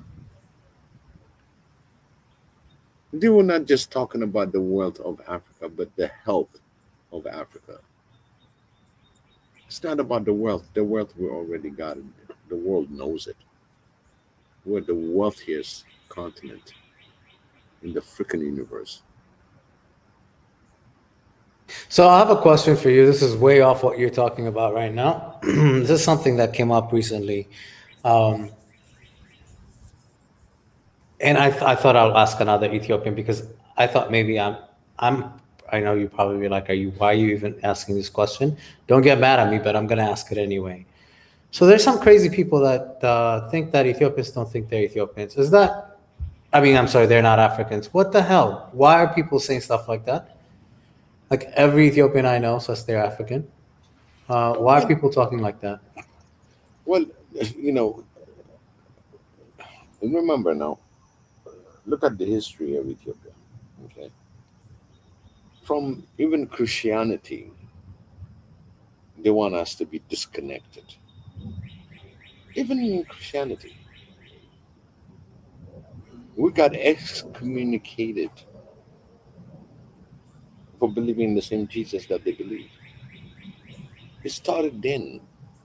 It started even when the Romans and the first English went to Israel. We had our own weapons, our own tools when it comes to the war. Do you know our sword was 6 inches taller than the Roman? And it was curved because they knew they cannot pierce through the armor. So what they did is it's a sword that's curved and sharpened from the inside and the outside. So they knew how, and they learned in the battle, since you cannot pierce the armor, they said, no, the softest part is the neck. And we have an expression. I'm going to remove your neck from your shoulder. Actually, your head from the shoulder. So that means the whole neck is gone with the head. This is the kind of armament that we had to begin with. Even the Roman Empire made peace with the Ethiopian. If you remember the first English that went on the fourth century. From that time all the way, they had a beef with Ethiopia. And they tried to isolate Ethiopia so she won't be corrupting any other world. Because Rome never been defeated. Again, you're talking about Adwa? They were defeated the 4th century. And nobody wanted to talk about it. Why is it we're different at that level? Because we fought. And we knew how to secure our independence. And that's why Ethiopia is 3,000 years independent.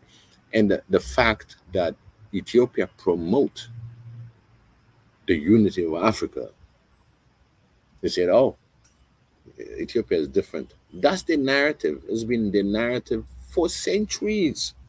Centuries. And they want to isolate her from the rest of Africa. So they have to put this narrative over and over. Oh, Ethiopia is different. She's not. She's African. Ethiopia is in Africa.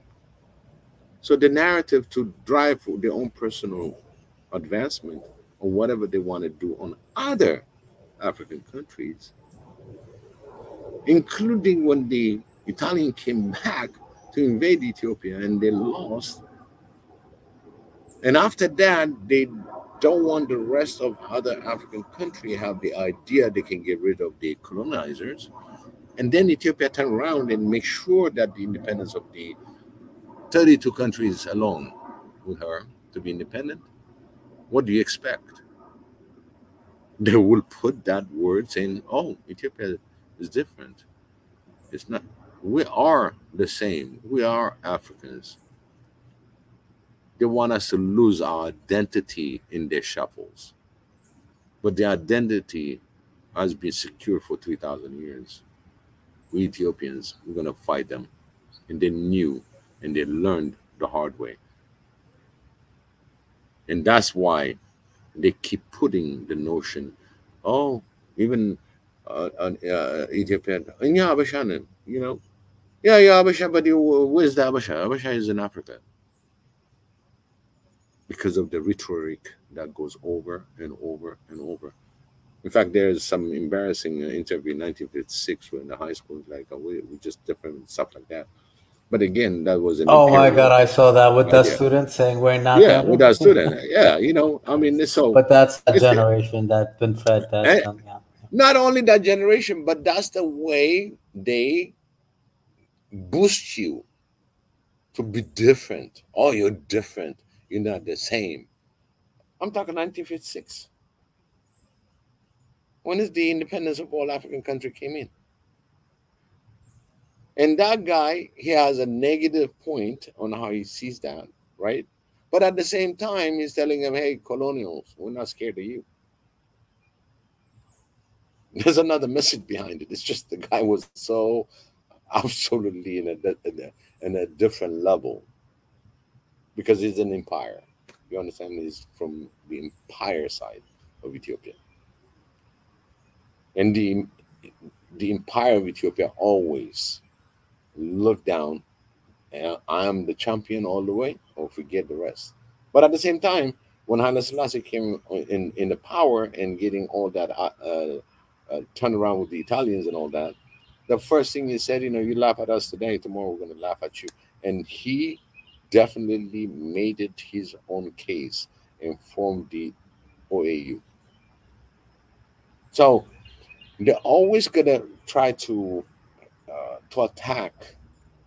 Look at Liberia, you know, they always attack Liberia, always coup d'etat and things like that. They always try to bring Liberia down because they were the first fighters. They fought them. And on the East Coast, you're going to see Ethiopia that fought them to the teeth. And they cannot get access, so they said, oh, you're special people. And that's what, you know, they want to divide and conquer. Now, Ethiopia is saying, no, you're wrong. We Ethiopians, yeah, but we're Africans. We're Africans, and we're going to unite this Africa that was left behind. Because the 32 Pan-Africanists, when they have the OAU and that formed, is supposed to transition for one Africa, for the one unity. But it took several blow on people that was trying to put that together with all the paperwork, with all the laws, with everything. They keep sniping these people. Even the head of state, they had no mercy. Now, things are changing. Things are changing so fast. Every Ethiopian said, yes, I'm African. Don't take it wrong. No, we're independent for 3,000 years. Yes, we know that. But now, even better is that we are securing one Africa. And we are Africans. That's why there's that message, controversy messages that the colonials they put in on their narrative, and people until last October, November, when we start having this movement, to start understanding the differences. So it's recent, really, to say, hey, you know what? 6 months ago, Ethiopians, man. That's crazy. yeah, 6 months. 6 months ago. Not even And then really. guess what? And the Ethiopians said, no, you got it wrong. Yes, we are independent for 3,000 years as Ethiopians, but as Africans, we are the Pan-Africans. We are the one that we've been fighting for the unity and the independence of African countries. There's a history in there. And this is our proud history. Not only we fought for ourselves, but we fought for the whole Africa. But again, they want to divide us in that identity, saying, "Oh, you're not really Africans." You know that little speech that they put things in between. Oh, you're so different. You just you got this. No. Now the Ethiopians truly revealed and told the rest of the world, we are Africans. We're the last frontier that been fighting them. And we shrunk. Africa was the North Ethiopia, Central Ethiopia, and Southern Ethiopia, Ethiopian Ocean, for God's sake. The whole continent was Ethiopian. And they have it on the map. The colonial has the map. And if you Google it, then you're going to find out the map.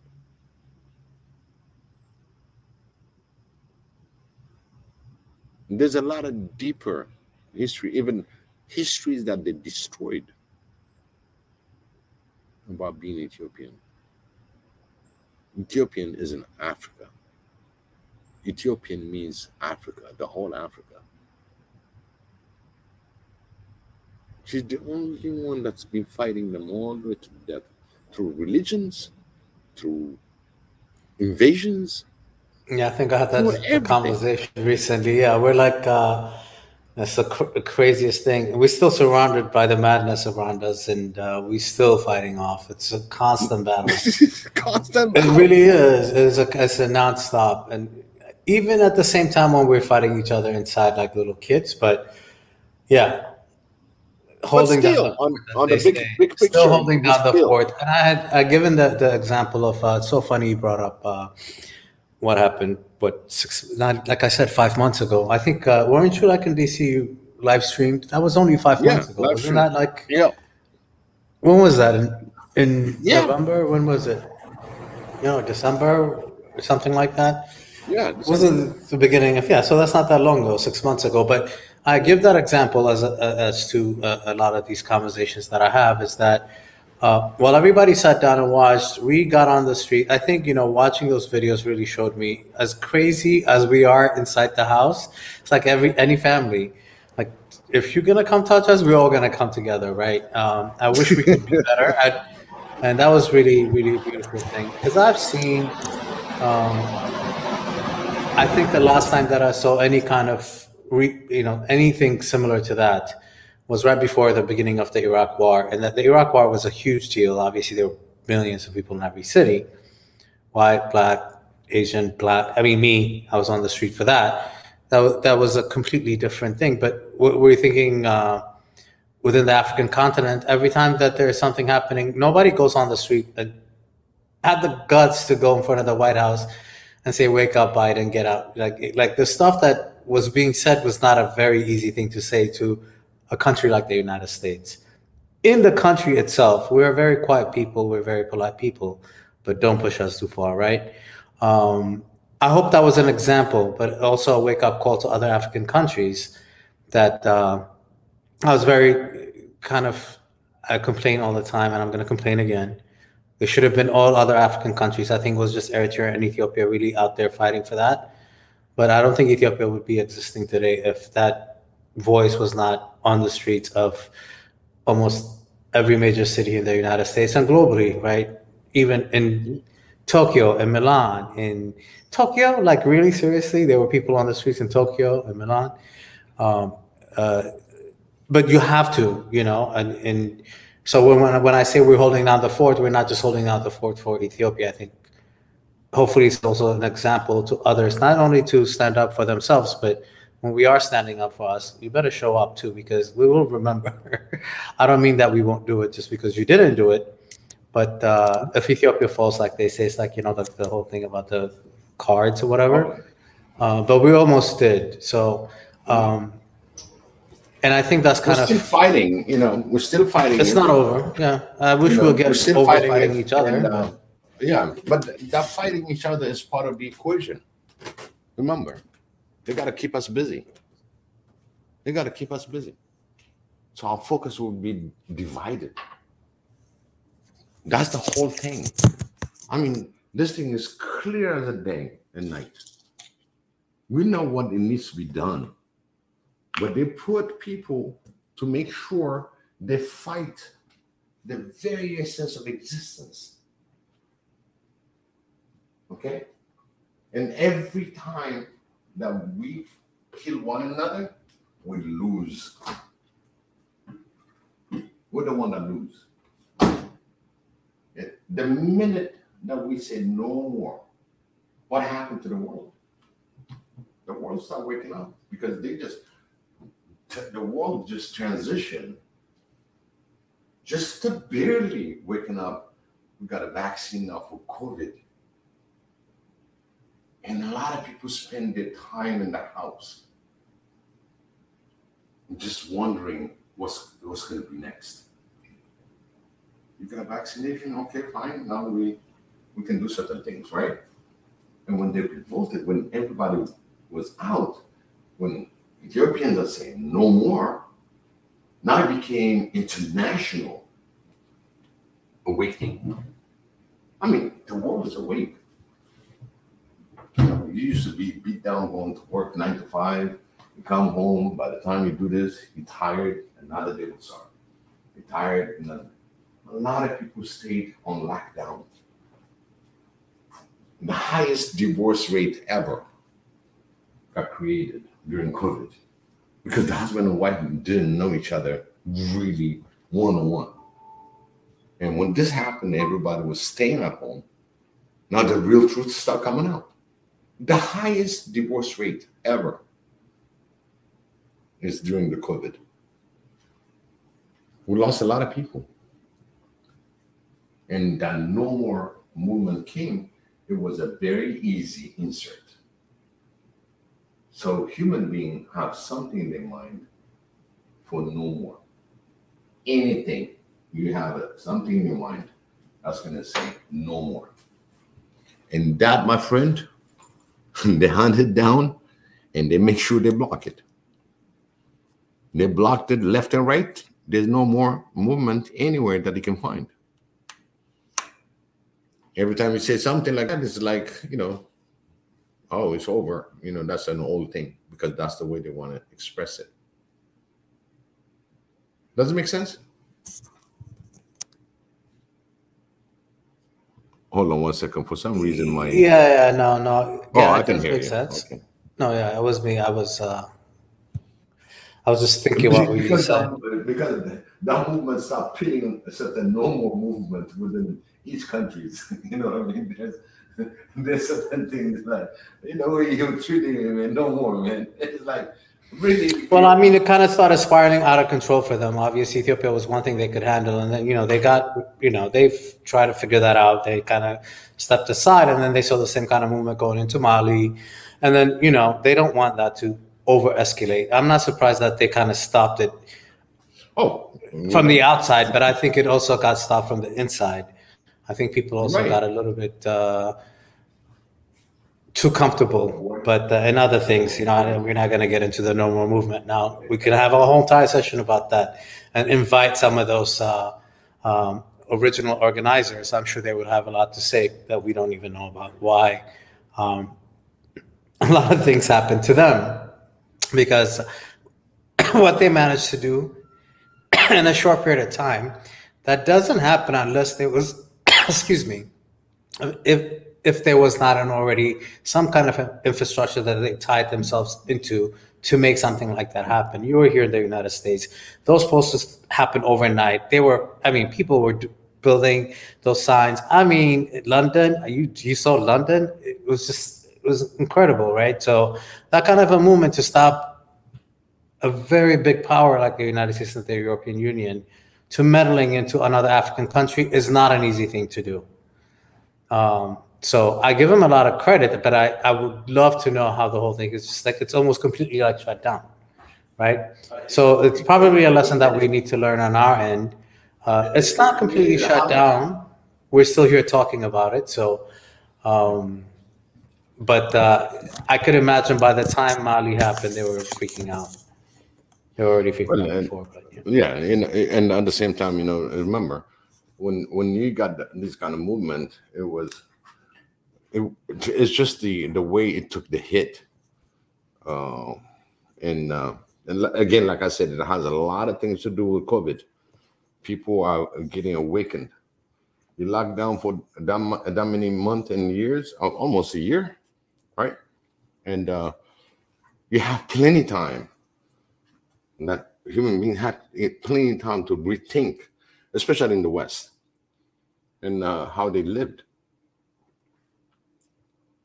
I have a very hard time to hire people in the tech sector because they're like, no, I'm not going to be working for you. I'm going to get my company, and they rig out their company, and now it's corporate to corp. Okay,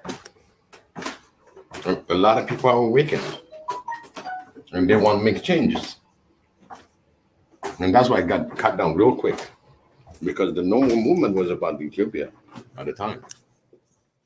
And again, that's why they don't want anything coming from that part of the world, especially where I really one of the critical area in geography and location. So they don't want that to escalate at all.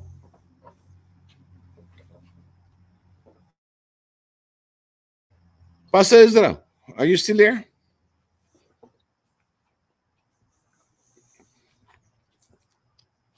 I think Pastor Ezra said that he had to step away for a couple of minutes. But going back to what we were talking about, I really want to explore exactly. First of all, there is no documentary. I wish there was a filmmaker that actually documented that professionally, because that was not a small little movement. That was a very big movement. It really was. It was not considering Huge. it's a small little country in the world. Yeah, and one small little issue for most people, but it was the people that showed up and showed out.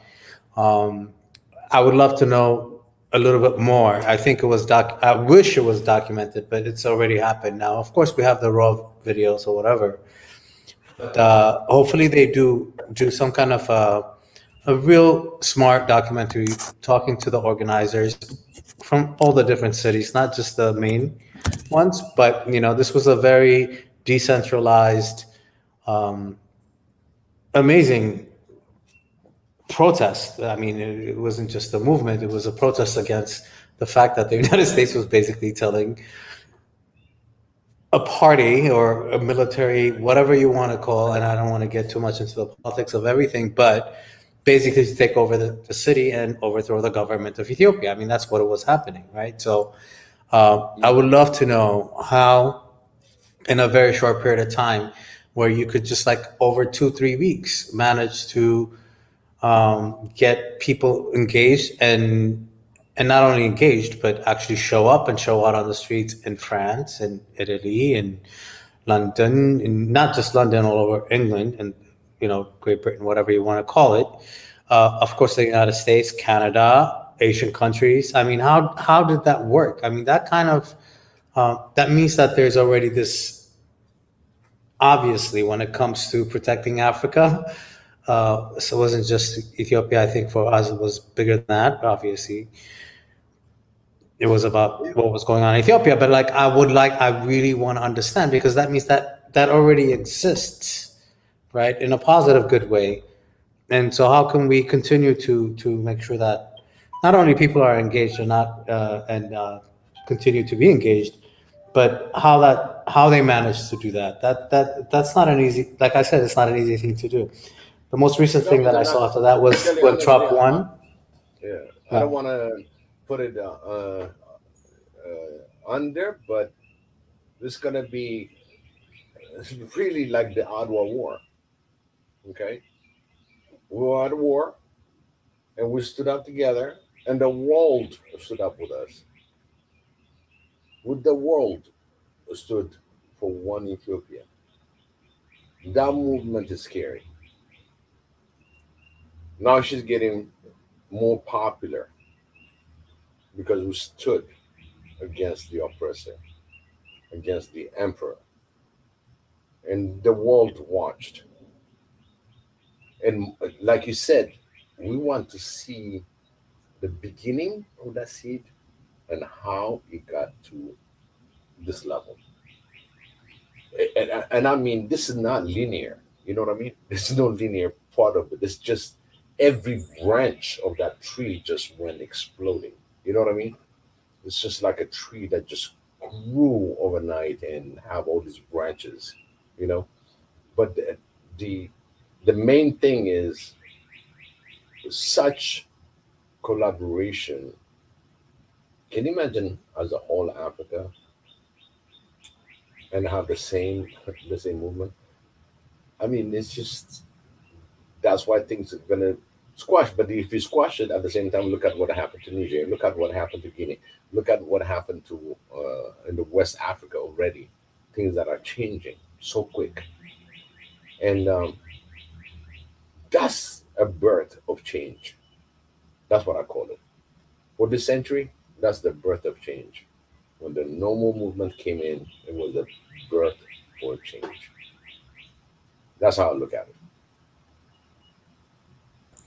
Yeah, and like I said, I want to know how that infrastructure started, and because it's a very important thing to learn. Because I was, like I said, it was cross oceans, cross countries. How did you even like? How did that whole thing happen, where you could even have it at the same day and you planned it within 2 weeks? Right. That's an international thing to do, and I'm sure that kind of shocked.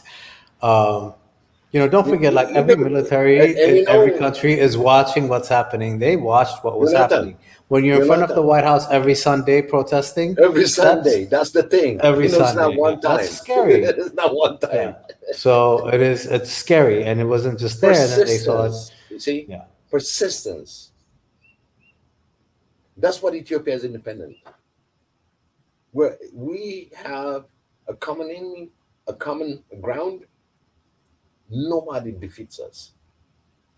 Nobody. We truly, genuinely believe in it, and we are together. We do what it needs to be done. I know some killed the people that have been doing certain things, but I cannot say, okay, he's the one that's the source, that's the secret. I can't. Hermela just wrapped it and just put it no more.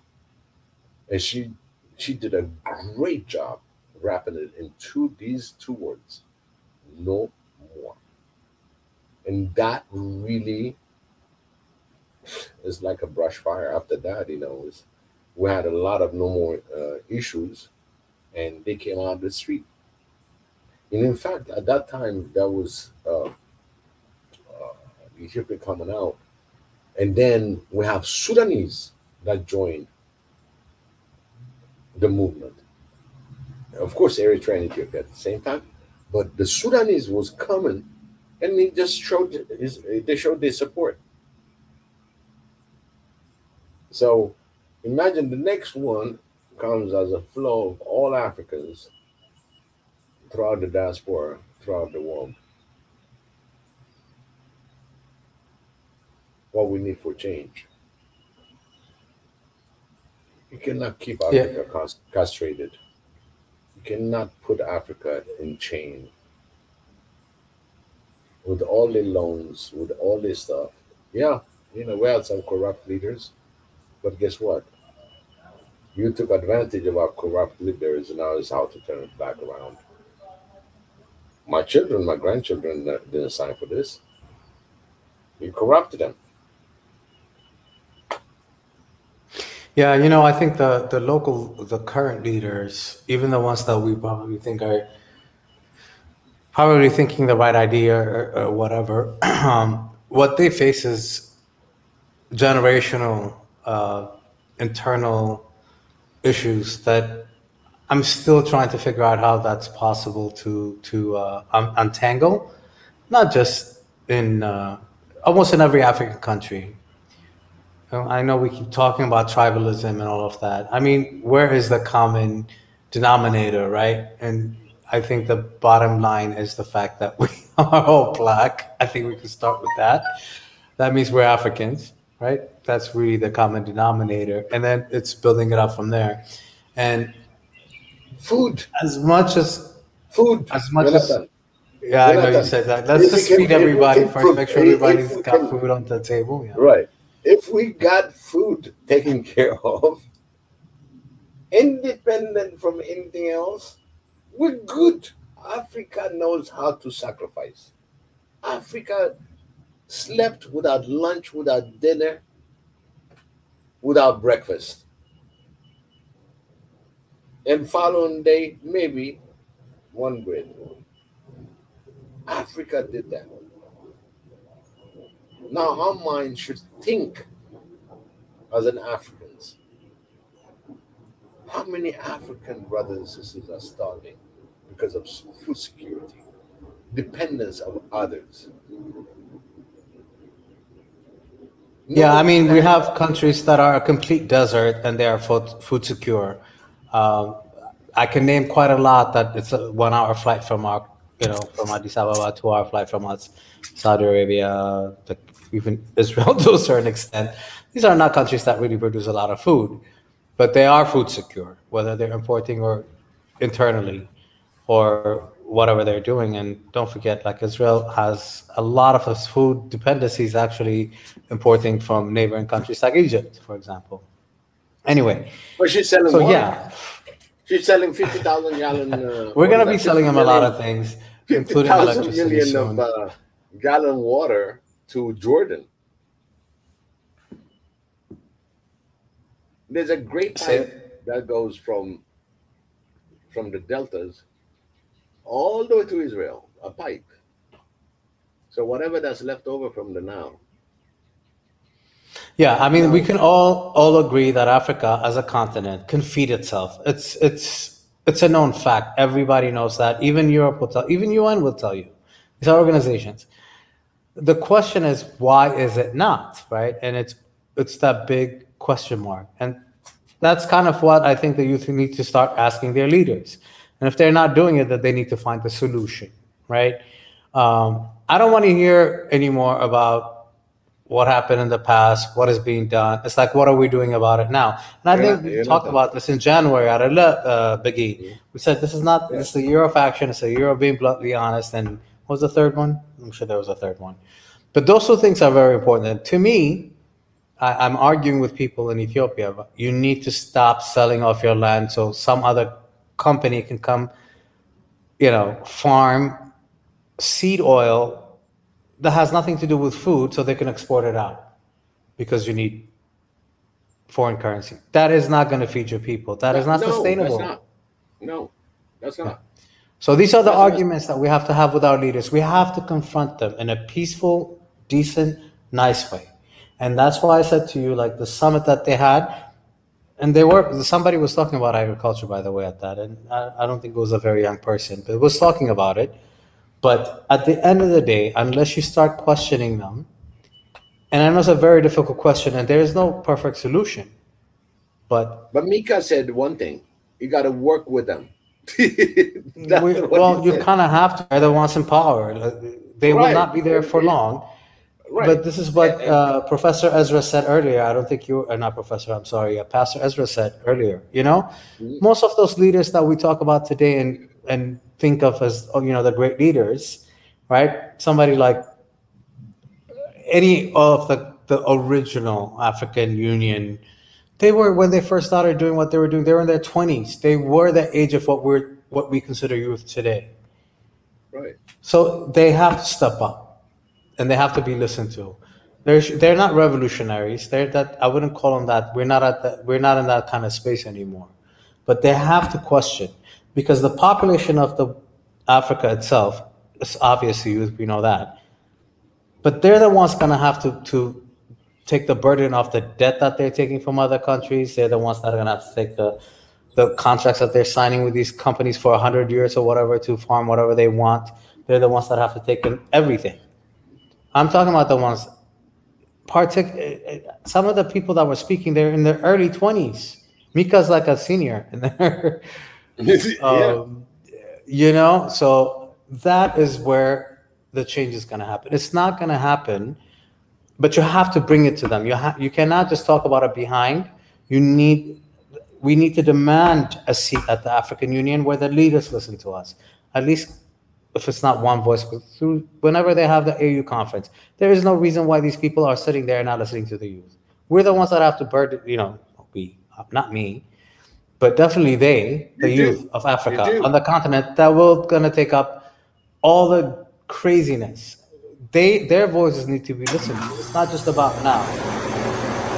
And I think one of the things that I have, sorry, I don't know what that noise was. It's not for me, but one of the things that I saw during this youth conference thing, and it's only the first one that I've seen, I'm sure there'll be many, many more, and there are many others youth-wise. I saw the beginning of leaders of tomorrow. These are not just good public speakers, but really coming up with good ideas and speaking their minds. We have to encourage them. We have to support them.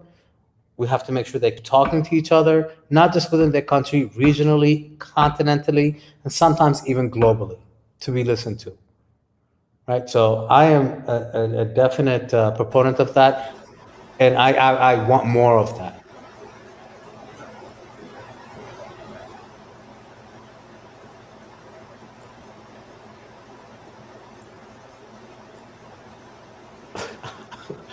I don't know what's going on over there. I think I'm talking to myself now, but anyway, you got the point, hopefully.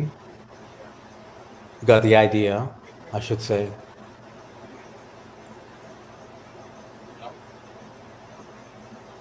Can you hear me?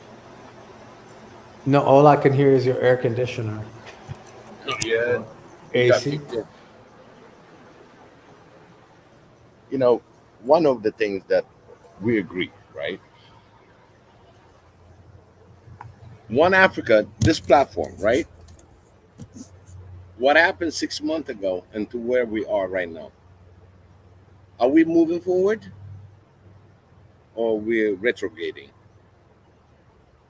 We're going forward. And we're going forward at a high speed. We have the whole week booked with different conversations. Our mind is together. Our emotion is not. Everybody wants everything to happen overnight. But the way it's going is almost like overnight. Do you agree? Hello? Jonathan? Yeah, no, I'm here. I do agree. I just said to you, like, I still cannot believe that the last time, like, literally, we were talking about November. We're only in June. Not even June. We're still in May. So to me, this is crazy in a way, like how quickly things are. Am I in the wrong year? I think I'm in the right year, right? So yeah, we're talking like 5-6 months. Right. Yeah, and the energy is not just coming from this platform, but I see it from Africa in general, in all different directions. Some of it not so good, some of it good. And I don't want to say good or not good, but I'm a kind of person that believes that you have to listen to everybody, and that's why I think I like being on this platform, because you listen to everybody, and I think that's important. We have conversations with everyone that thinks whatever way that they do, as long as it's constructive and it's polite and it's not kind of getting down the rabbit hole of some other thing, then accept the goal, which is not just, not one Africa, but just peace in general, right? And humanity in general. So thank God for the different guests, the hosts, I should say, and everybody that comes in and speaks their mind. I think it's good. You have to have those kind of conversations, and you need to have that space for people to come to. There are definitely way many things that we have to talk about that are going to be even more touchier, right? Love what Tanzan does when she talks about um, traditions. I mean, they're very touchy subjects for a lot of people, but we've seen how that kind of conversation actually is not so bad, because people do want to have a conversation about marriage and relationship between man and woman, women's right, feminism in Africa, and all those things, or traditions, and how those things are, what we call European terminologies maybe, but like really feminism in Ethiopia, in Africa. I mean, women have always had a huge seat in communities in Africa. You're And queens. also, You're queens. yeah, exactly. And Right. then, not only reframing the ideology, and I feel bad Right. because, of course, we have to speak in English. We have kind of have to get over that. Thank God we at least have that one language that we can all communicate globally. I wish it was whatever language that was from Africa. It's not. It's English right now, right? So the fact that even when we're thinking about the summit that they just had, if they didn't speak all of them some amount of English, they wouldn't be able to have. But we're still not reaching every African when we're just speaking English, because most Africans don't speak that. We need to figure all that out. But in the meantime, at least we have that for all of us to communicate, and keep the conversation going, and make sure that people are allowed to speak their mind, as long as they're not being. The reason I brought this whole thing about the Ethiopia and not Africa, whatever, is because I heard some West African saying that, and I'm like, really, seriously? Like, go to Addis Ababa, go to anywhere in Ethiopia. I swear, in the middle of nowhere, you ask them, the first thing they say is in Ethiopia, and if they ask you where's Ethiopia, they'll say Africa. They're not gonna. And if you ask them what they are, they're going to say African. I think that whole entire mentality needs to be I don't know, for certain groups of people, they assume things as well. But we Would I also need say to talk. recalibrated? Recalibrated. Yeah, like, yeah, exactly. Recalibrated. I like that. Okay. Yeah, it's like the Matrix. I like that. Okay, recalibrate the whole Recalibrate. matrix of that. Okay, yeah, it needs to be. But the only way we can do that is if we keep having these conversations. Um, and now with a lot of Africans having access to the internet, I think the greater the amount of conversations we have, the better. I'm not going to go policing other places, and if it's not the right space, you just move on. But just make sure that you make the positive and the good stand out better. And I think the summit says enough. And who was there and who was invited, right? I'll leave it at that. Yeah, the summit was a great thing that ever happened, and in Ethiopia is amazing. There are so many other things that happened when it comes to signatures and when they pass laws as a AU. It's like this guy from Nigeria was like, "Well, hey, you didn't know about that funding, about the 1 billion loan to $1 trillion availability loans?" And he said that was signed in Addis. He was just saying it normal. It was signed in Addis. It's so amazing. So the fact that you know everything happened in Addis, and then we have this summit that's going on in Addis. A lot of things, African affairs, are going on in Addis. It's Addis Ababa, but people are so used to it. They just said Addis. Just like that's my country. It's Addis. Didn't you know about Addis? This is the kind of attitude that they have. And I'm so proud of my African brothers and sisters. Like, yeah, it was decided in Addis. And when you see that, it's the integration of all Africans together. And I'm talking about high level decisions. Like this meeting, the past meeting of AU is supposed to happen in Kenya. But yet, no, they said, no, we're going to have it in Ethiopia, in Addis. That's another no more thing because the United States and Europe basically told all these African countries not to go to Addis Right, Ababa, which sounds like right. really, but you have to like say thank you to every African country. There were a couple that said a Absolutely. couple of dumb things in the beginning, but they showed up at the end. Like Yeah. really, seriously, like you're gonna. They were basically telling him it's not safe to be in Addis. That was Even crazy. Gaddafi, even Gaddafi said, I'm gonna make the best African Union building compound. He just had all the thing that he was figuring out how big and beautiful it's gonna be, right? But he said, you know what? This whole Pan-Africanism started in Addis. He said, I'm not gonna take it away. That's where it's gonna. That's what's gonna happen. It's gonna be in Addis, not in Libya.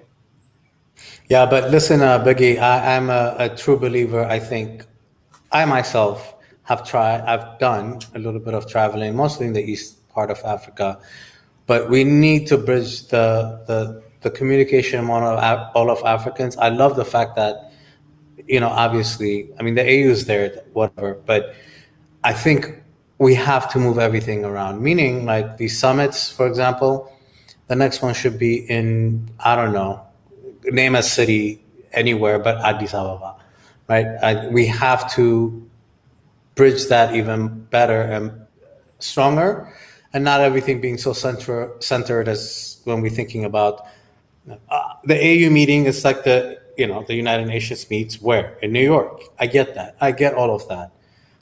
There's a lot of historical perspective about what we think about Ethiopia and all of that. But at the same time, we need to also be mindful of, yeah, we're 100 and something million, but they're another billion and something all over Africa. No, So no, the best way that we can, no, I was just saying, like when I saw the summit, I'm like, I'm so glad that it was in Ethiopia because I was happy to see Ethiopia being open to that kind of conversation. But I would like to see the next one in somewhere, I don't know, in Congo, somewhere, Oh, because we have actually, so many places that to part, go. yeah, that part is not just they did it in Ethiopia as the first point, Yeah, but but is this the first one? there's Is that gonna what be, it is? I believe so. I mean, this is the first one in Addis, as far as I'm I don't know. concerned. I haven't seen. Okay, okay. So I cannot say anything more about it. But this summit will go all over Africa. That is for It sure. needs to. But Yeah, it the definitely needs to. AU annual meetings and decision makings happens in the AU Addis. What's the Even the headquarters? I think CDC, that's what's yeah, gonna happen. yeah, No, the CDC, okay, the they're building the CDC brand new one, which is yeah. exactly is gonna be in Ethiopia. So Yeah. what they, you see, this is a collaboration of all African states. Okay, they all agree, in certain fashion. Sometimes I think it's about the 32 original Pan Africanists, and they want to make sure it's celebrated in Addis. And the Well, it's West the doesn't, history of it. I mean, that's where it was yeah, and the started, West so doesn't it like makes it. absolute sense. Yeah. Like for example, in the United States, where the decision are made in Washington D.C. So what happened is the whole of Africa. You can put the whole United States in Africa, and it doesn't even a quarter of it. And yet, the decision are made in Addis. They don't like that. This is a power in the making, and they don't like it. And at the same time, when Avi said, we don't have to be a nuclear power. You see, and that's the key that they focus, because I now don't you're know. talking I about just I the want term. I want Ethiopia and Addis Ababa to be like Switzerland. Really, to be honest, I don't want it to be a.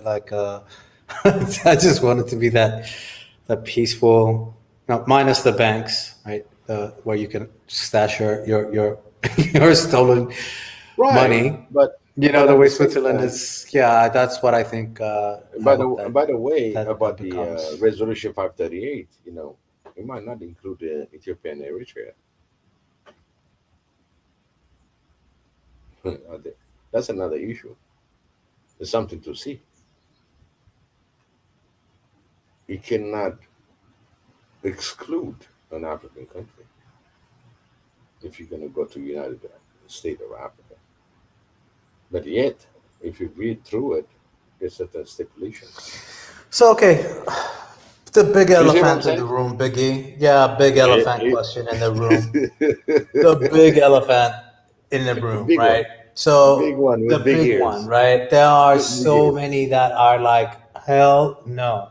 They will never Right. be. They don't want to see it. They don't think that Yeah. it's even should be attempted. Even Pan Africanism, they don't believe it. There is no way. What do you say to them? After And give 20, a good example 22 of why it people, should be. assassination, and then you got 47 something that attempt. Imagine so many brilliant Africans being killed that were in the right path.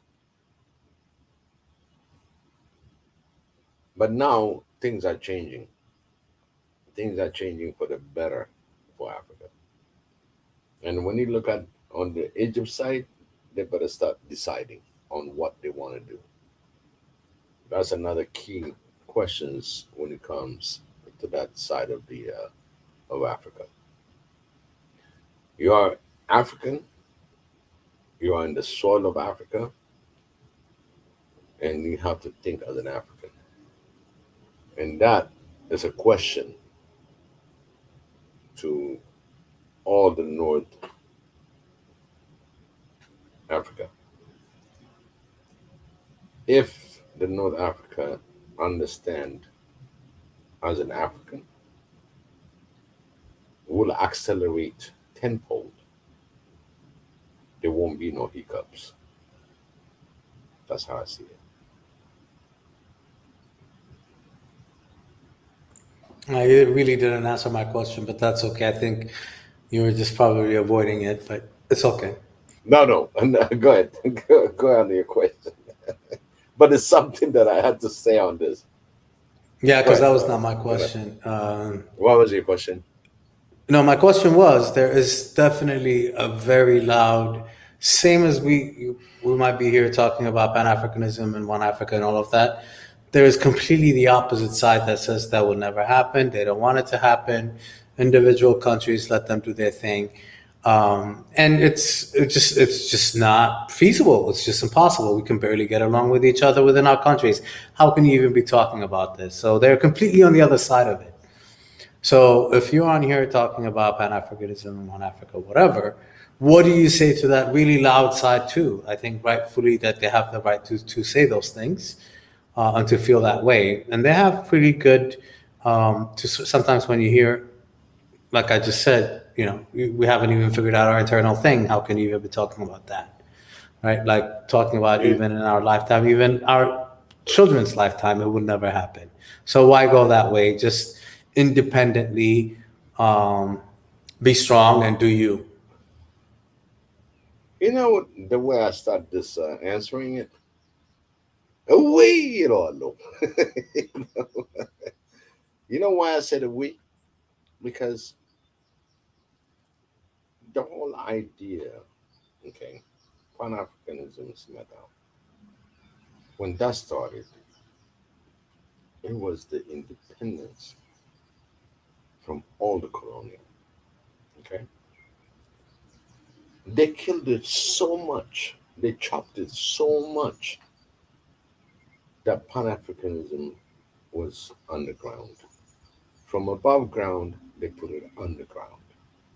Now everything is silent, and now we're looking at one Africa movement. We're looking at all these things that's happening.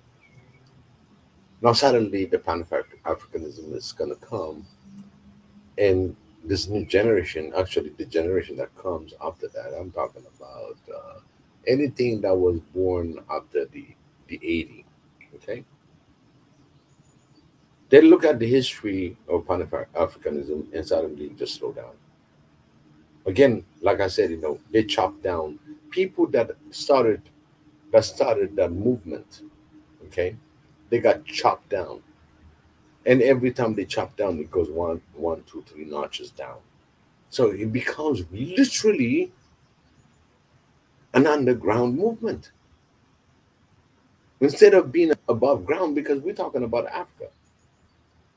But they chop down people that had that mind, that vision, that unity. Every time you take that supporting branch, it keeps going down. Another one, it keeps going down.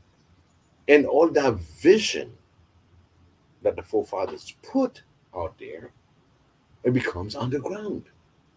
Now suddenly we have the opportunity to pick up where it was left off. It becomes a complete confusion. What are you talking about? I'm trying to get my country going. And the other one say, yeah, mine too. I'm trying this. And they are all buried with so much debts. It becomes a controversy because each owns money that they cannot repay. So how can you see that to happen in one, let alone that you didn't pay off your own debts? And you're all buried in debts and there's no movement. Now is the opportunity because of COVID. It gave a lot of people opportunity to think. They're putting a lot of papers, a lot of books, a lot of things been out there.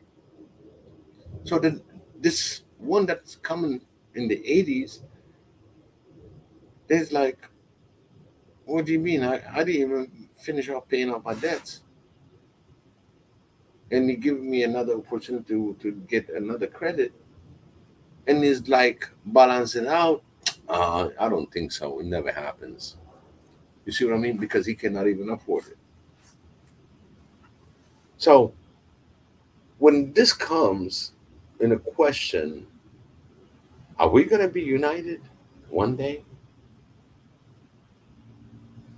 After we lost all these people that really put this fire going, and they putting the fire out, and now we are at that level now we can ask. We are interconnected. It's global. We see what's happening in any instances. Not everybody in Africa, but at least even Africans sees that now. The key leaders are watching everything that's going on. At the same time, you had the Kenyan president. What did he say? Oh, I don't trust the Western media, because they were part of the putting the flame down. Now we're on fire. And the leadership, you don't need the whole freaking billions of Africans. I wish all the Africans be thinking the same way to free Africa from everything. What it needs is unity, is cooperation, collaboration, networking, trading, infrastructures. So the old colonialism is hitting back again. Oh, Pan-Africanism is not going to happen again, because that's the narrative every day that you hear in different subliminal information. Because everybody will say, okay, I cannot even make my own country happening. How can I be one Africa? So you have to start with your own. I never said that in order to make a great Africa, the greater Africa, each state right now, what the borders that's been given by the colonials, we have to work harder, not only to think about your own land and supply, but for the greater of Africa. If every nation work on their own nations, then they can think as well for the rest of nations. Now it's like you give them food, no water. You have no water. You give them food, but there's no water. That water. So on that note, I would say that I agree, but I think that we have to start at regional level. because it's just so much easier to you always say low hanging fruit, right? So here you That's right. go, a low hanging fruit. That's right. You do regional integration first because you're already next door to each other. You already, I mean, the bigger picture, I get it. I Thank you think the so much. regions are already doing that. You know, the East African Yeah. Union or whatever, Ethiopia is not a part of, which I think is crazy, but I think eventually they will. But you need regional integration Again, it's first. regional. You see, even though he says Eastern, it doesn't mean that Ethiopia, Somalia, and Eritrea and Sudan is going to be participating. You see what I'm saying? Yeah. But eventually, So if that replicate, okay, into convincing the other countries this is how we're going to be running, then we have an opportunity to really share our information. And then guess what? yeah, The unity is not that far. So it's really looking at it regional. yeah, and I think there's a lot of people in the comments right now that are not so sure about because even at that level, who should lead that regional? I mean, there's all kinds of comments about things, but yeah, but I think it's so much easier to do regionally because we have more, not only in common, sometimes even more so of like security interests because we're in the same little place on earth that is called whatever, West Africa, East Africa, Horn of Africa, what have you. The North, uh, these 5 6 7 countries, they've decided to go, they're always African at the end. They love celebrating the fact that they are. Egypt never says anything except the fact that Egypt is an African civilization. But of course, politically and all kinds of other ways, they have chosen to be more into the Arab League. A whole another beast to discuss. But you know, wishy-washy countries like Sudan and Republic, Egypt, I'm kind of Republic of tired. Well, Arabs. I'm kind of tired of both of those two countries. They need to wake up and just wake up and decide which side they're on. Sudan, especially, I'm very disappointed in the last few years, but the last few months even. We need to figure out what whatever. Anyway, so I think There's one message from Ezra's gonna play. Ezra. Play Yeah, Mika's. the video. Yeah, And yeah. those of you Because he that said I everything sent that out we the said. So yeah, I sent out meeting invite. Pi, Kaizel, I invite you to come to the panel. Go ahead, Ezra. You can play it.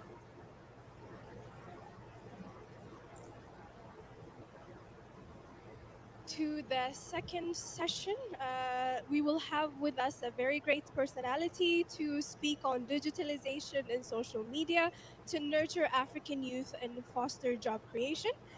This person is a goal-driven and strategic leader with an outstanding record of managing multiple teams. He is the founder of Swahili Nation, One Africa. He has created a YouTube channel called Swahili Nation that has now more than 208,000 subscribers. His platform is intended to defend the image and heritage of Africa and share knowledge to create a bridge for unity and peaceful Africa. Amongst many of his qualities, he's a visionary professional with a successful track record and leading diverse areas of operations while growing community of young Africans with one goal oriented to transform a united Africa. He's also an enthusiastic about developing new ideas to reach out to as many Africans as he can to bring the change Africa needs. In 2020, he was granted honorary citizenship from Seoul Metropolitan Government, South Korea, and in 2021 was named an African Insight Ambassador. Above all, he is devoted to working on various projects that cater to youth development and young empowerment. Our speaker for this session, ladies and gentlemen, is Mika Chavala. Please join me in welcoming Mika to the stage.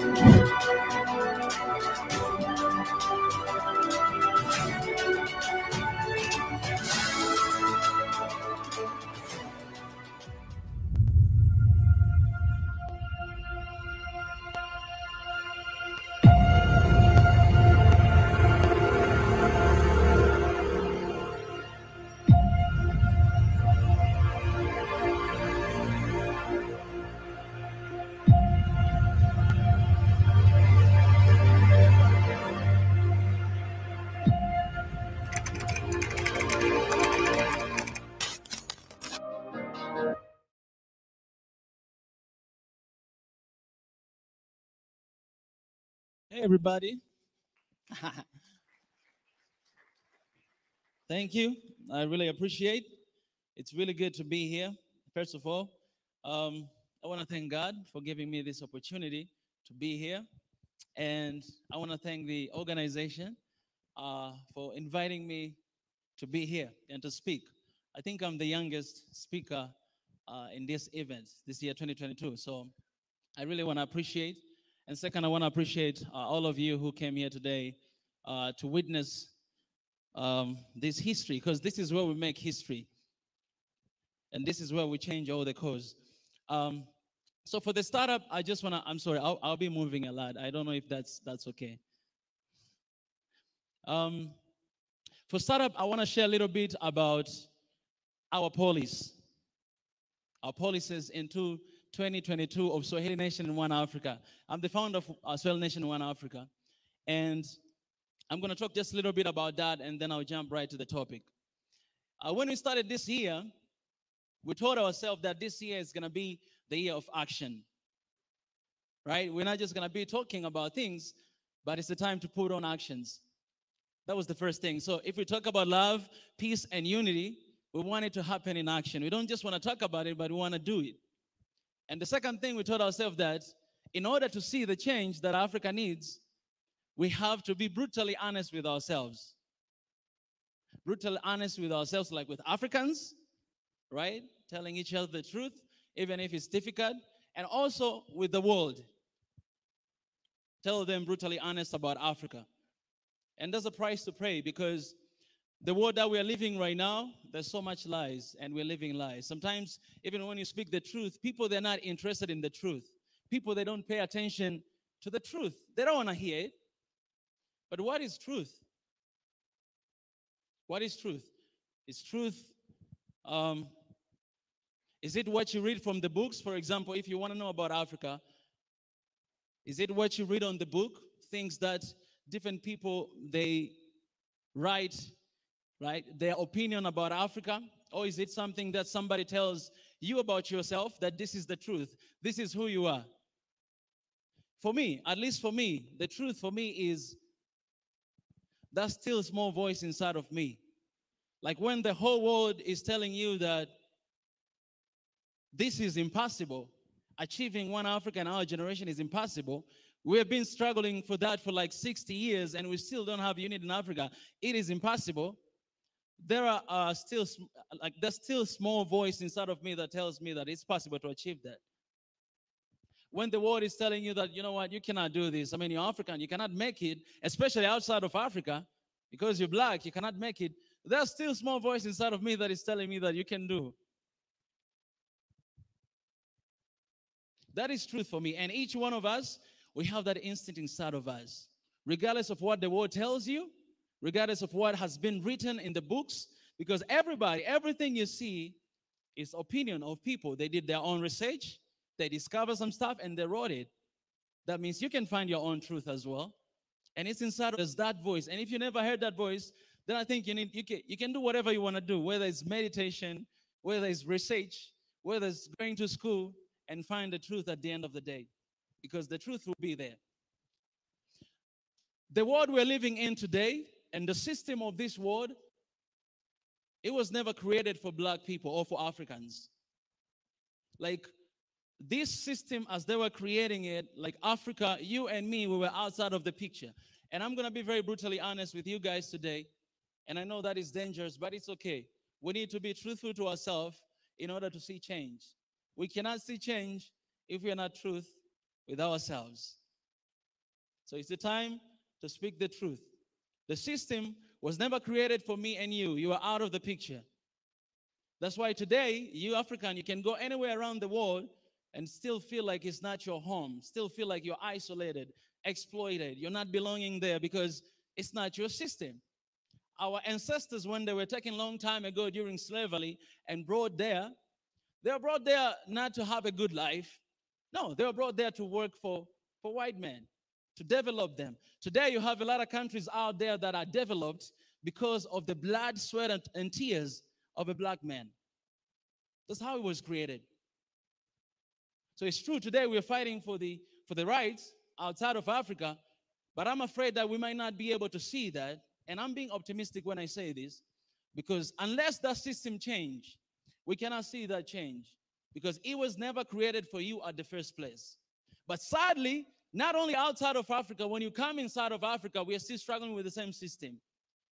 And today I'm going to share with you some of the lies that we have believed for so long time about Africa and about ourselves, but it's all about the propaganda of changing the narratives and the beliefs about Africa so that we may never succeed. And I'm not going to point fingers at anyone. In fact, I always point fingers at us as Africans. If we want to see change in Africa, I can bring that change and you can bring that change. So the lie began from the very beginning of time, right? And I can ask you one question right now. What does history tell us you about Africa? Who discovered Africa?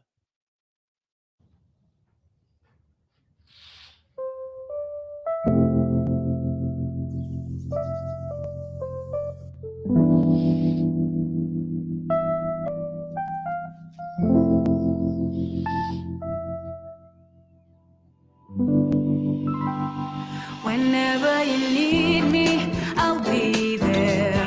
Whenever you call me, I'll be around. Can you hear us? Are you still there, Dave? I see you muted, but I don't know if you can hear me, Dave. Life can be a little overwhelming these days. Thank you. Get the energy to carry on with VitaForce Nutri-B Energy. May the VitaForce be with you. If you write right now on Google who discovered Africa, you find out that it's one white man that he came and discovered Africa. And you can ask yourself that how can you discover a place that already exists? How can you discover a place that people already live in that place? It is impossible, but that's what the history tells us. That's what people believe about Africa, that it was discovered by a white man. This guy, he came, and then he went back, he gave a report, and then the next we know is colonialism, because those guys, they sat somewhere to divide Africa like a piece of cake, because they discovered it, they own it, it belonged to them. But that is us. We discovered it. We're the first people to know. And today you have a lot of people around the world that they think that Africa was discovered by them. So they divided us, right? Divide the continent and give each other some pieces. When you go to Angola, Angola was part of Congo Kingdom, guys. It was not even called Angola. It was Angola. Angola, it means the kingdom. That's the meaning of Angola. Even the capital city of Angola, they say it's Luanda right now, but it used to be called Luanda. But you know, those white men, when they came, again, guys, I'm not anti-West. Don't get me wrong.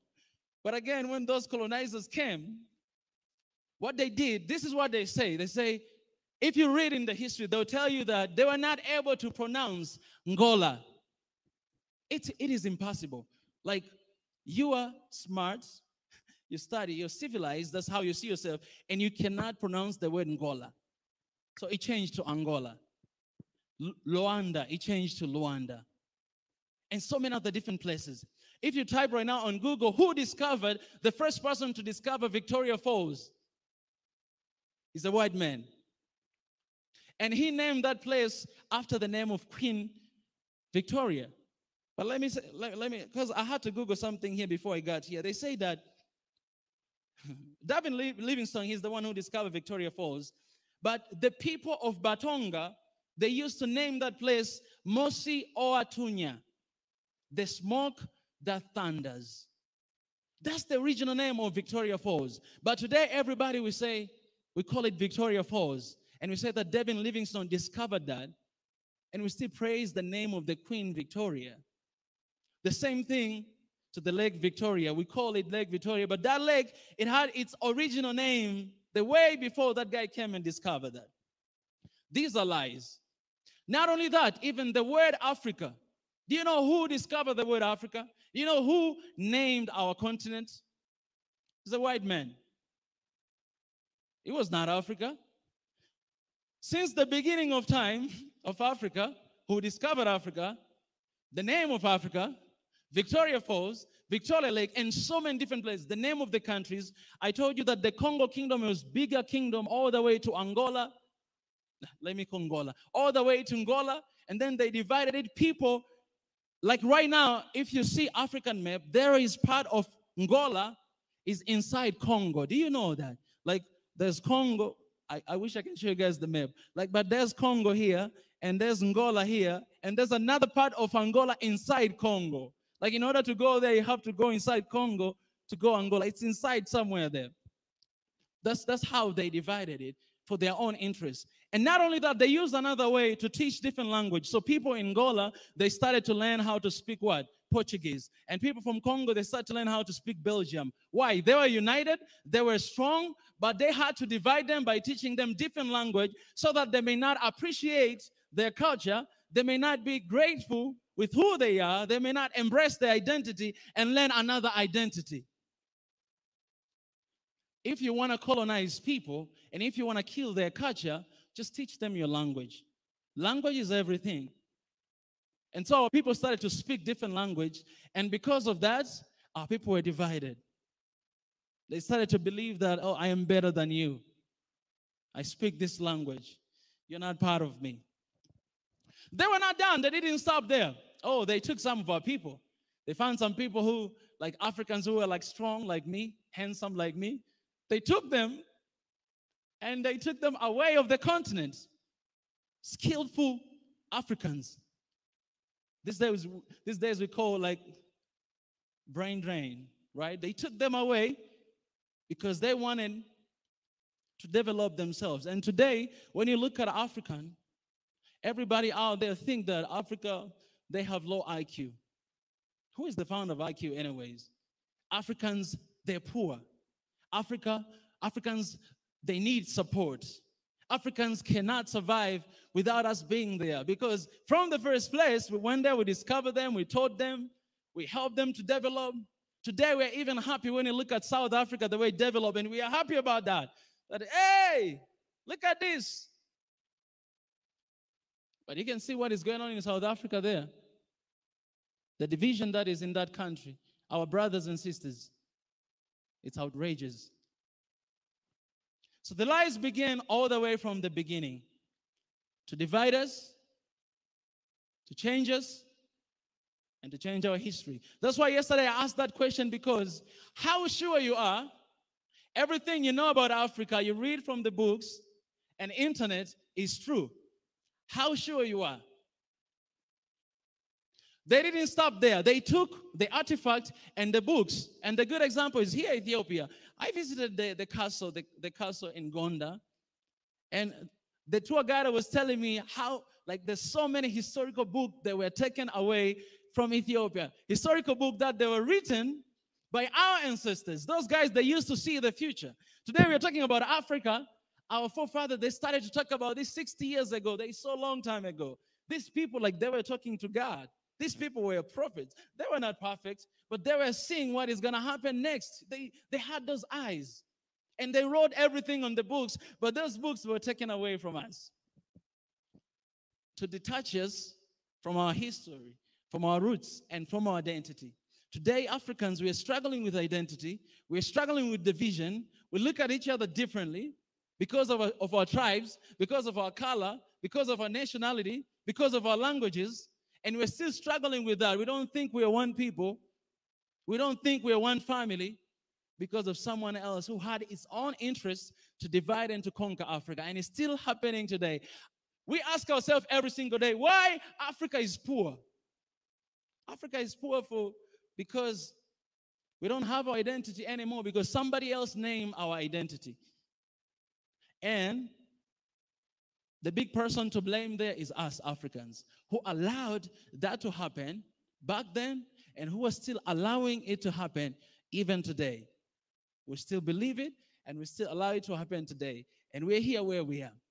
I was asking myself, if we know how much unity means to Africa, we know that unity is power. You cannot know the meaning of power, and you cannot know the true meaning of power if you don't have unity. If you don't have unity, you don't have power. Africans, we don't know the meaning of power because we don't have unity. I'm telling you guys, power is not in the military. It's not in that. It's not about that. It's about the unity. And we'll never get to know the meaning of power if we're not united. And leaders and everybody in Africa knows that the only thing that can change Africa is unity and oneness. But we don't pursue it. But we are not ready to do it. Why is that? Because we have been comfortable for so long, living divided, losing our identity, and we are not ready to put on the work to find our true identity from the beginning, the true history of Africa even before colonization. Know who we really are as Africans. This is what I say all the time, that Africa is a big family with 55 different children. These 55 different children, they don't have same behaviors. They don't have the same, they don't look alike. Sometimes they don't even speak the same language. It depends where they grew up. But we are family. Why 55? Because 54, they're countries inside Africa, and that one country is diaspora, Africans all around the world, and they're our family. Because Africa is not just a place, but Africa is people. Me and you, we are Africa. I have 3 more lies to share with you guys. I haven't even started talking about what I was supposed to talk today. Can I have that slide a little bit? These are another 3 lies that the world, from the very beginning of time, has formulated about Africa, and we believe. And the first lie is this one, that the world is telling you this, that there's developing country, there's developed country. That's what they say. I never seen Africans say that. Who said that? White man. He said that. That, oh, you guys, Africa, you are developing country. Oh, us, we're a developed country. Let me ask you a question. Developed country means you got yourself figured out. But why all the time, constantly, you're looking forward and you try to exploit Africa to develop yourself? If you're developed, you don't need to develop yourself. You're a developed country. You got yourself figured out. And we are the ones that are developing. And yet, you exploit us. The truth is, we are all developing country, guys. The reason why there's this lie, so that you may look down on yourself. You may look down on yourself and believe that you need help, you need support, you need loans, you need aids, and you always beg to that because you want to develop. You are still not developed. What is the true meaning of developing? What is the meaning of that? And today, the system of this world was never created for Africans, and yet we still try to develop according to the Western standard. That development is having tall buildings, like long buildings and all this stuff. It's not about that. What about community? What about where people live? What about food? What about infrastructure? Do we really need tall and long building while our people are dying in Africa because of hunger? Why don't we invest that money into food? Why don't we empower our farmers so that they can produce more and Africa will never struggle with food? Today we have to ask for food from outside to come to, like the World Food Organization, they have to support Africa for that. It's shame on Africa and shame on us. The second lie, there's first world country, second world country, third world country. Who is the third world country? It's Africa. And who said that? White man, again. Oh God, I'm too serious today. You guys are not even smiling. Come on, give me a smile a little bit. Who said that? White man. I love guys, white men, by the way. I have a lot of friends like that. I live with them for a long time. So this is not anything personal. It's the truth. And truth shall set us free. We're not ready to talk about truth. We're not going to change. The problem of today is that we are scared to talk about truth because you know that we're going to die. If you speak the truth, you'll die. We have people that already died because of truth. But I'll tell you the truth.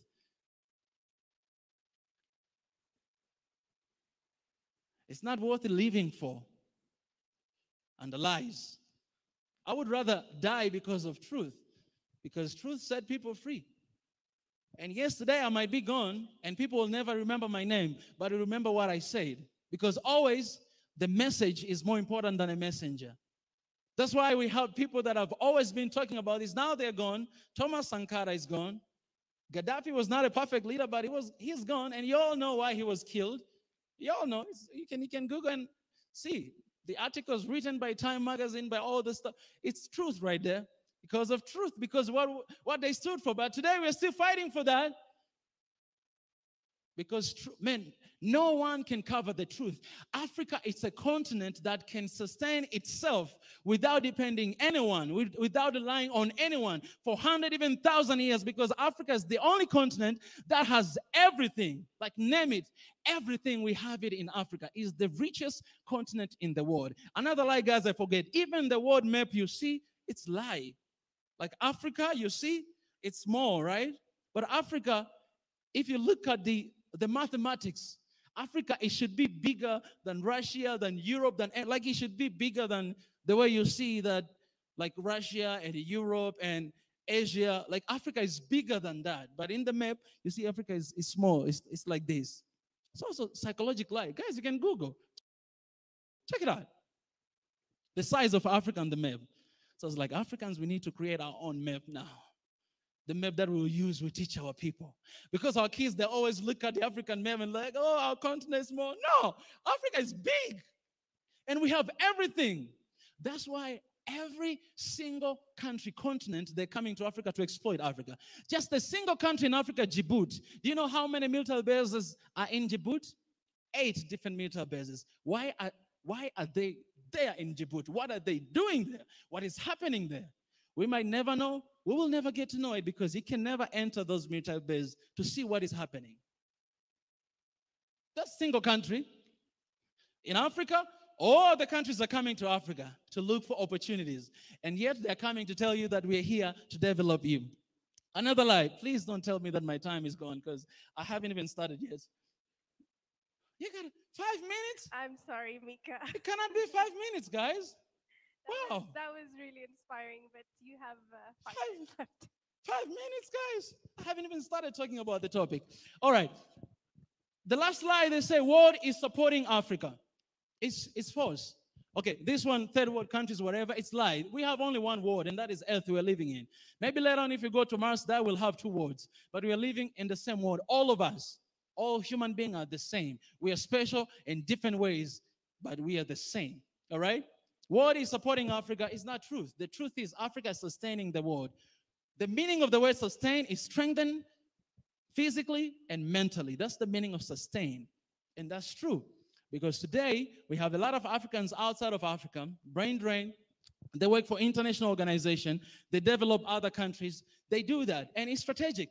So that Africa may always crave for help and support, but we have a lot of bright mindset that will come here and change this continent, or even change this continent from the outside of Africa, and make this continent the best place for living for humanity. But it's not happening because they're working for somebody else. I'm not blaming them, because everybody has to find their life and all. I'm not here to blame that, but this is the truth. Africa sustained the world. We have to change the mindset, the way we see Africa. My topic today was talking about, let me see this again, just to be very specific. Digitalization and social media to nurture African youth and foster job creation. Can you play that video? So I'm not just talking. There are things that we are doing as Swahili Nation One Africa. And I want to inspire those people who want to do something about social media. Can you start this again? Please take a look at this video, real quick. You want to support independent economic movements around the world but don't know how. Welcome to Triangle, an independent social economic network right in the palm of your hands. Check on the progress of the projects you are interested in. Watch live videos of the projects that you either donate to or are interested in. Comment on the project with your friends, or contribute to the project while it is live. Check the hottest business plan submission all around the globe. Get an instant update on new business ideas that are submitted through our unique submission system. Upload content about your own business progress. Start a live video to show the world or pictures of your progress. Get personal with the people that had contributed to your project, and also to the people to whom you have contributed to. Search the globe for all the active projects to see what you might be interested in. Start engaging with the future. Sign up for Triangle.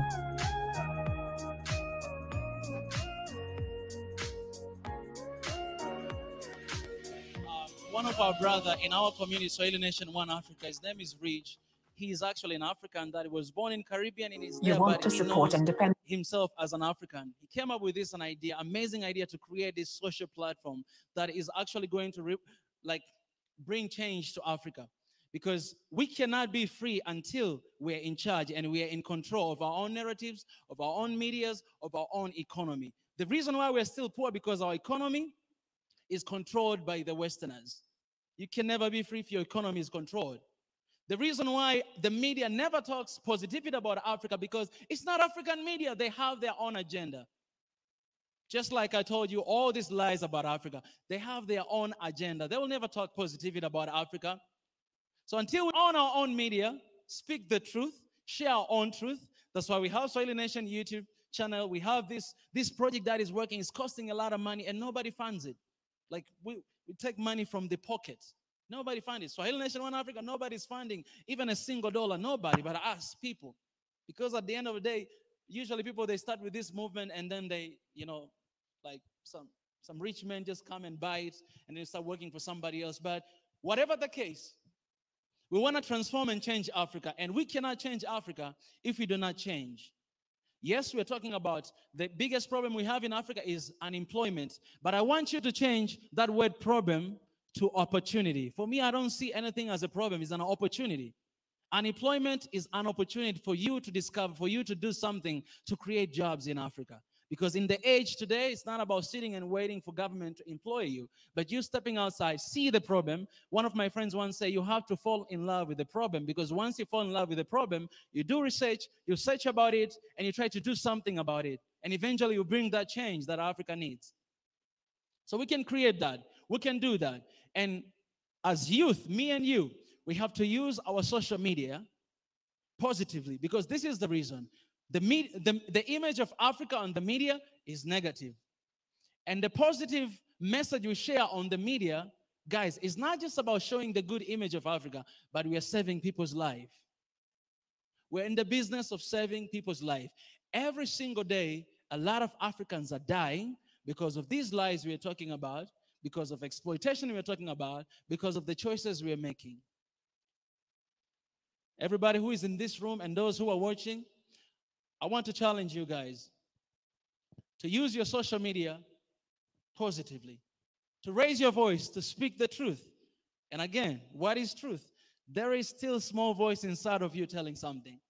I want you to believe that. Before even you believe anybody else, I want you to believe that, because every time I believed that, I was right. Every time I followed that voice, I was right. Why am I on your screen? Because you search for an accounting firm and we would love to help you on that journey. And today I'm standing here in front of you to share that with you. My time is not enough. But at the beginning of this video, I show something change to change. And basically what we're saying change to change means you have to change the world, to change Africa. If I want to change anything surrounding me, then I have to change from inside out. And I'll be able to bring that change that Africa needs. And youth, we're the leaders of today. We're leaders of tomorrow. We always hear that. And we have that in our hands. It's an opportunity for us to bring that change. Thank you so much. A round of applause.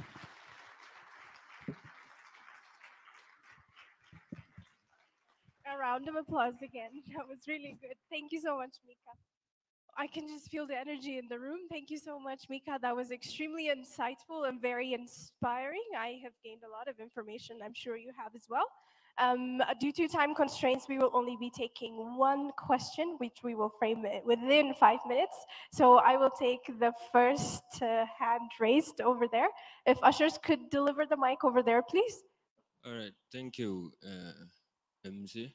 So, Mika, my question is, how do you think that we are going to change Africa if the African leaders themselves don't rule Africa, because Africa is being ruled by the Western representative to Africa? Because now we know every country in Africa has a representative, and the president should report to the representative of that certain country. How are we going to change Africa if we don't rule it ourselves? Asante sana. Asante sana. That's a good question. I'll say this, that power is in the people. For a long time, we believed that power is in the leadership, and that's why we believe in Africa, right? When you look at presidents or leaders in Africa, it's like God. That's how much we respect and honor them. And when they make mistakes, we're disappointed. We don't want to go back to the countries. We hate the country because we don't like the leader. But it's wrong. You can hate the leader but still love your country. Power is in the people. Yes, leaders maybe they're not doing and what they're supposed to do. You know, that's fine. They're not going to be there for a long time. But we as people, what are we doing?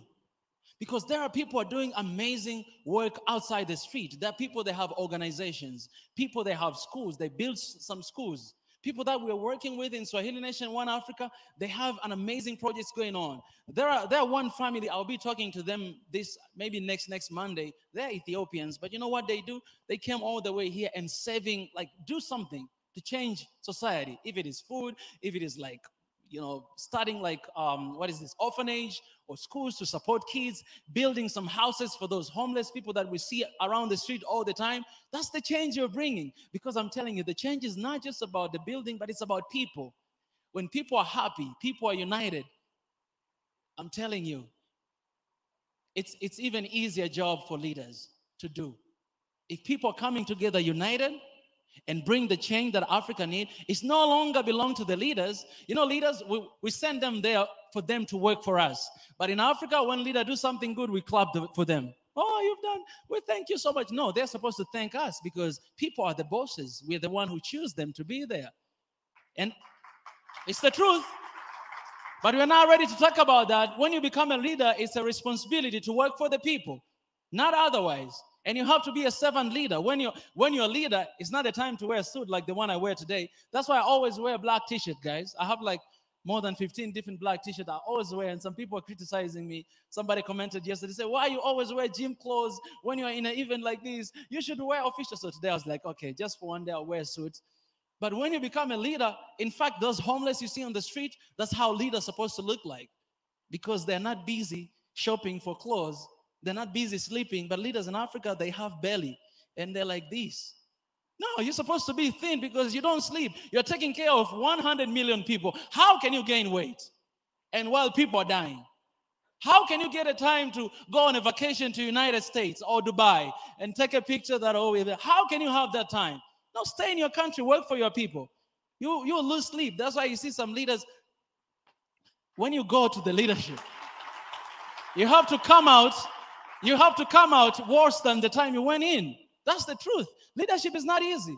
But these days in Africa, if you want to get rich, be a leader. What about people?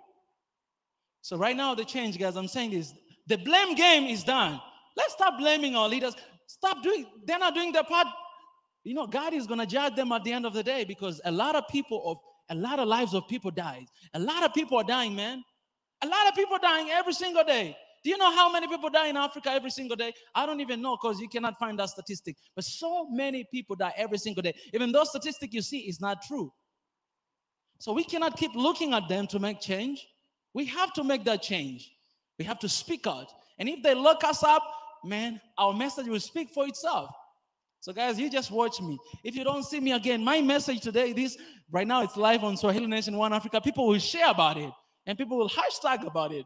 I was still speaking even inside the grave. You cannot bury us. Sankara, I'm sorry, to finish up, Sankara said this: whoever feeds you controls you. That's what Sankara said, and it's true.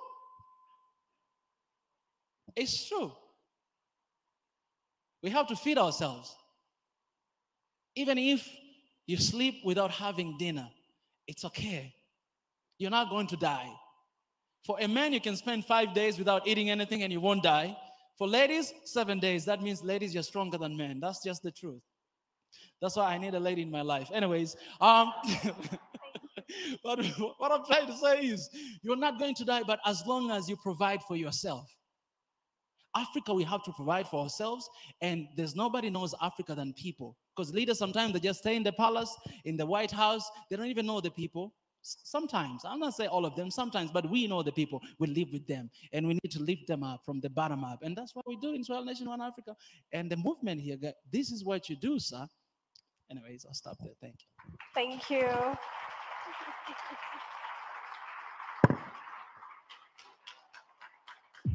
Thank you.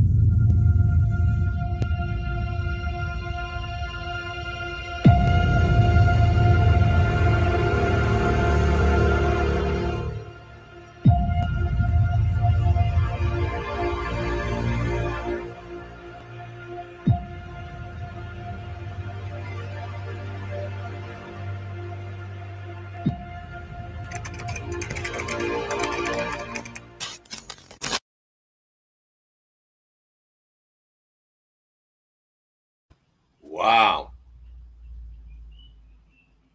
The message has been delivered. Yeah, delivered in such a oh, wow. Look at him approach it in the Volkswagen. Hey, thank you. I'm not saying nothing. Hey, I'm good. It's good to see you. Hey, I'm not it's good to be here. Ezra. Wow. You got it. You know the word I'm saying, right? That's enough. Did you see the way he came in on the Volkswagen? That's funny. That's funny.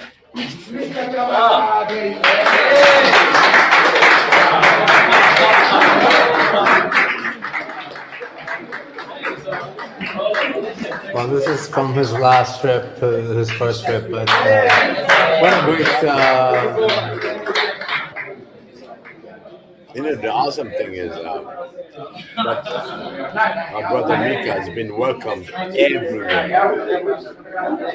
Everywhere. Well, I think the message is being welcomed everywhere. Well, I'm Mika Chavala from Tanzania, Africa, and I'm so happy to be here today. I've been dreaming for this moment for a very long time, for like 2 years now. I've been saying like over and over and over again that I'm gonna come. But God's time is the best, and now I'm here. So pleasure to be here. And thank you for having me, RSTV. I'm always having a hard time to answer that question because I don't like calling myself a YouTuber. I don't like calling myself activist. Like, I don't like calling those names because I don't like labeling myself. But I would love to say that I'm just an African who works for Africa, right? So I do that through, different things, like through YouTube, through conversations, with different people. I know I studied economics in university, but I don't do anything related to economics right now. So I think I'm just doing something that I'm passionate for, and that is working for Africa. Oh, that's the big, Teddy Afro is the voice of Africa. Yeah. All right, guys.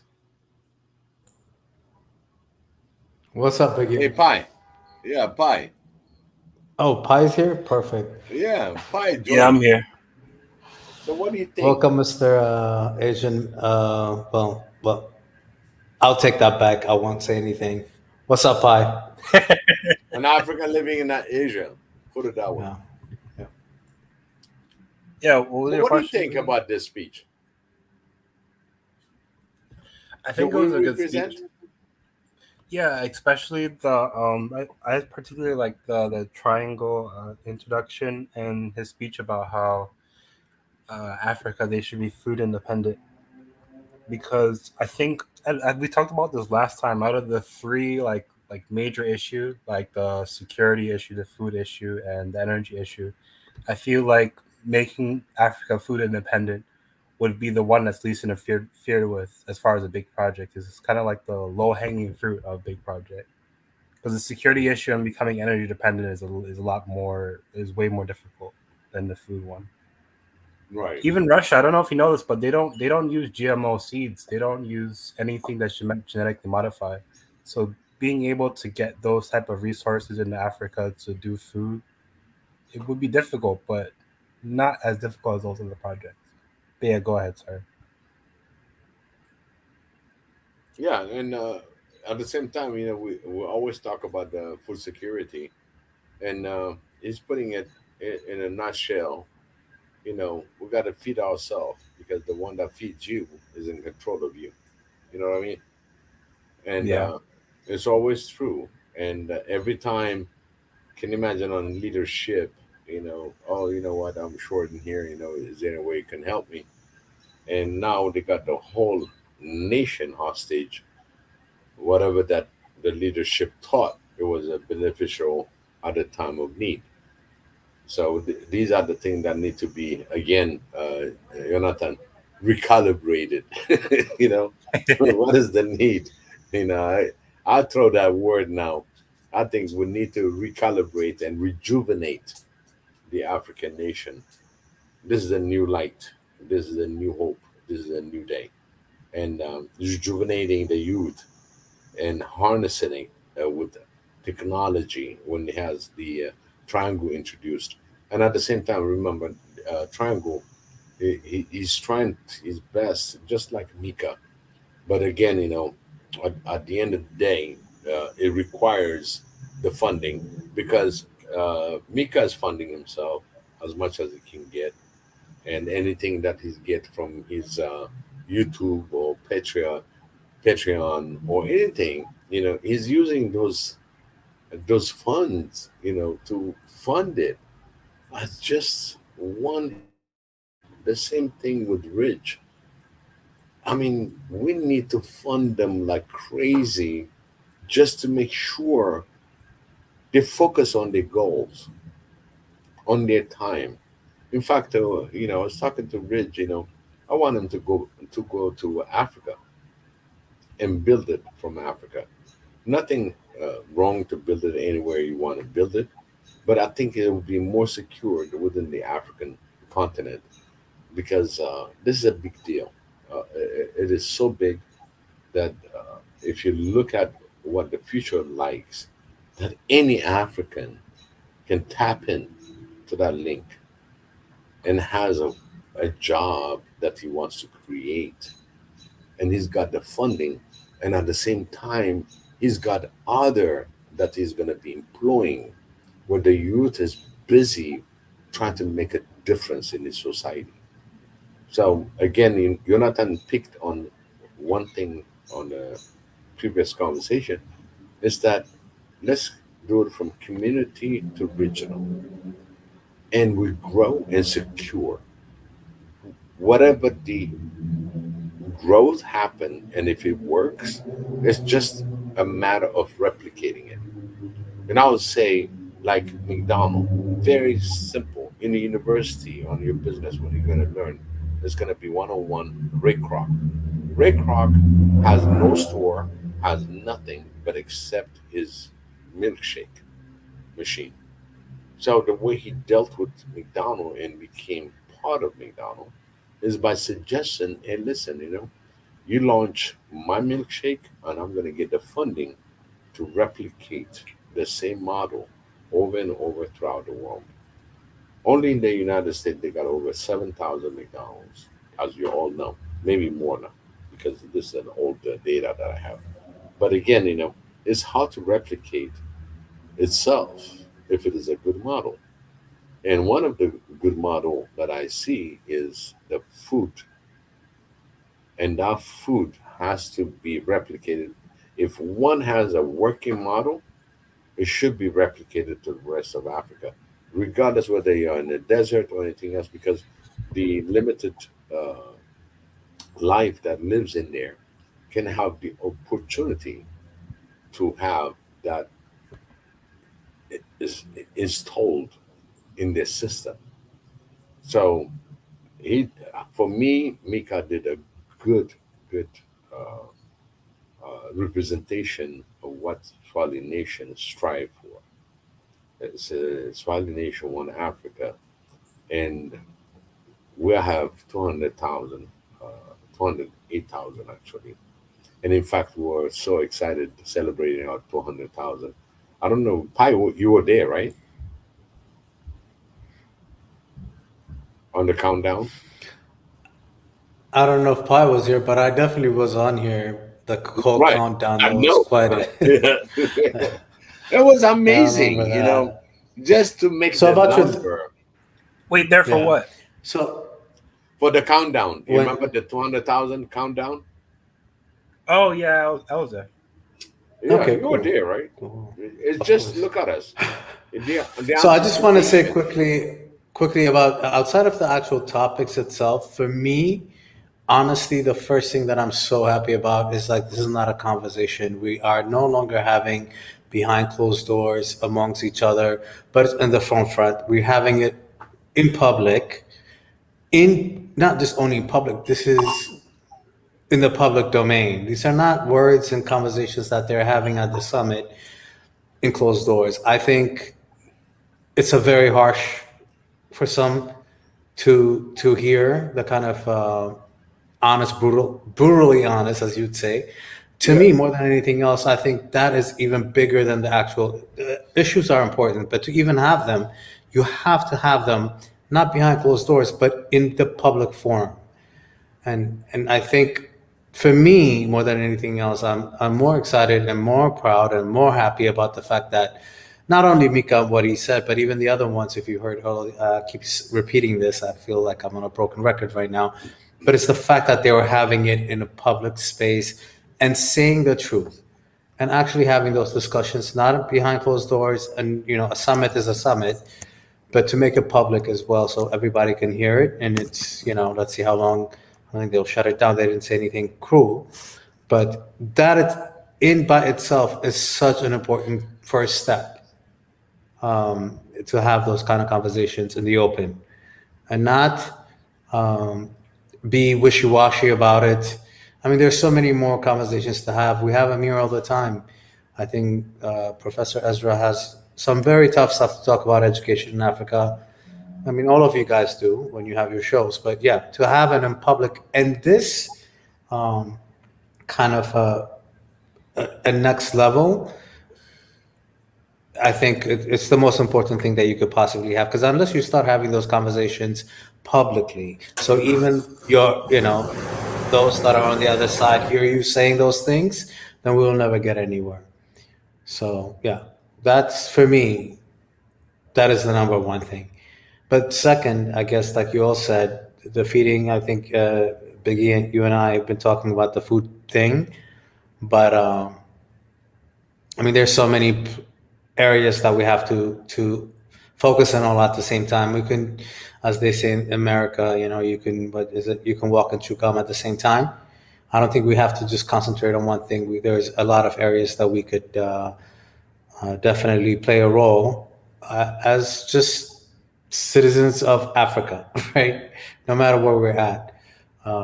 So yeah, that's the part that I'm so excited and happy about, that they had that conversation in the open.